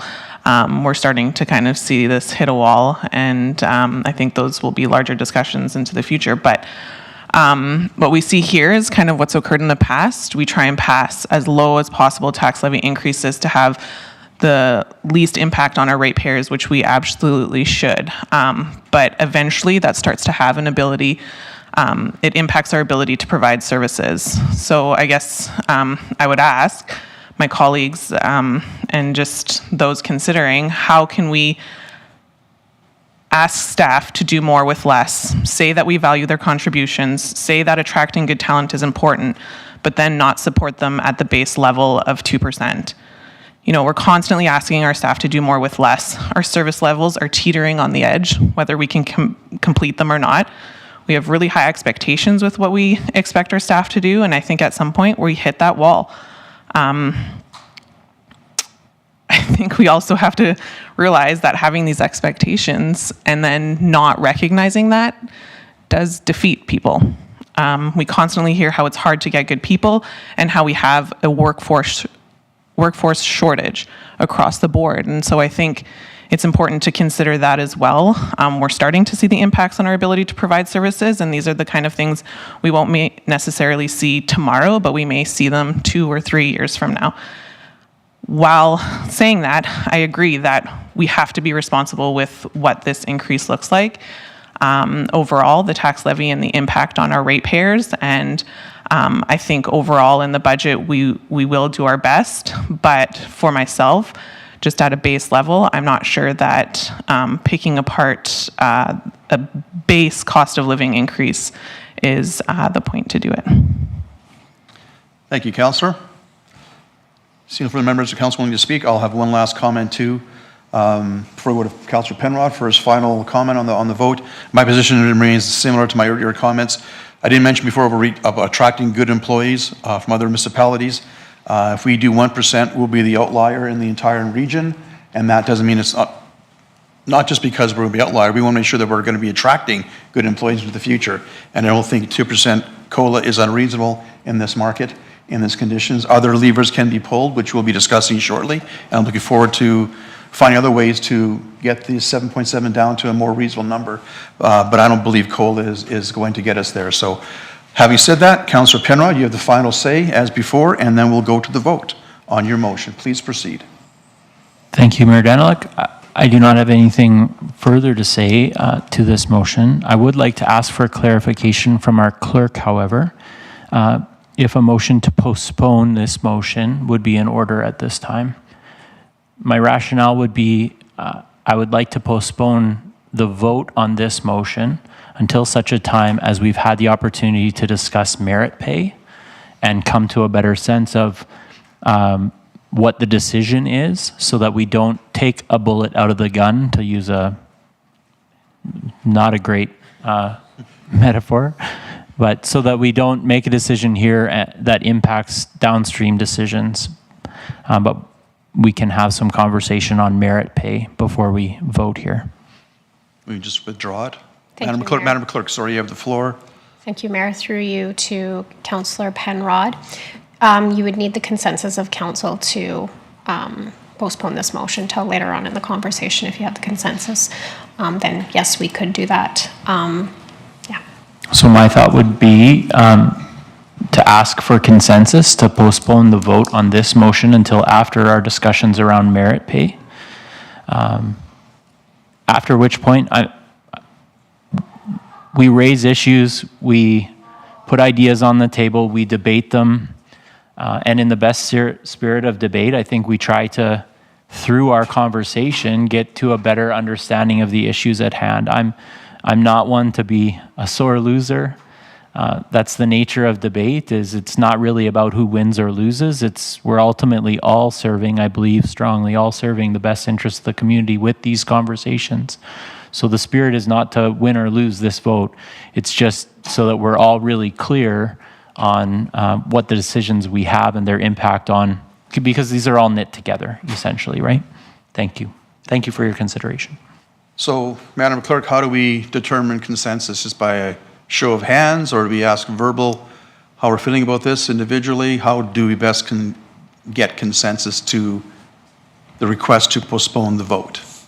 Thank you, Mayor. If you would like to go to each councillor and ask them if they would be giving their consensus in consideration of postponing this till after the mayor discussion. Okay. I'm assuming, Phil, you're going to vote to postpone? Yes, please, sir. Councillor Telebus. That's fine, yep. Councillor Barnhart. Councillor Van Newkirk. Yeah, I'm good to postpone. Okay. Councillor McCough-Swain. Yeah, good to postpone. Councillor McCook. I'll acquiesce and say 7 out of 7 to postpone. No problem. We will come back to that after this part of our discussion, which is now, the next part of our discussion is merit, which is part of the pay and benefits, totally 1.678. I'll entertain now with their thoughts on the merit as proposed, which is approximately $425,000, roughly 2%. Right, Jay, that's from earlier chat. That sounds about right? Oh, hang on. My screen keeps moving. Your mic's on, Jay. Thanks. Sorry, I'm just, so merit is 444,000, so it's just over 2%. 2.1-ish, Yeah. ballpark. Okay. I'll entertain discussion on merit. Who wants to begin the conversation?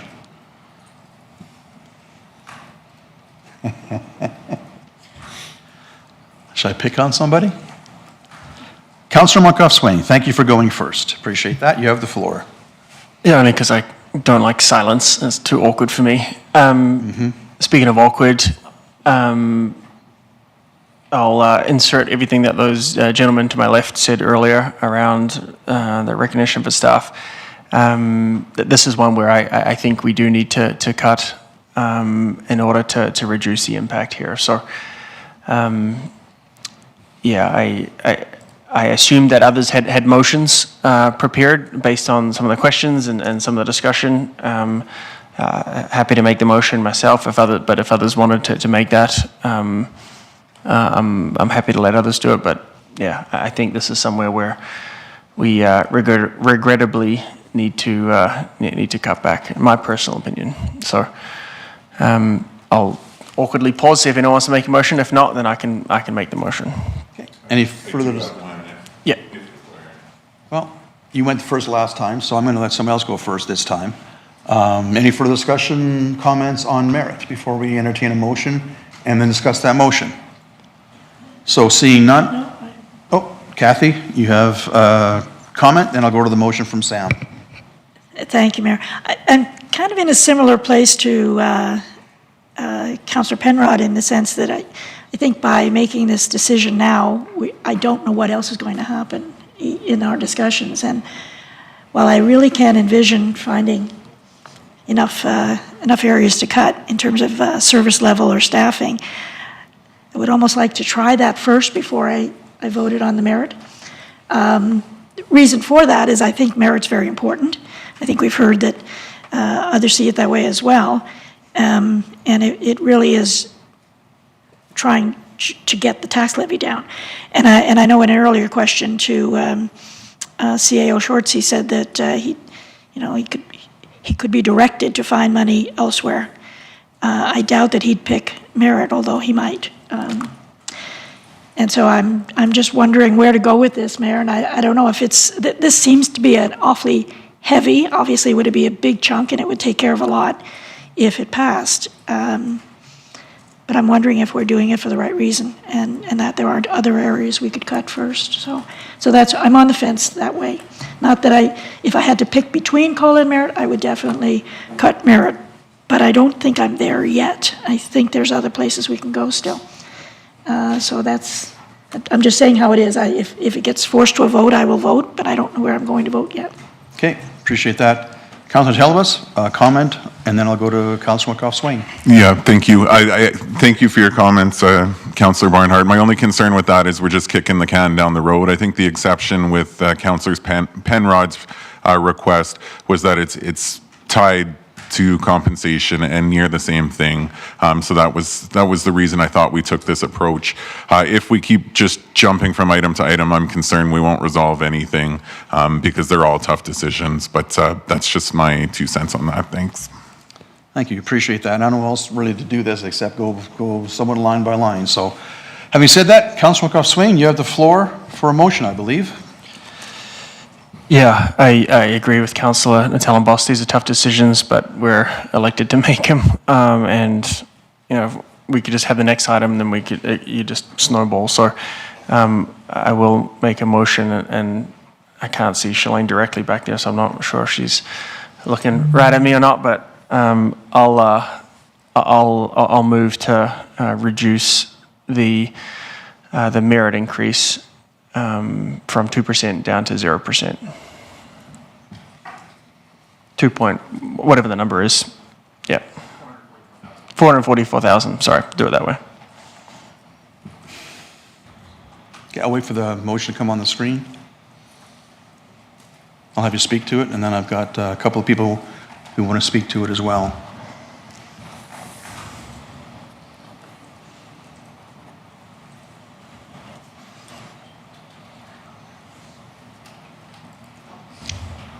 Just take a moment, Steve, get this motion on the screen.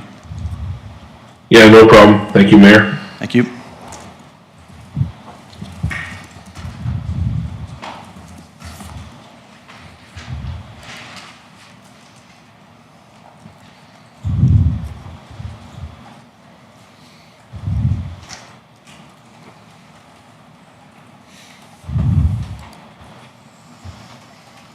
So while that's happening, we'll take a moment while it's being done, and then we'll debate this motion, and then we'll vote on it.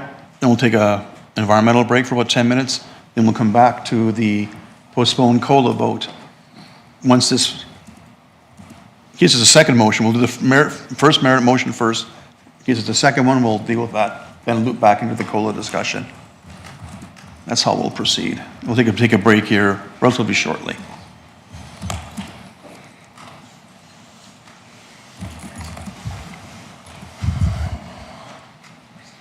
Essentially, it wouldn't affect benefits, would it? Yeah, so again, this is, yeah, you're right. Thank you. So I'll move that the proposed 2025 municipal operating budget be amended by decreasing pay and benefits in the amount of $444,000. Please speak to your motion, Sam. Yeah, I really don't have much other than to say this is a tough spot for everyone.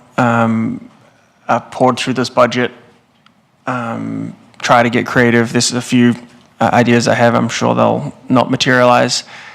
There's not many places to do it. I can't personally live with 7.7%. And so this is one area for me where I think there is an option. So I won't say anything about recognition for staff because that's talking out of both sides of my mouth. So it's pretty clear what I mean by this, so I'll leave it there. Thank you, Councillor. And members of council with discussion on the motion. Steve did. Oh, sorry. Yep, Steve, I had my note here. I had my hand over the screen. Steve, you're up. Yeah, no problem. Thank you, Mayor. And yeah, Councillor McCoff-Swain, we're in tough decision territory here. Takes courage to make motions like that sometimes. I've made them myself in the past, and my hand was shaking when I pressed the button, so I understand. For me, the proposed budget included COLA and merit alongside the narrative that we need more staff to do all the stuff that the municipality needs. And, perhaps we preserve the more staff portion by making a tough decision here. So maybe that's wrong. Maybe that doesn't come to fruition, but maybe it does.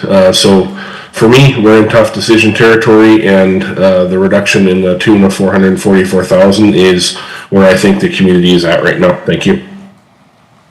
Thank you, Councillor. I have Councillor Natellenbus, followed by Councillor Penrod. Nathan, you have the floor. Perfect. Thank you, Mayor. Again, never an easy discussion. And I know we're not liked by many people in the room right now, but the proposals there, I just want to speak to the significance of the 444,000. It will be around that 1.5% discount again, which is huge to the, I want to say average homeowner, mean average homeowner, I guess. But yeah, no, it's just critical in the sense of the impact that cost would have. So I support this motion. Thank you, Councillor. Councillor Penrod, followed by Councillor McCook. Thank you, Mayor. In a perfect world, I would love to support both the COLA increase and the merit pay. And I hope to live in this role long enough to do that.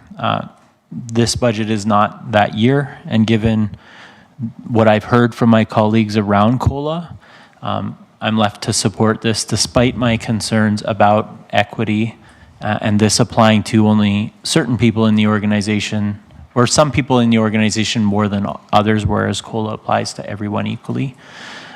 There's pros and cons to that. So at the end of the day, my hands will be shaking as I vote, as to Councillor Natellenbus's point, but I will be supporting this motion.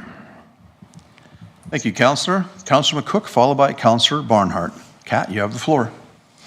Thank you, Mayor, and thank you to everyone's comments. And just jumping off of Councillor Penrod there, my approach to this has always been kind of through an equitable lens.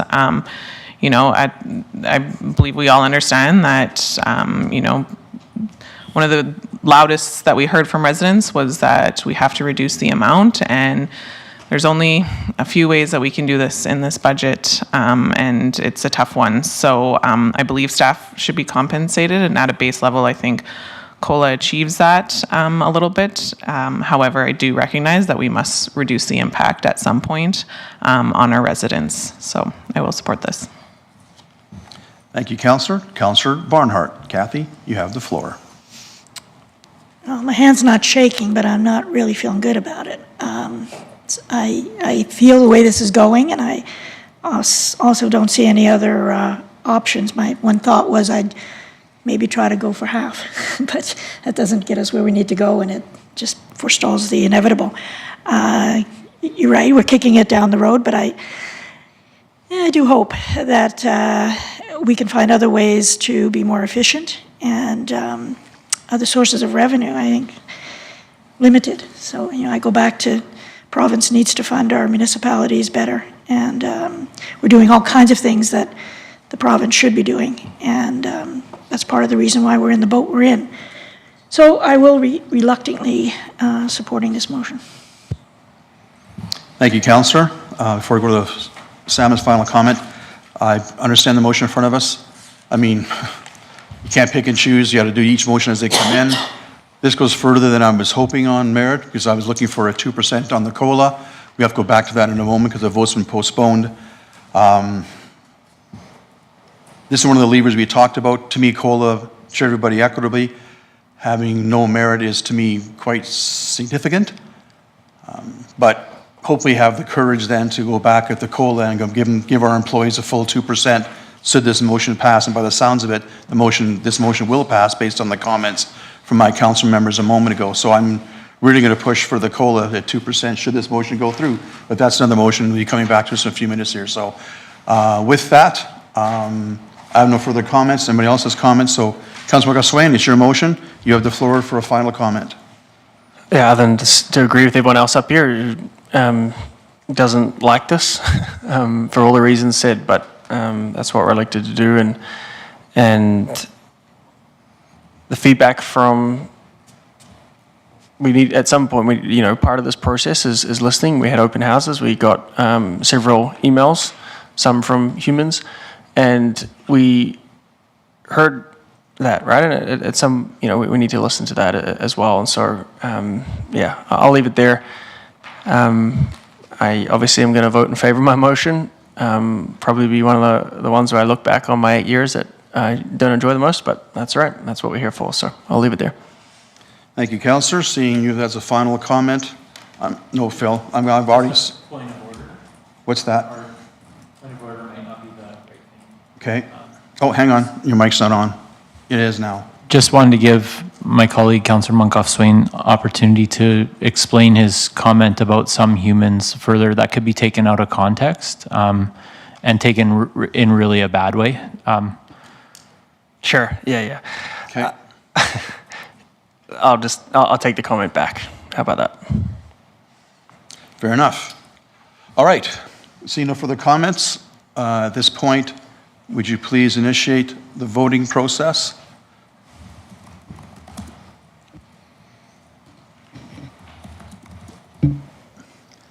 That motion carries 6-1. Mayor Daniluk in opposition. Oh, pardon me, sorry. In Councillor favor, Van Mayor. Newkirk? I assume you were positive. I apologize, I'm not Yeah, the official. in favor. Thank you. The motion carries 6-1 in favor. Mayor Daniluk in opposition. All right. With that, we will go back then to the earlier postponed motion on COLA. We'll deal with that before we go to our break. We'll just keep things consistent and before we move on. So we're back onto this. Councillor Penrod, you've already made your comments earlier. Do you have any further comments you wish to make at this time? Any other comments from members of council? Okay, I will speak to it. I didn't get my way on the merit. I understand council's perspective. Merit is a little more subjective than COLA. I really hope that council will consider, with the merit being taken off the table, a full 2% COLA for our employees would be very reasonable as a fallback position. We made with the previous motion having passed, we have made a significant dent in the overall tax levy. So that's how I see it. So I will be voting not in favor of this because I do want to hopefully get to a 2% COLA. That's my personal opinion, and that's what we're doing in the discussion on this motion at this time. So having said that, I will go to Councillor Telebus for comments. Nathan, you have the floor.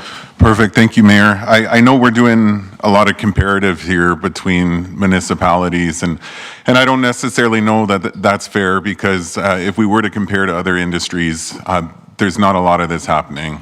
And I can speak to that through experience, and I know a lot of people experience that themselves who work in different industries. So it's really important, yes, obviously, to take care of employees, but there's a point in time when our residents are significantly affected by the decisions that we make at this table. And again, our hands are slightly tied in what options are available, and this is an option that is available. So as discussed before, should this go through, this would bring us to a total of a 2.25 rate reduction on tax levy, which is significant to a typical homeowner. So in saying that, this is something I support, not because I want to, but because I feel there's a need and we need to support our existing community members. Thank you. Thank you. So just, I guess, a point of order procedure thing. We were doing a running tally. So before we go any further, can we, if we could, Jay, we were at 7.68. With the previously passed motion, can you tell us what the tax rate is now? With that, I think we should probably do that. And I should have done that before we began the motion again. I apologize for that. So if you could let us know. To you, Mr. Mayor, the current tax projection is 611. 611 at the present time. Thank you very much. With that, I'll entertain any further, pardon me. More discussion? Councilor Munkoff-Swain, you have the floor, Sam. I just wanted to maybe clarify. I think the comment was there was an over 2% reduction on the tax levy. I don't think that's the case if we're just dropping 1%. Could you just confirm, and sorry, maybe I misheard you, but if we adjust COLA from 2% to 1%, my understanding is that would be closer to, yeah. Just give Jay a chance to work the math, please. Thank you. I can speak to that. Okay. 440 is gone. That's the combined. Oh, the combined. That's what you meant by that. Okay. Combined. That's what I thought you meant, but Jay can maybe just. That's fine. That's fine. That's fine. I think we got what we need. I'll double down on what the mayor said here. I put my hand forward on the last vote, hoping that this COLA would stay at 2%. So I'm firmly in the spot of keeping this at 2% and encourage everyone to continue that. Thank you, Councillor. Steve, do you have any comment on this discussion? Or you wish to make any comments? Yeah, no, I can, Mayor, for sure. Please. Yeah, on the previous vote, I was in favor in the motion that failed to remove COLA, and thanks to Councillor Penrod for trying to find middle ground. I kind of snickered to myself when I heard you putting this forward, because I rib you sometimes about trying to find middle ground, but I see what you're doing here, and yeah, we'll see how the vote goes on 2-1. Thank you. Thank you, Councillor. Any further discussion on the motion? Seeing none, would you please initiate the voting process? Oh, just 1 second. Hang on, I lost my screen. 1 second, Council, sorry.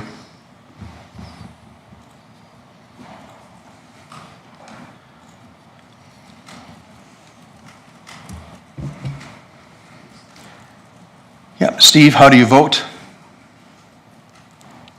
In favor. Okay, Council, this motion is defeated 4-3. Councillors Penrod, Natalabas, and Newkirk in favor. Councillors Barnhart, Munkoff Swain, McCook, and Mayor Daniluk in opposition. All right. So COLA remains at 2% at this point, unless there's any other motions regarding COLA.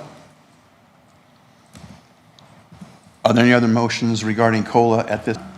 I'm going to declare a recess. We're at 2:45. We'll be back in 10, and see you back in 10 minutes. Why? Oh, sorry. I shouldn't say why. Sorry.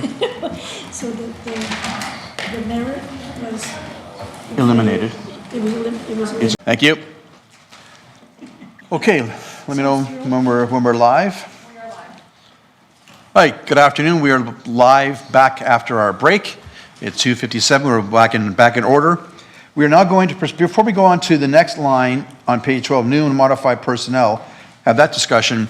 We're going to have a discussion with pay-as-you-go.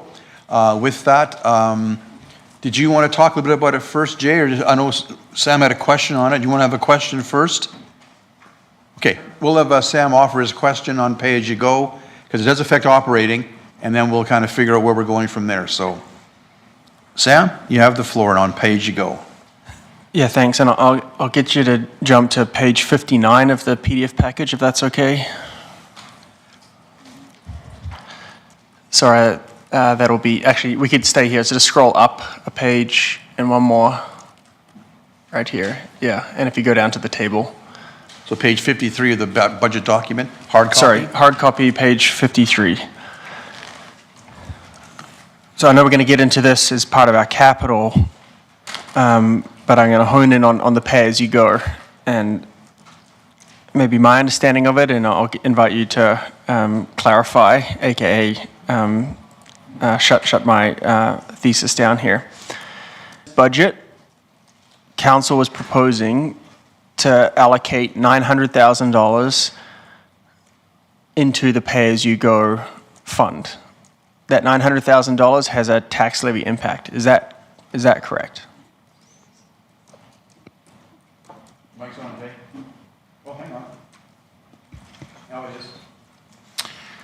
Through the mayor to the councillor, Munkoff Swain. Yes, that currently has a tax rate impact. Okay. Recognizing that, the philosophy of these grants, the provincial, federal, and the municipal on how we fund some of these projects, but fundamentally for this budget, we're saying we're going to put $900,000 into this fund. Now, the next clarifying question is this fund, the way I read this, and again clarify, is we're starting at minus $515,000,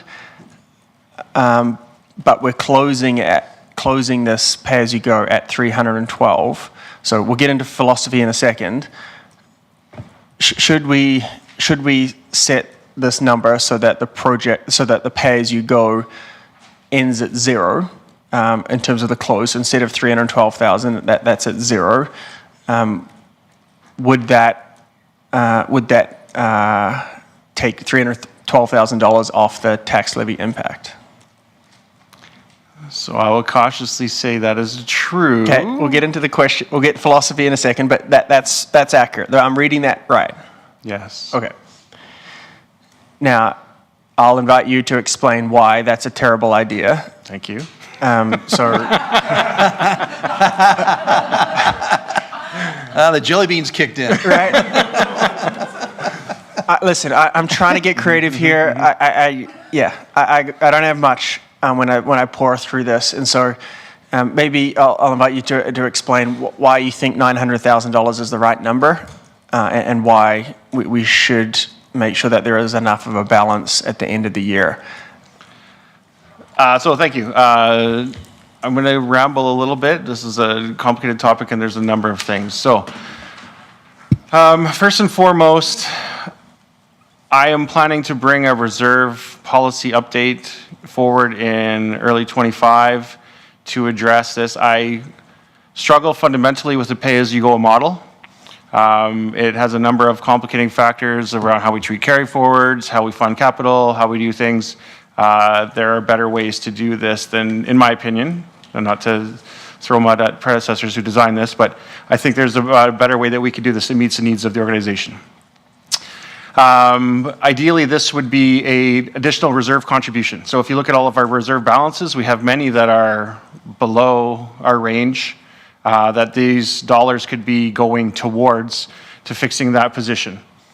From a tax perspective, if you were to drop $312,000 out of the budget, it is going to have the reverse impact in next year's position.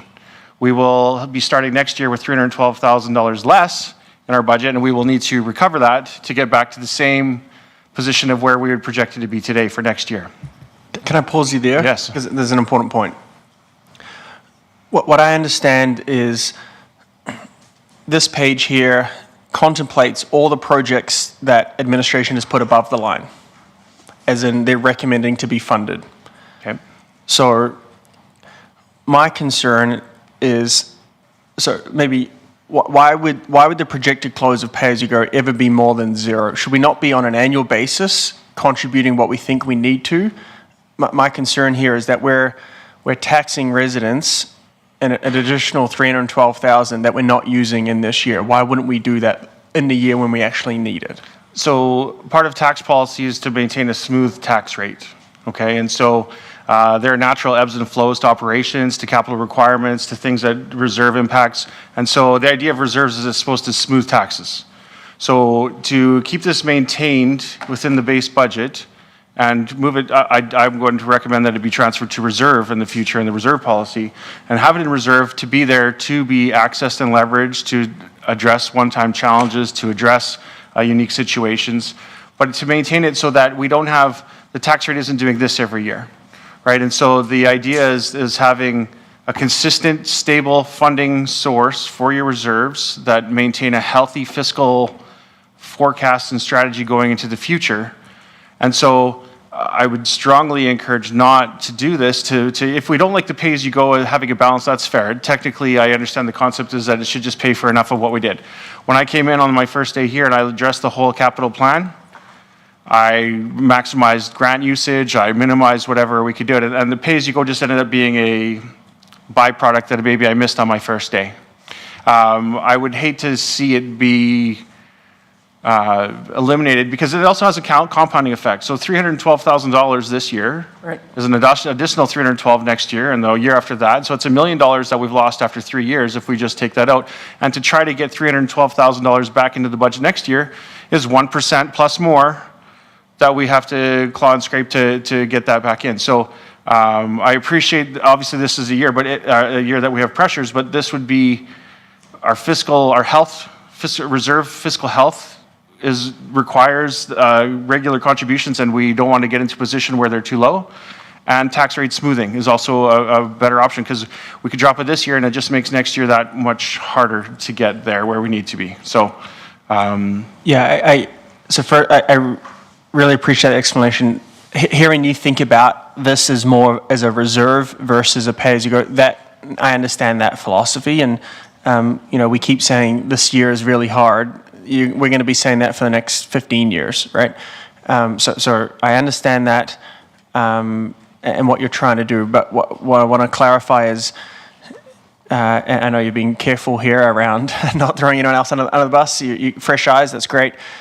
So what I thought I heard you say is that you'll be bringing back a policy to shift how we think about pay-as-you-go. yeah, so I plan in the new year, in Q1, to bring back a reserve policy update to talk about this. And so how we structure our reserves, because that's also, I think we have some opportunities there as well.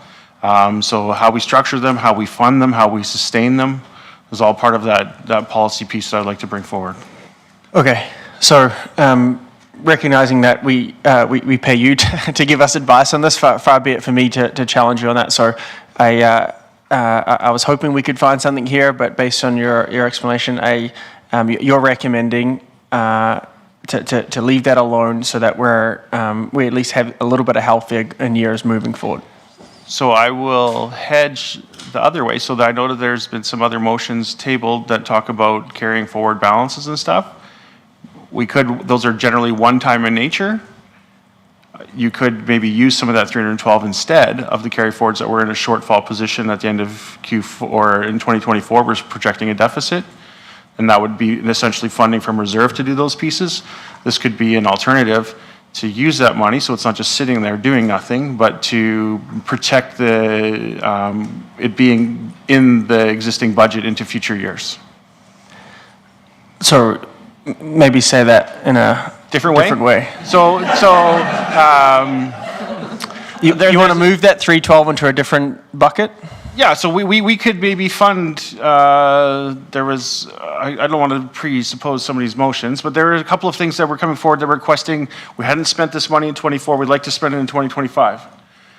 I would say leave that money in 2024 alone because we're already in a deficit, but we could fund maybe those 2025 pieces from some of that $300,000. Ultimately, it all ends in the same place because it's our reserves, but it would be, that's less complicated. This would have a positive impact from that perspective. It's not going to change the tax rate, but it will fund a few things with no extra cost. Right. Okay. So I'll invite you to help us when we get to those situations. But yeah, I won't move anything around this. I really appreciate the explanation. I wanted to have this discussion before we get into positions, because I'm not sure how that one's going to go. So I'll leave it there, and thank you for indulging me on our friendly pay-as-you-go. And I don't know if the reason why you're doing this is so that we don't have this awkward conversation every year in a budget to explain what pay-as-you-go is, but looking forward to that update. Thank you, Councillor. I do think pay-as-you-go, one day I understand it, next day I don't remember how it works. It's a very confusing concept. So if we can find a way to make that kind of go away and be a little more user-friendly to the average person, that would be very much appreciated from my personal perspective. I have Councillor Natelibus and Councillor Penrod have a comment or question at this time. Nathan, you have the floor. Perfect. Thank you, Mayor. I was debating getting my son a pay-as-you-go phone, but after this conversation, probably not. In saying that, I have a quick question. Just how it's okay in one scenario to pull from, let's call it the pay-as-you-go reserve, and it's not for another. So you just had mentioned potentially funding some of the projects for 2025. We could look at pulling from that reserve. However, to reduce the tax levy, it's ill-advised. Just looking for clarity how it's good in one scenario and not the other. Through the merit of the councillor. So the difference is the nature of one-time events which have a finite life, and the budget is in perpetuity, and so there'll be $312,000 every year going into the future. We might spend the $312,000 this 1 year on the one-time projects that I'm understanding we would like to carry forward into 25, and then that $312,000 will be available in future budgets for other needs and pressures. So it's reducing the tax rate by $312,000 this year will it costs us 312 every year going forward, which is a bigger cost in my mind than the one-time funding a few things one time this year to get a couple things across the line. It's not going to increase our reserve position because we could just put the 312 into reserve this year and that would be better from that perspective. But if we need to make some things happen, this would be a preferred lever and to leave it in the base budget. Perfect, thank you. Thank you, Councillor. Councillor Penrod, you have the floor. Thanks, Mayor Daniluk. This might be an opportunity to use a concrete example just to make sure we're all understanding, or at least I'm understanding. I'm one of those people that is contemplating motions relate and potentially funding with pay-as-you-go. I guess the first thing I wanted to clarify is your advice that you've just given equally applicable to operating projects and capital projects? As long as they're not ongoing. So I would not recommend funding a new position with pay-as-you-go because then that will have an impact every year after that. But say a study or a design or buying a park bench or anything that has a finite life that wouldn't spend more than that, yes, is fine. Okay, so in this case, the concrete example could be in 2024, we had a designated line in the capital budget of $100,000 for council capital projects, as I believe the name. Those funds have gone unallocated in 2024 until now. And we've got a couple projects, one of which, just because it's a similar amount of money, is the proposed renovation of the space in Ken Nickel for use by anyone can rent it, but there's been particular consultation with arts groups, and that recommendation is coming forward, I think I heard correctly, from the Arts Advisory Council. So that is a concrete example. How does that, the advice you're giving in general, how does it apply to that concrete example? That's a perfect example. So instead of carrying forward that, so that $100,000 that is unallocated in the operating side for council, that is already captured in the projected deficit. So if we allocated the $100,000 in 24 into 25, that would make our deficit at $100,000 worse. And then we'd have to pay for a reserve, which essentially comes from here. So it's just cleaner to fund the item. If you want to fund an unfunded item for a one-time, that concrete piece would be better from this place. Perfect. Thank you for underlining that with a red pen for me. Appreciate it. Councilman Newkirk, Steve, you have the floor. Yeah, I was just going to comment on that advice we heard from Jay, is that 2024 is in deficit. There is no extra money, despite balances in areas have not been utilized. So, you know, I heard loud and clear. Thank you. Yeah, great. Good explanation, Jay. Thank you so much. And it's much more clear now than it was a few minutes ago. Appreciate that. So I think this topic is dealt with. We're good to go. Okay, we'll continue on with operating. On page 12, we have done pay and benefits. We're now on to new and modified personnel, $858,500. If you could please put on the screen, Ms. Pleshay, the page that talks about the 8.5 full-time equivalents. That's the right page, right, Jay? That pertains to this, I believe? It's the attachment, sorry. I think it's either 4.3 or 4.4. Let's try that one. Nope. I guess it is 4.4. This one is the one that pertains to this particular line item. Is that correct, Jay? Oh, go ahead. Thank you. Yes, I believe that is correct, Mr. Mayor. Thank you very much. Okay, at this point, council, we had a suggestion from our CAO before lunch that if we have comments, conversation regarding this page, rather than trying to eliminate or change a particular spot, it's more a matter of taking the overall total and suggesting here's the overall total revised.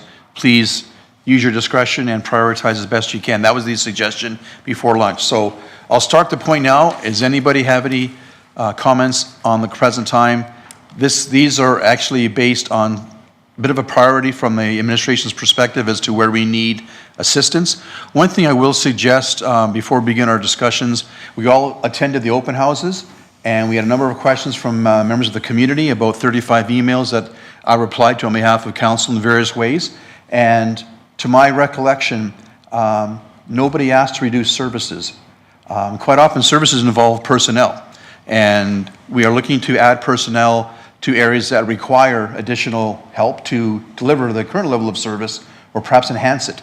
I did mention previously, I know we have not added to planning for a number of years. We have volumes and lots of data to suggest that our planning department needs more manpower to get the work done and get permits out in a more timely fashion. So that is part of the 5.0, I believe. So with that, just a little preface that I think most of the citizens we interacted with at the open house and by email weren't really wanted to see a reduction in services. And personnel is a big part of delivering service to our residents. So with that preamble, I'll open up to any questions, or not questions, comments from members of council on what's before us in terms of the requested 8.5 full-time employee equivalents as part of the proposed 2025 budget. And right now we're at 6.11 overall, down from 7.68 prior to our last session. Anybody want to start the ball rolling on the suggested full-time employee positions? Sam? You and I both don't like silence. I'll start with you. Yeah, thanks. So continue with the theme of very limited places to find things. I think this is another natural one. I take the CIO's word here around let's not get in and determine where we think that needs to be, but like within that list. But I would support a conversation that looks to cut the grand total back. I did have just a question, and sorry if it's been answered, around the mid-year personnel adjustments. I didn't quite understand that. It might have been in a written question I didn't see. Could someone just explain that 111,300, please? Ms. Morrison, you want to take a crack at that one? Please, your mic's on. Yes, some of the mid-year adjustments were in relation to potential reclassifications of positions, that we have an expectation of someone doing a different level of work and a present candidate that would be doing that. So a significant amount of that is really that type of reclassification that was done. Okay, thank you for that. So I'm trying to stay out of the specifics. Sam, sorry. CEO Schwartz wants to jump in before we go on to the next comment. CEO Schwartz. Just a concrete example, because that seems to be working in this room today, was the EDI position. We originally started with a strategist and realized that we were under horsepowered, so we went out for a coordinator, or maybe I've got that reversed, and it required a higher pay level. So that's a concrete example. Yeah, no, thank you for that. Not wanting to get into the specifics, but I have a question about the specifics, if that makes sense. So you're asking for 5 planning staff here for a good reason, because we're growing at an incredible rate. I assume you're not putting, I mean, there are several positions that you have left off, what administration would like here, going back with the theme of you get that administration trying to come up with the best number possible. Could you just maybe provide a bit more color around these positions and, you know, the scrutiny that you've put around these, and, you know, recognizing that you could probably have 17 FTEs in here. Could you just maybe provide a bit of color? CEO Schwartz or Ms. Morrison? I'll try, and then somebody who actually knows the answer can cut in. Some of these positions, community services, planning and development, are also tied to revenues, so it becomes very difficult, because if you saw on the earlier page, there were significant increases in revenues. If I recall from planning and development, and Kendra, you can correct me, the addition here in 2025 is actually only 2 or perhaps one position. One for the 2025. The others are already been brought on in anticipation of the extra revenues that have been captured elsewhere. Right. So that's how we prioritize the protective services. We brought in an emergency management person because we had a significant risk in our city. So we brought that on midstream. So all in all, I think there's only a couple positions here that we're looking to add in 2025. Maureen? Hope that helps. It really does. And I think because when you just see that, it's like, oh, they're adding 8.5 positions, but what is that for? But I think the explanation around, if you don't, you're not going to realize the revenue, and you're not saving as much as you think you are.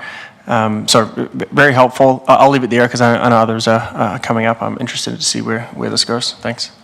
Thank you, Councillor. Next, I have Councillor Penrod, followed by Councillor Natalibus. Phil, you have the floor. Thank you, Mayor. So my first question, I guess, is given that there's a mix in here of an FTE equivalent for contract work, or sorry, casual work, I think is the word, and more full-time funded positions,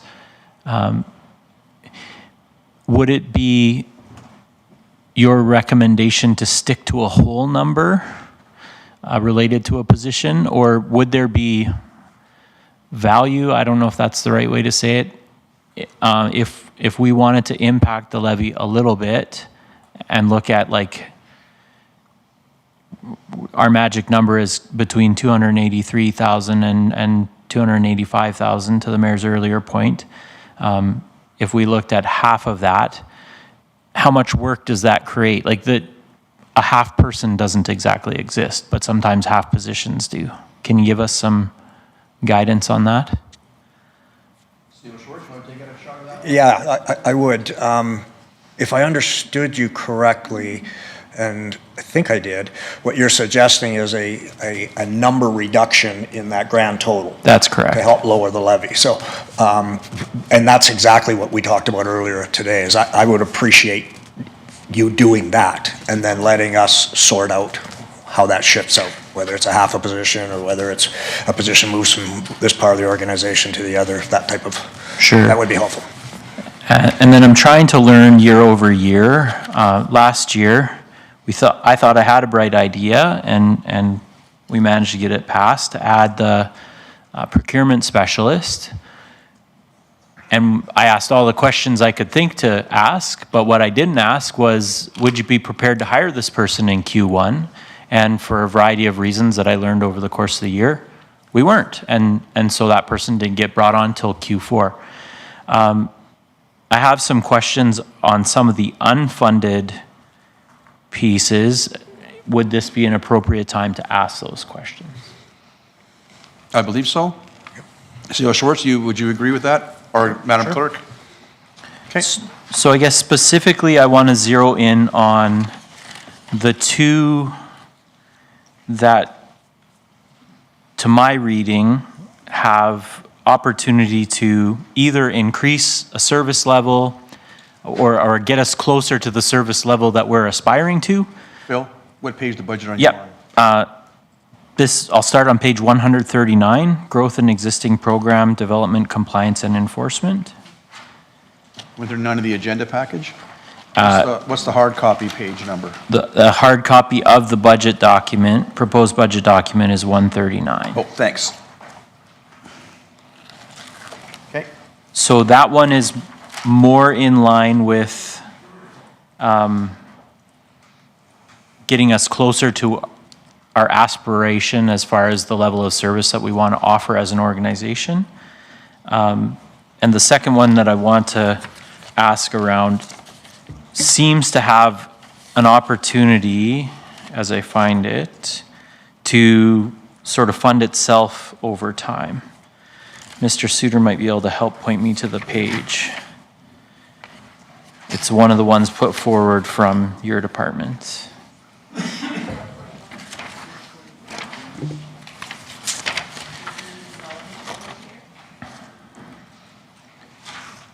Mr. Suter. Thank you. caught me asleep at the switch there a little Yeah, bit. I think it's 141. 141, If you yeah. can confirm, yeah. So we'll start on 139. Maybe to Ms. Raymond first. It sounds like in this report and in the presentation given earlier that there's some potential for this position to be funded, at least in part, by an increase to our fees. Is that correct, or what additional information can you give us on that? Thank you, Councillor. Yes, there is an opportunity for us to move some more on those fees and be able to recoup money for this position through that.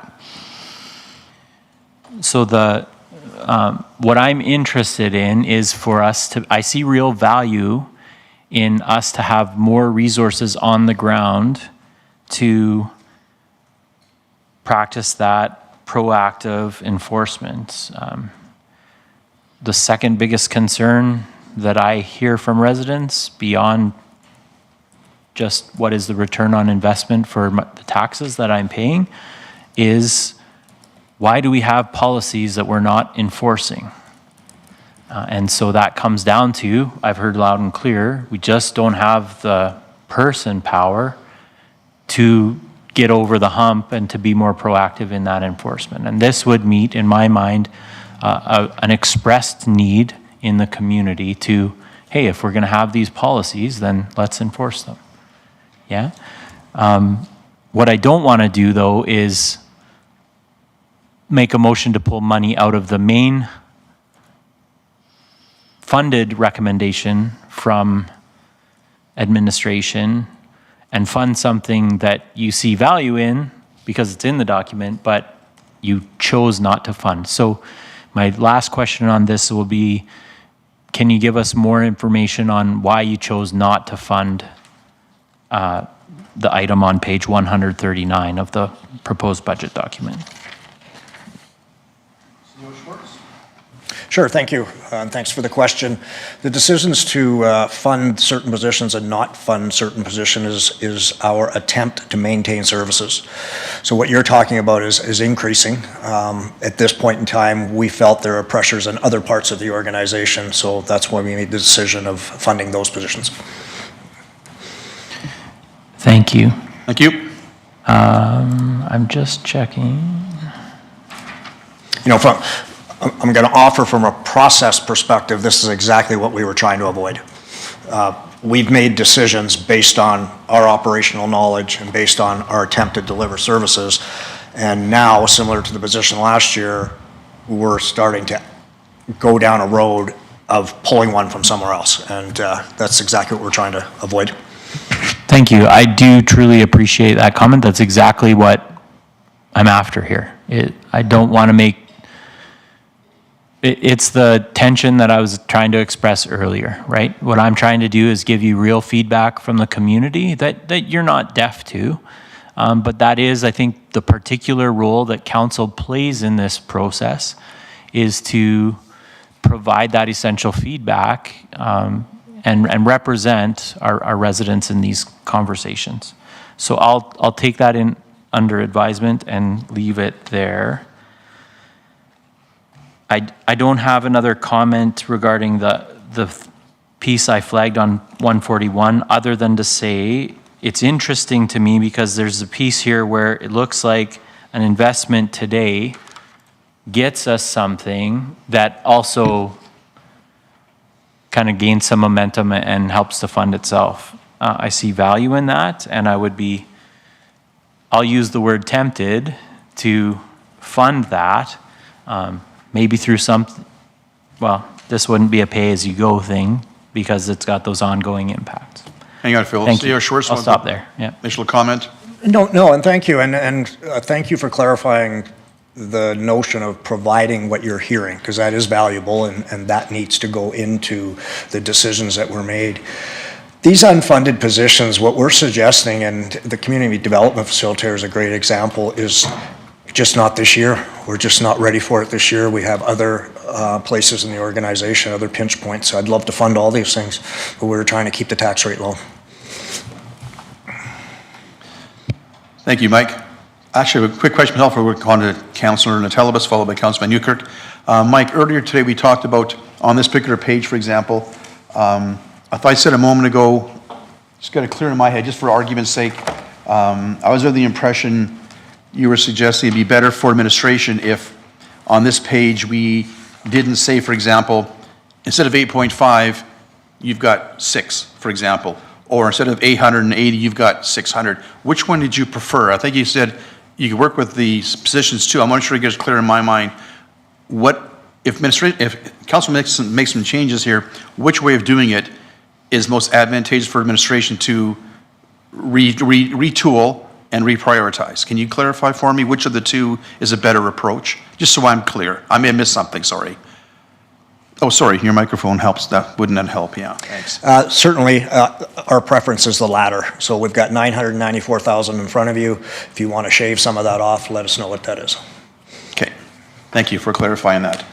I have Councillor Telebus, followed by Councillor Van Newkirk. Nathan, you have the floor. Thank you, Mayor. Just looking for some clarity, because I've heard a few different numbers now in terms of positions that have already been funded or are in place this year and expected to be in place next year. However, the request is coming in now. So of these 8.5 roles, how many of these are filled already? CEO Schwartz? Yep. Correct? Yes. Yeah, we have to confirm that, but it's all about 2, perhaps 3. Okay. Yeah, so just it'd be nice to get some confirmation as to which ones are in place now, because that really limits our ability to come back with motions or recommendations. So yeah, I'll be waiting, I guess, for that information here before I make a motion. We'll get it here in a minute. It's somewhere in our package. Thanks, Councillor. Councillor Van Newkirk. Stephen, you have the floor. Yeah, thank you. Just continuing off of Councillor, page 139 and 145. So 145 on the bottom, 139 on the top. Yeah, just up a couple pages. This guy here, yeah. So, and I really just want to reiterate that the feedback in the community that I hear around and everything in the community is the lack of development, compliance, and enforcement. Everyone knows that the department is swamped. Everyone knows that. Everyone knows that their application is going to get in the pile, but the bee in the bonnet of the residents day to day is the development, compliance, and enforcement lack of that resourced position. So, I'm contemplating a motion to move this one funded, but in the same breath, there's 5 planning and development positions proposed, and I guess given the answer to Councillor Natellenboss's last question, are the 2 positions that are unfilled in the planning and development department, or do we know that yet? CEO Schwartz. 6 of those positions are filled. 1 of them in the planning development department is not filled, correct? On the 1? Go ahead, weigh in. Ms. Raymond? 2 of those positions are filled this year already. Okay. Yeah. Okay, thank you. Steve? Okay, so is there recruitment to be done so there's 5 positions put forward. Is there recruitment to be done if this was approved? Ms. Raymond? Yes. There would be recruitment. I cannot talk. Yes, there would be recruitment required. Yeah. Okay, I'll see where the conversation goes here. Like I said, I can't underscore anymore. This is one of those hot button topics in the community that just needs some love, right? Like every time the wind blows, we got garbage everywhere, and I know that is dealt with in different places, but everyone buckets all of the development problems, pressures, and growth into who's going to do something, and this development, compliance, and enforcement is a piece of that, along with bylaw and along with protective services and the like. So I'll leave it there for now, Mayor. Thank you, Councillor. I have Councillor Barnhart, followed by Councillor McCook, followed by Councillor Natelambas. Kathy? Thank you very much, Mayor. Another unfunded package is on page, that I'm concerned about, is on page 130. And I wonder, Mr. Schwartz or maybe Mr. Lewicki could explain to me why it's all 4 FTEs and perhaps not, I don't know if any, I'm trying to go back and see, were there additional positions funded, and this is in addition to that? And I'm assuming there might be. Maybe some words on that. It strikes me we've grown so much in terms of the land, and I know there's just a ton of maintenance work to be done. So I'm just wondering if you could just speak to this one a bit, Mr. Lewicki, perhaps. And either one.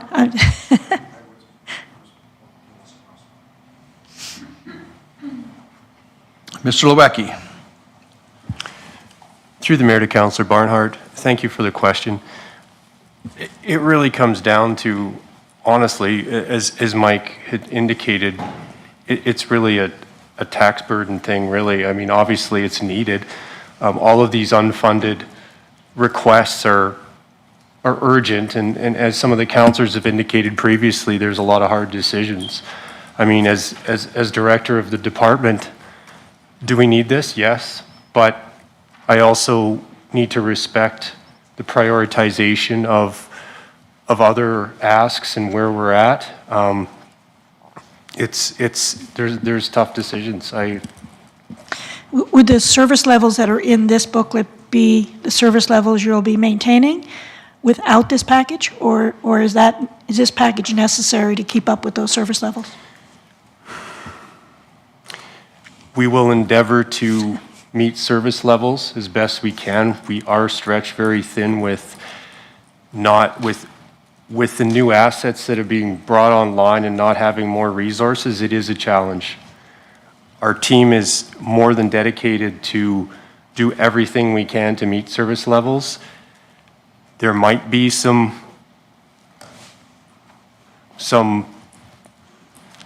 issues, but ultimately we will do everything we can to make it work.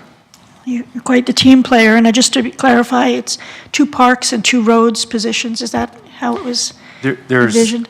So there's 2 parks positions, 1 roads position, and then 1 fleet position. Fleet position. Yes. Okay. Sorry, Kathy. CEO Schwartz wants to jump in at this point. Yeah, I just wanted to add a couple thoughts. One, if you look at the Q3 report, operations is significantly over budget, and it's because we can't keep up. We've taken on more real estate this year. Second is, we had a plan to keep up and to use growth this year to help bring in those positions, and the growth got pulled out from under us with the RCMP, janitorial, and other inflationary hits, ate up the 1.5 million. So we were forced to go back to the drawing table and say, hey, okay, what do we absolutely need to make the best attempt we can? And yes, we hear the pressures in planning. It's record setting every quarter, and the next quarter sets another one. So we've gone back to operations and said, you know, we can't, not this year. We're gonna do the best we can. And if we miss some service levels, and I'm telling you right now, we're going to, we don't have any options until hopefully digging into the growth for next year. Don't anticipate to see another 500, at least not next year, perhaps a year after, because I know they're about to go into contracts. You just raised another question in the back of my head. It's totally unrelated to this package, but is not the stabilization fund something that could have been used to help with the RCMP contract renewal? I know there's not enough money in there. That's probably the answer, but I'm just wondering, is that where we should have gone to cover that? Jay? I'll let the finance person. Sorry. I'll default to Jay on that one. Through the Mayor to the Councillor, so maybe in the short term we could have absorbed some through that. It would lessen the impact on the operation budget 1 year. But again, that's not a sustainable funding source going forward, and it would have a compounding impact in subsequent budget years and also a negative impact on the reserve. So I would not recommend that as a course of action, although it is possible. Yeah, it's one of those things where, again, I know kicking the can down the road has been said, but that's not what I'm thinking, but it's spreading it out over more residents over a longer period of time. And I know certain things work for that and certain things don't, but it just dawned on me that maybe we should have considered that. But anyway, difficult. Thank you. Thank you, Councillor. Councillor McCook, Kat, you have the floor. Thank you, Mayor. I guess this is where we start to really see the pressure that municipalities like ours are facing. We're seeing exponential growth, reduced funding from the province, in addition to past low levy increases. Just a reminder as well that the pressures are not diminishing. So whatever cuts we make here today, they don't go away. They continue to future councils and they begin to impact our service levels. This is obviously frustrating, but it's our reality.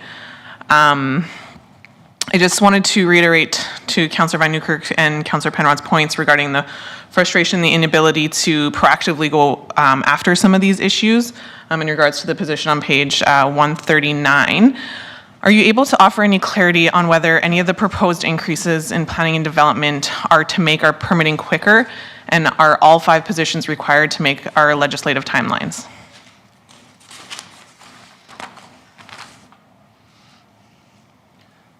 Ms. Raymond, that sounds like a question for you. Thank you, Mayor. Through to Councillor McCook. Yes, some of those positions are to make things quicker. They are to increase service levels, achieve our ability to meet, say, like our quality management plan, those sorts of things. So they are to do that. Yeah, so that's what I guess the majority of those positions actually are there. So to meet those timelines? Yes. Okay. My thought, and at the risk of sounding forward, I was wondering if there was an opportunity, and I'm sure you guys have thought of this, but to fund the enforcement position and then maybe reduce one of the positions, but still be able to meet our timelines. If that's absolutely not possible, then I understand that, because I understand that there's that base level that we need to meet. But I know with our current residents, there's a lot of frustration around growth, and I know we don't have a lot of levers to pull around that. But with the frustration around growth comes the frustration that there's also no control, or not a lot of control in the community as to some of these issues. So that's kind of my...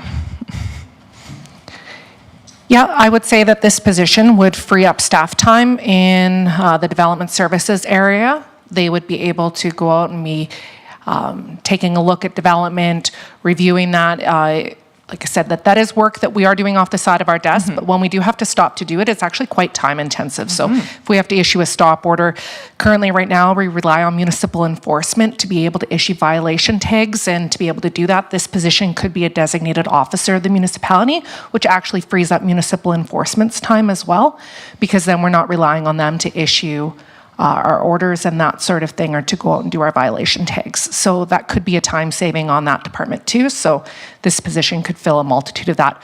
We're also not levying development fines out of our land use bylaw, partly because we're not catching people, so they do exist. So for instance, illegal signage is actually $200, but I don't think I have ever seen that fine come through. So that could be an opportunity for us to be able to recoup that, even without raising fees, that there are mechanisms that maybe we're not tapping into. Thank you for that clarity. Thank you. CEO Schwartz, you want to jump in on that as a follow-up? Yeah, I would like to, and I'm going to go back to process, and we're getting right back into FTEs again. We've looked at the priorities of the organization, and I appreciate your feedback from the public. We know that's an issue. There is some opportunity when we get into 2025. We anticipate being able to perhaps bring some of these positions on sooner to meet these needs, or look at other solutions. But I'd really like to caution you on getting out of the FTEs, and just give us a number. Thanks, CEO Schwartz. I have Councillor Telebus, but I have a question first before I go to Nathan, if you don't mind. So just bear with me for a moment. We had the page on the screen. Can you go back to that page for a moment, please? It's 4.5 or 4.4 from the package. That's the one there. So just for clarity, so on page 12 of our revised page 12, new modified personnel says 858,500, Jay. Here we have a total of 994. So if we were to make any adjustment, are we adjusting down from 883 or from 994? Because I'm seeing a different number on page, just so I'm clear to myself, I may be missing something, but please enlighten me. To you, Mr. Mayor, so no, that was an inconsistency that was just pointed out to me about 20 minutes ago. So we'll go with the larger number as a baseline for this conversation. Okay, so having said that then, does that affect the 7.68 we were starting from? Or it's just simply No, it's a reconciling item, so this is workbooks off the side, so. Okay, so we're good. Yes, so it's again, whatever, echoing Mr. Schwartz, whatever the dollar value is would be the relevant piece, not the starting and closing balances, please. So we're looking at 994, less than any changes, still a 6.11. Thanks for clarifying that. I will now go to Councillor Penrod, then Councillor Swain, then Councillor Nantalambas. Philip, you have the floor. Thanks, Mayor, and thanks for your patience in entertaining these questions. Again, before I know if I feel like I need to propose additional cuts, I need to have a sense of if there's anything that isn't funded that I would like to fund. I think I've got good advice that I'll take to heart as we make decisions ongoing in this workshop. This piece on 136, page 136, the Health Services Grant Program, I think is different in that it's not contemplating funding a position in the organization, an FTE or portion thereof. Rather, it's contemplating funding a program enhancement that we've developed and essentially is on the bookshelf. Developing it would potentially us to meet one of our aspirations around healthcare services that meet the needs of our growing population. But it doesn't do any good on the bookshelf. And given the reorganization that's happening in Alberta Health, which is now 4 pillars that no one knows the names of, there's real opportunities that even delaying a quarter might have us miss. Other communities are snapping up doctors and nurse practitioners because they're getting their programs online. And so I don't want to see us miss any of those opportunities. Is it fair to characterize this the way that I did? Is this different, CEO Schwartz, than your concern around FTEs?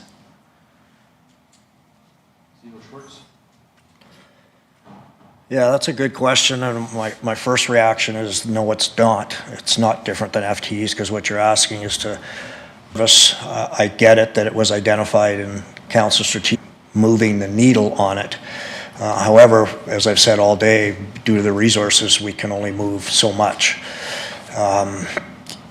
That said, there's nothing I can do to stop you from making that motion.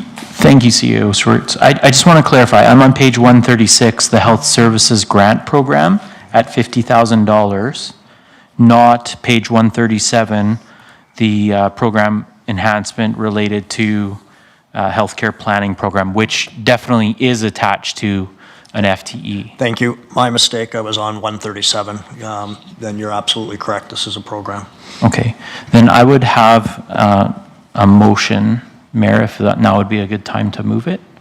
Well, I want to finish all the questions first. Oh, sure. Back Yep. to you for a motion. Sure. Okay. We'll move that along as best we can. So if you're good, I'll go to Nathan now. Nathan, you have the floor. Thank you, Mayor. I guess just looking for some clarity from Mr. Schwartz in terms of his request, should we choose to make a motion. I know your request is to adjust the expense in terms of dollars. My concern is if we already have folks in these positions, wouldn't it be easier if we proposed a change, if that's the route we're going in FTEs?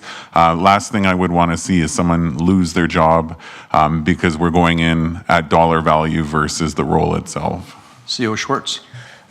Yeah, great consideration. I would still prefer the dollar value, and then we will manage it from our end. Okay, thank you. Okay. Steve, anything from you? I can't see you on my screen. Any further questions or comments? And then I'll go to potentially some motions that may be on council's mind on this page. Please go back to that if you could, please. Yes, thank you. Steve, anything? No, I'm still in the same spot, Bill. I've been listening along, trying to figure out how to make it most clear. I guess I'll try once again on the planning and development side of things. Okay. Residents aren't concerned with speed of permit delivery. Residents are concerned with the lack of enforcement.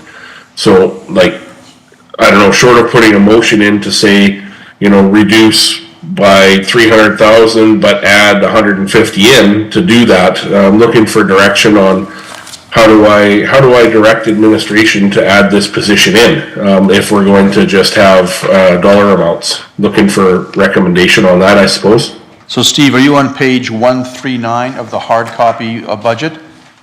Yeah. Development, compliance, and enforcement? But that says 86,100, right? Yeah, for sure. Yeah, I'm just my numbers are bad, Bill. But that's okay. I know what you mean. So I'm assuming then there's two ways to do this. You can make a motion to add this position onto this page, which would make it 9.5, adding the 86,000 to it, and then council can vote on that, and then we can come back at the overall total. I'm thinking we could do that. Ms. Raymond, you want to maybe help me with that, unless I say something I shouldn't say, Ms. Raymond? Sure, I just have a funding opportunity here for you. We can look at funding it through increased fees in other ways. I think that there's opportunity there, that if you said we want this position, figure out how to fund it through whatever is already existing, I think we can figure that out. I think that there's a lot of opportunity to be able to do that. I just wanted to pick up on that thread just about the levers for timelines and that comment. We aren't meeting timelines right now.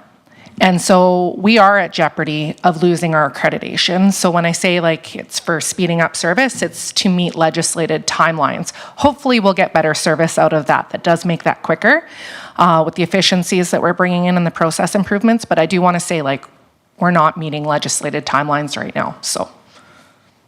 Thank you, Ms. Raymond, for that clarification. So just for clarity purposes, for Steve's question on page 139, there's potential to add this position, find a way to make it work without affecting the tax levy? Is that what you're sort of suggesting? Not to pin you down, but that's what I'm sort of hearing? Yeah. Yep, okay, good to know. Yeah, so Mayor, just in closing there, I'm going to hold off on any motions because my goal here is not to add positions. I would like to see some positions, some dollar value removed. So I'm going to listen to the next conversation for a bit here before I move anything. Thank you. Yeah, that's fine. That's what I thought you meant. I want to make sure it was clear what Ms. Raymond was saying as a potential opportunity. Okay, I've got Councillor Barnhart, followed by Councillor Monkhouse-Swain. Kathy, you have the floor. Mayor. So question about where I think you're headed process-wise. You're going to look for additions first and then a motion to subtract? Is that what you were thinking? Not particularly additions, no. However, I feel some coming. That's why I'm just worried about how that's going to go, because then we're in a position where, we may not get the ones we want at the end of the day. Let me try and help you, help ourselves in that matter. So is anybody at this point contemplating, answer your question. I got Sam waiting, he wants to speak, he hasn't spoken for a while yet. So just answer your question. Is anybody at this point looking to add positions to the list? No one's done ready to add anything. So to answer your question, no additions just yet. Okay, I was feeling Sam has kind of got his finger up in the air right now. No, I'm just trying to take a bit of a consensus on what you're, try to answer your question as best I can, because I thought there might have been, but there might not be. So we're still going down the path of potentially, if we're making any changes, it's a dollar value change, not a FTE change. So if there's no further question, I'll go to Sam now with his questions and see where this takes us. Sam, you have the floor. Yeah, I'm not going to talk about positions if you wanted to carry on that theme. I did think I heard Steve say he wanted this position. The community wants this position. So if you wanted to close that off, my question was still about this process, but it's not positions. Okay. I can go if you want. Sure, go. So I hate to go back to go forward, but we invested some dollars to help speed up the permitting process with I'll call it a technology project. There was some fancy name that obviously didn't work out. There's nothing proposed in here from a technology solution as opposed to people. Could you just maybe speak to? I sympathize with trying to get these permits and to keep our accreditation. It feels as though we've gone away from technology in favor of people. Could you just speak to that? Ms. Raymond. Yes, I can speak to that. Technology only helps you when your processes and the amount of staffing are in place to be able to adjust to that. Right now, we're double and triple touching things. Some of that's going to go away. I do agree that technological improvements will definitely help. We're still looking at those.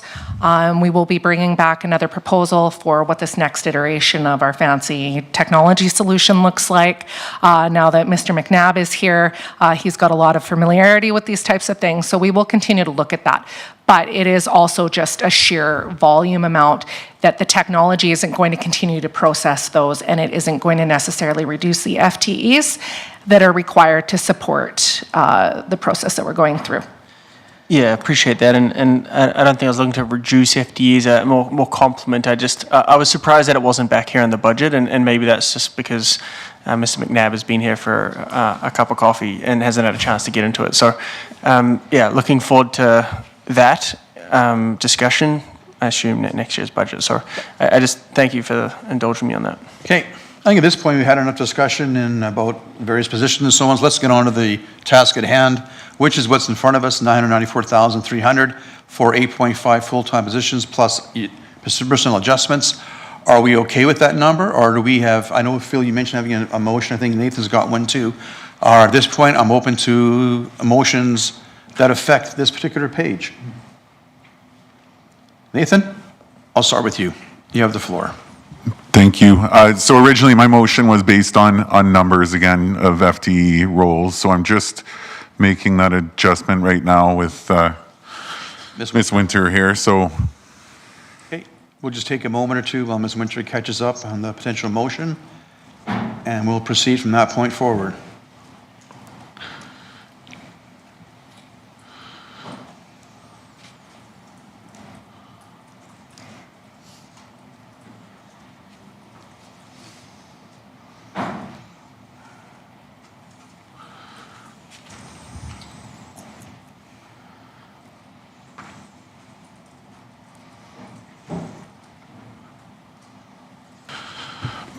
Perfect. Thank you, Madam Clerk.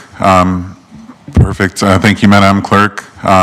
So I would like to move that the proposed 2025 municipal operating budget be amended by reducing the new modified personnel by 20%. If I could speak to that really quick. Yes, please speak to your motion. Thank you. As I mentioned, it's a lot easier to look at the FTE roles. As I said earlier, my intention is never to have anyone lose their job or displace someone from the organization. We need everyone that's part of this team. My intention here is obviously just to reevaluate what's been proposed and come up with a reduction. And just numbers in my head, I'm thinking that's a 1.5 reduction in FTE, but needed to put a number to it, so it's 20%. Okay. I just very, very high level math. I took 994 at 20% is 198 would be the reduction amount, roughly. So not quite 1%. And 1% is like 231,000 from our, or 281,000, yeah, so not, but a. No, sorry, I'm talking full-time roles. Yeah, 20%. So 994 gets reduced by 20%. FTE, not tax levy. Yeah. Okay. 1.5 FTEs. Right, by 20%, right? So, okay.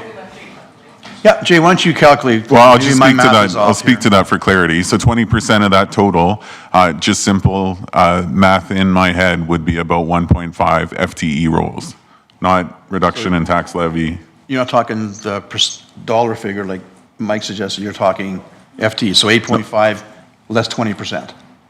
No, I'm talking dollar figure now because that's what I had to do. 20% of that total.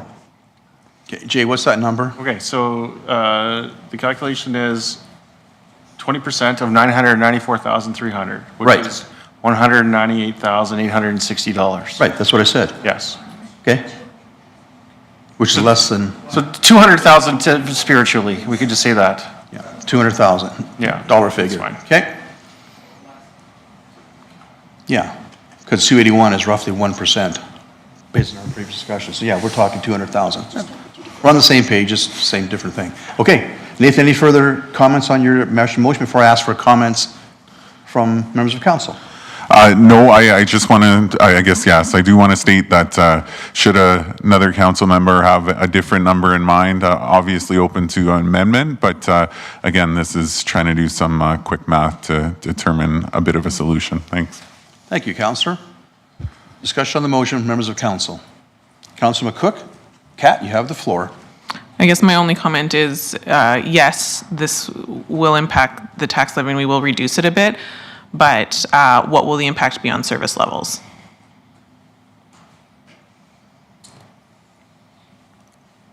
CEO Schwartz. Yeah, thank you for that question. I don't know I can't determine that right now, but we're going to. We'll do some analysis on it and find out what the impact is. Thank you. I guess that's my concern is we heard loud and clear from administration is obviously the tax levy in front of us is not a great one. However, to maintain services, this is what we're looking at. So a reduction in this will certainly have an impact on service levels. I guess we're just not sure what that impact is yet, but just something for consideration for folks. Thank you, Councillor. Councillor Penrod, you have the floor, followed by Councillor Barnhart. Thank you, Mayor. So my question is actually for Councillor Natellenbos. I can't vote on this motion without understanding your motivation. You've spoken to it a little bit, but because this is a process where we're adding and subtracting, I see making a subtraction here, but is it with a mind to adding something else? Or is it solely to get the proposed tax levy increase as low as possible or into the range that you feel would be the appropriate one? Councillor Telebus, you should do a reply, but we're going to try and again, not debate each other one-on-one, just clarifying question. Perfect, yeah. I do have another motion that will be coming forward to kind of capture additional FTE. So in short, this is to reduce this and then the potential to add on the other side. So if I'm doing my math correctly, if this motion was to pass, we would come down into the range of 5.4 for the proposed levy. Are you in the position to give us an idea of the proposed increase that you would bring subsequent to this? You wouldn't see an increase based on the motion. Thank you. Thank you, councillors. With that, Councillor Barnhart, you have the floor. Oh, dear. This is a tough one. So honestly, I think what we're hearing loud and clear is that this proposed increase in staffing isn't even going to cover all of the growth that we have.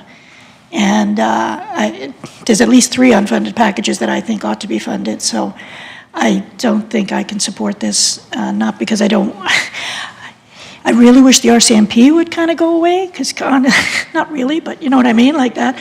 That's essentially, we're looking at our growth is causing us to have these pressures on our budget. And because the RCMP increases there, we're cutting back on our staff.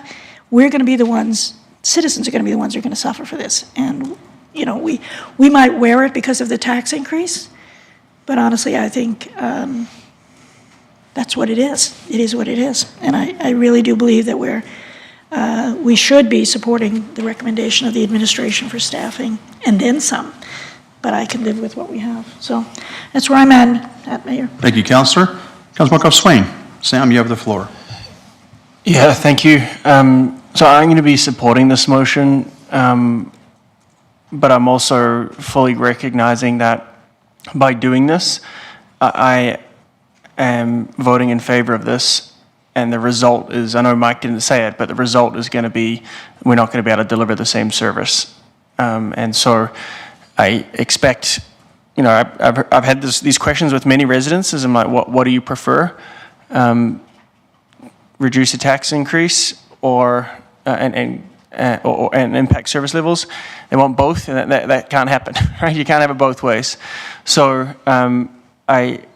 when it fundamentally comes down to it, I think this is a reasonable number to reduce these additional personnel, and I'll own that. When people complain about services dropping, we're going to say, well, yeah, that was because we cut this budget back. So I'll own that, and I'll be supporting this. Thanks for bringing it forward.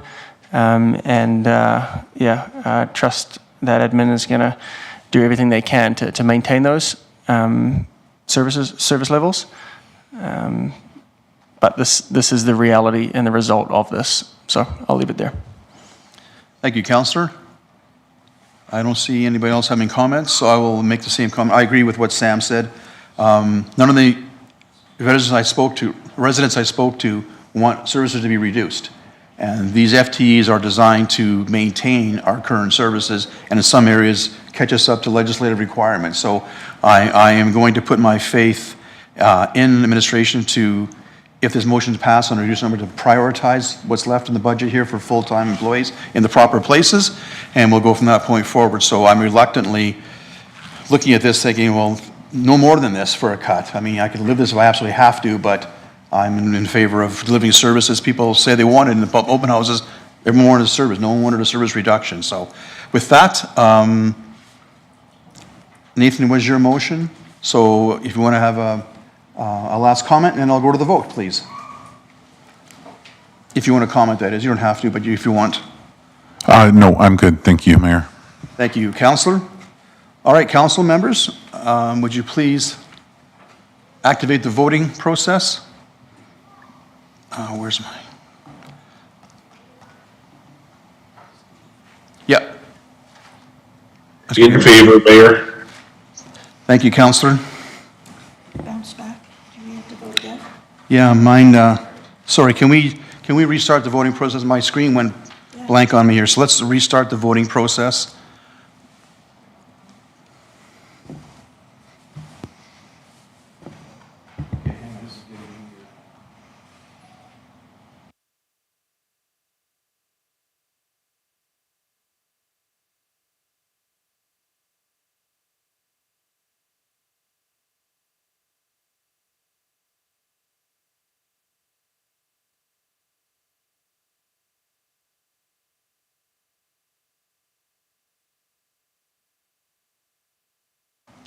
Steve, how do you vote?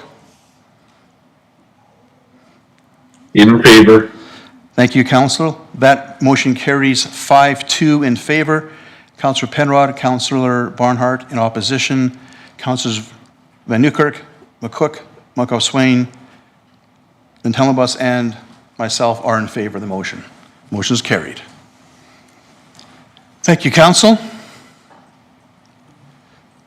Nathan, you mentioned having another motion in place coming up on this particular topic on this page. Yeah, I think it would be a... Sorry, pardon me, my mistake. Jay, you have a comment to add first? Yes, Mr. Mayor, you requested after each decision to get a fresh barometer of where we are. Yes, please, thank you. So we're currently at 5.41. Thank you, Jay, appreciate that. Nathan, you have the floor, and we'll move things along here. Perfect. Thank you, Mayor.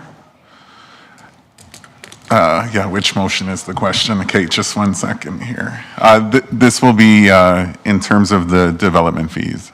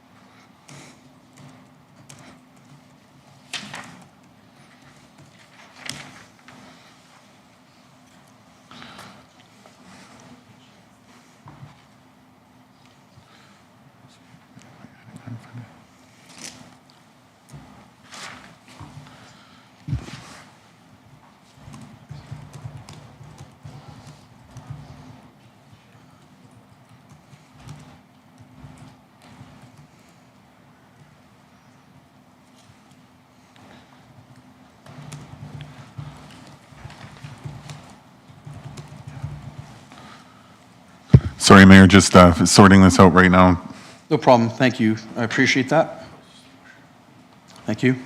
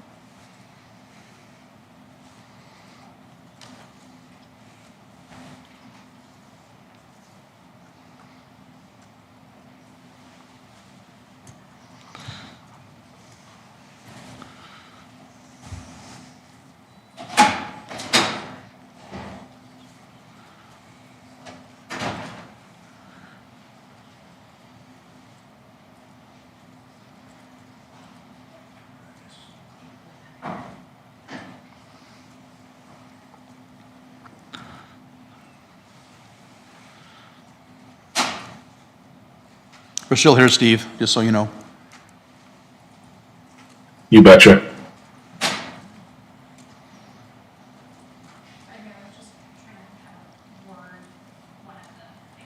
No problem.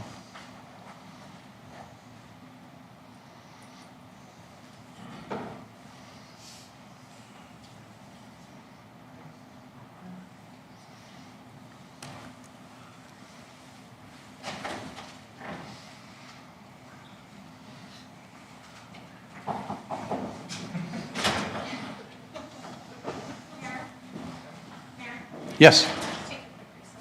Yep, okay, we need a 5-minute legislative break to make, work through some motions. We'll be back in 5 minutes. Thank you. Sorry. Every time you leave the room, we get a break after you come back.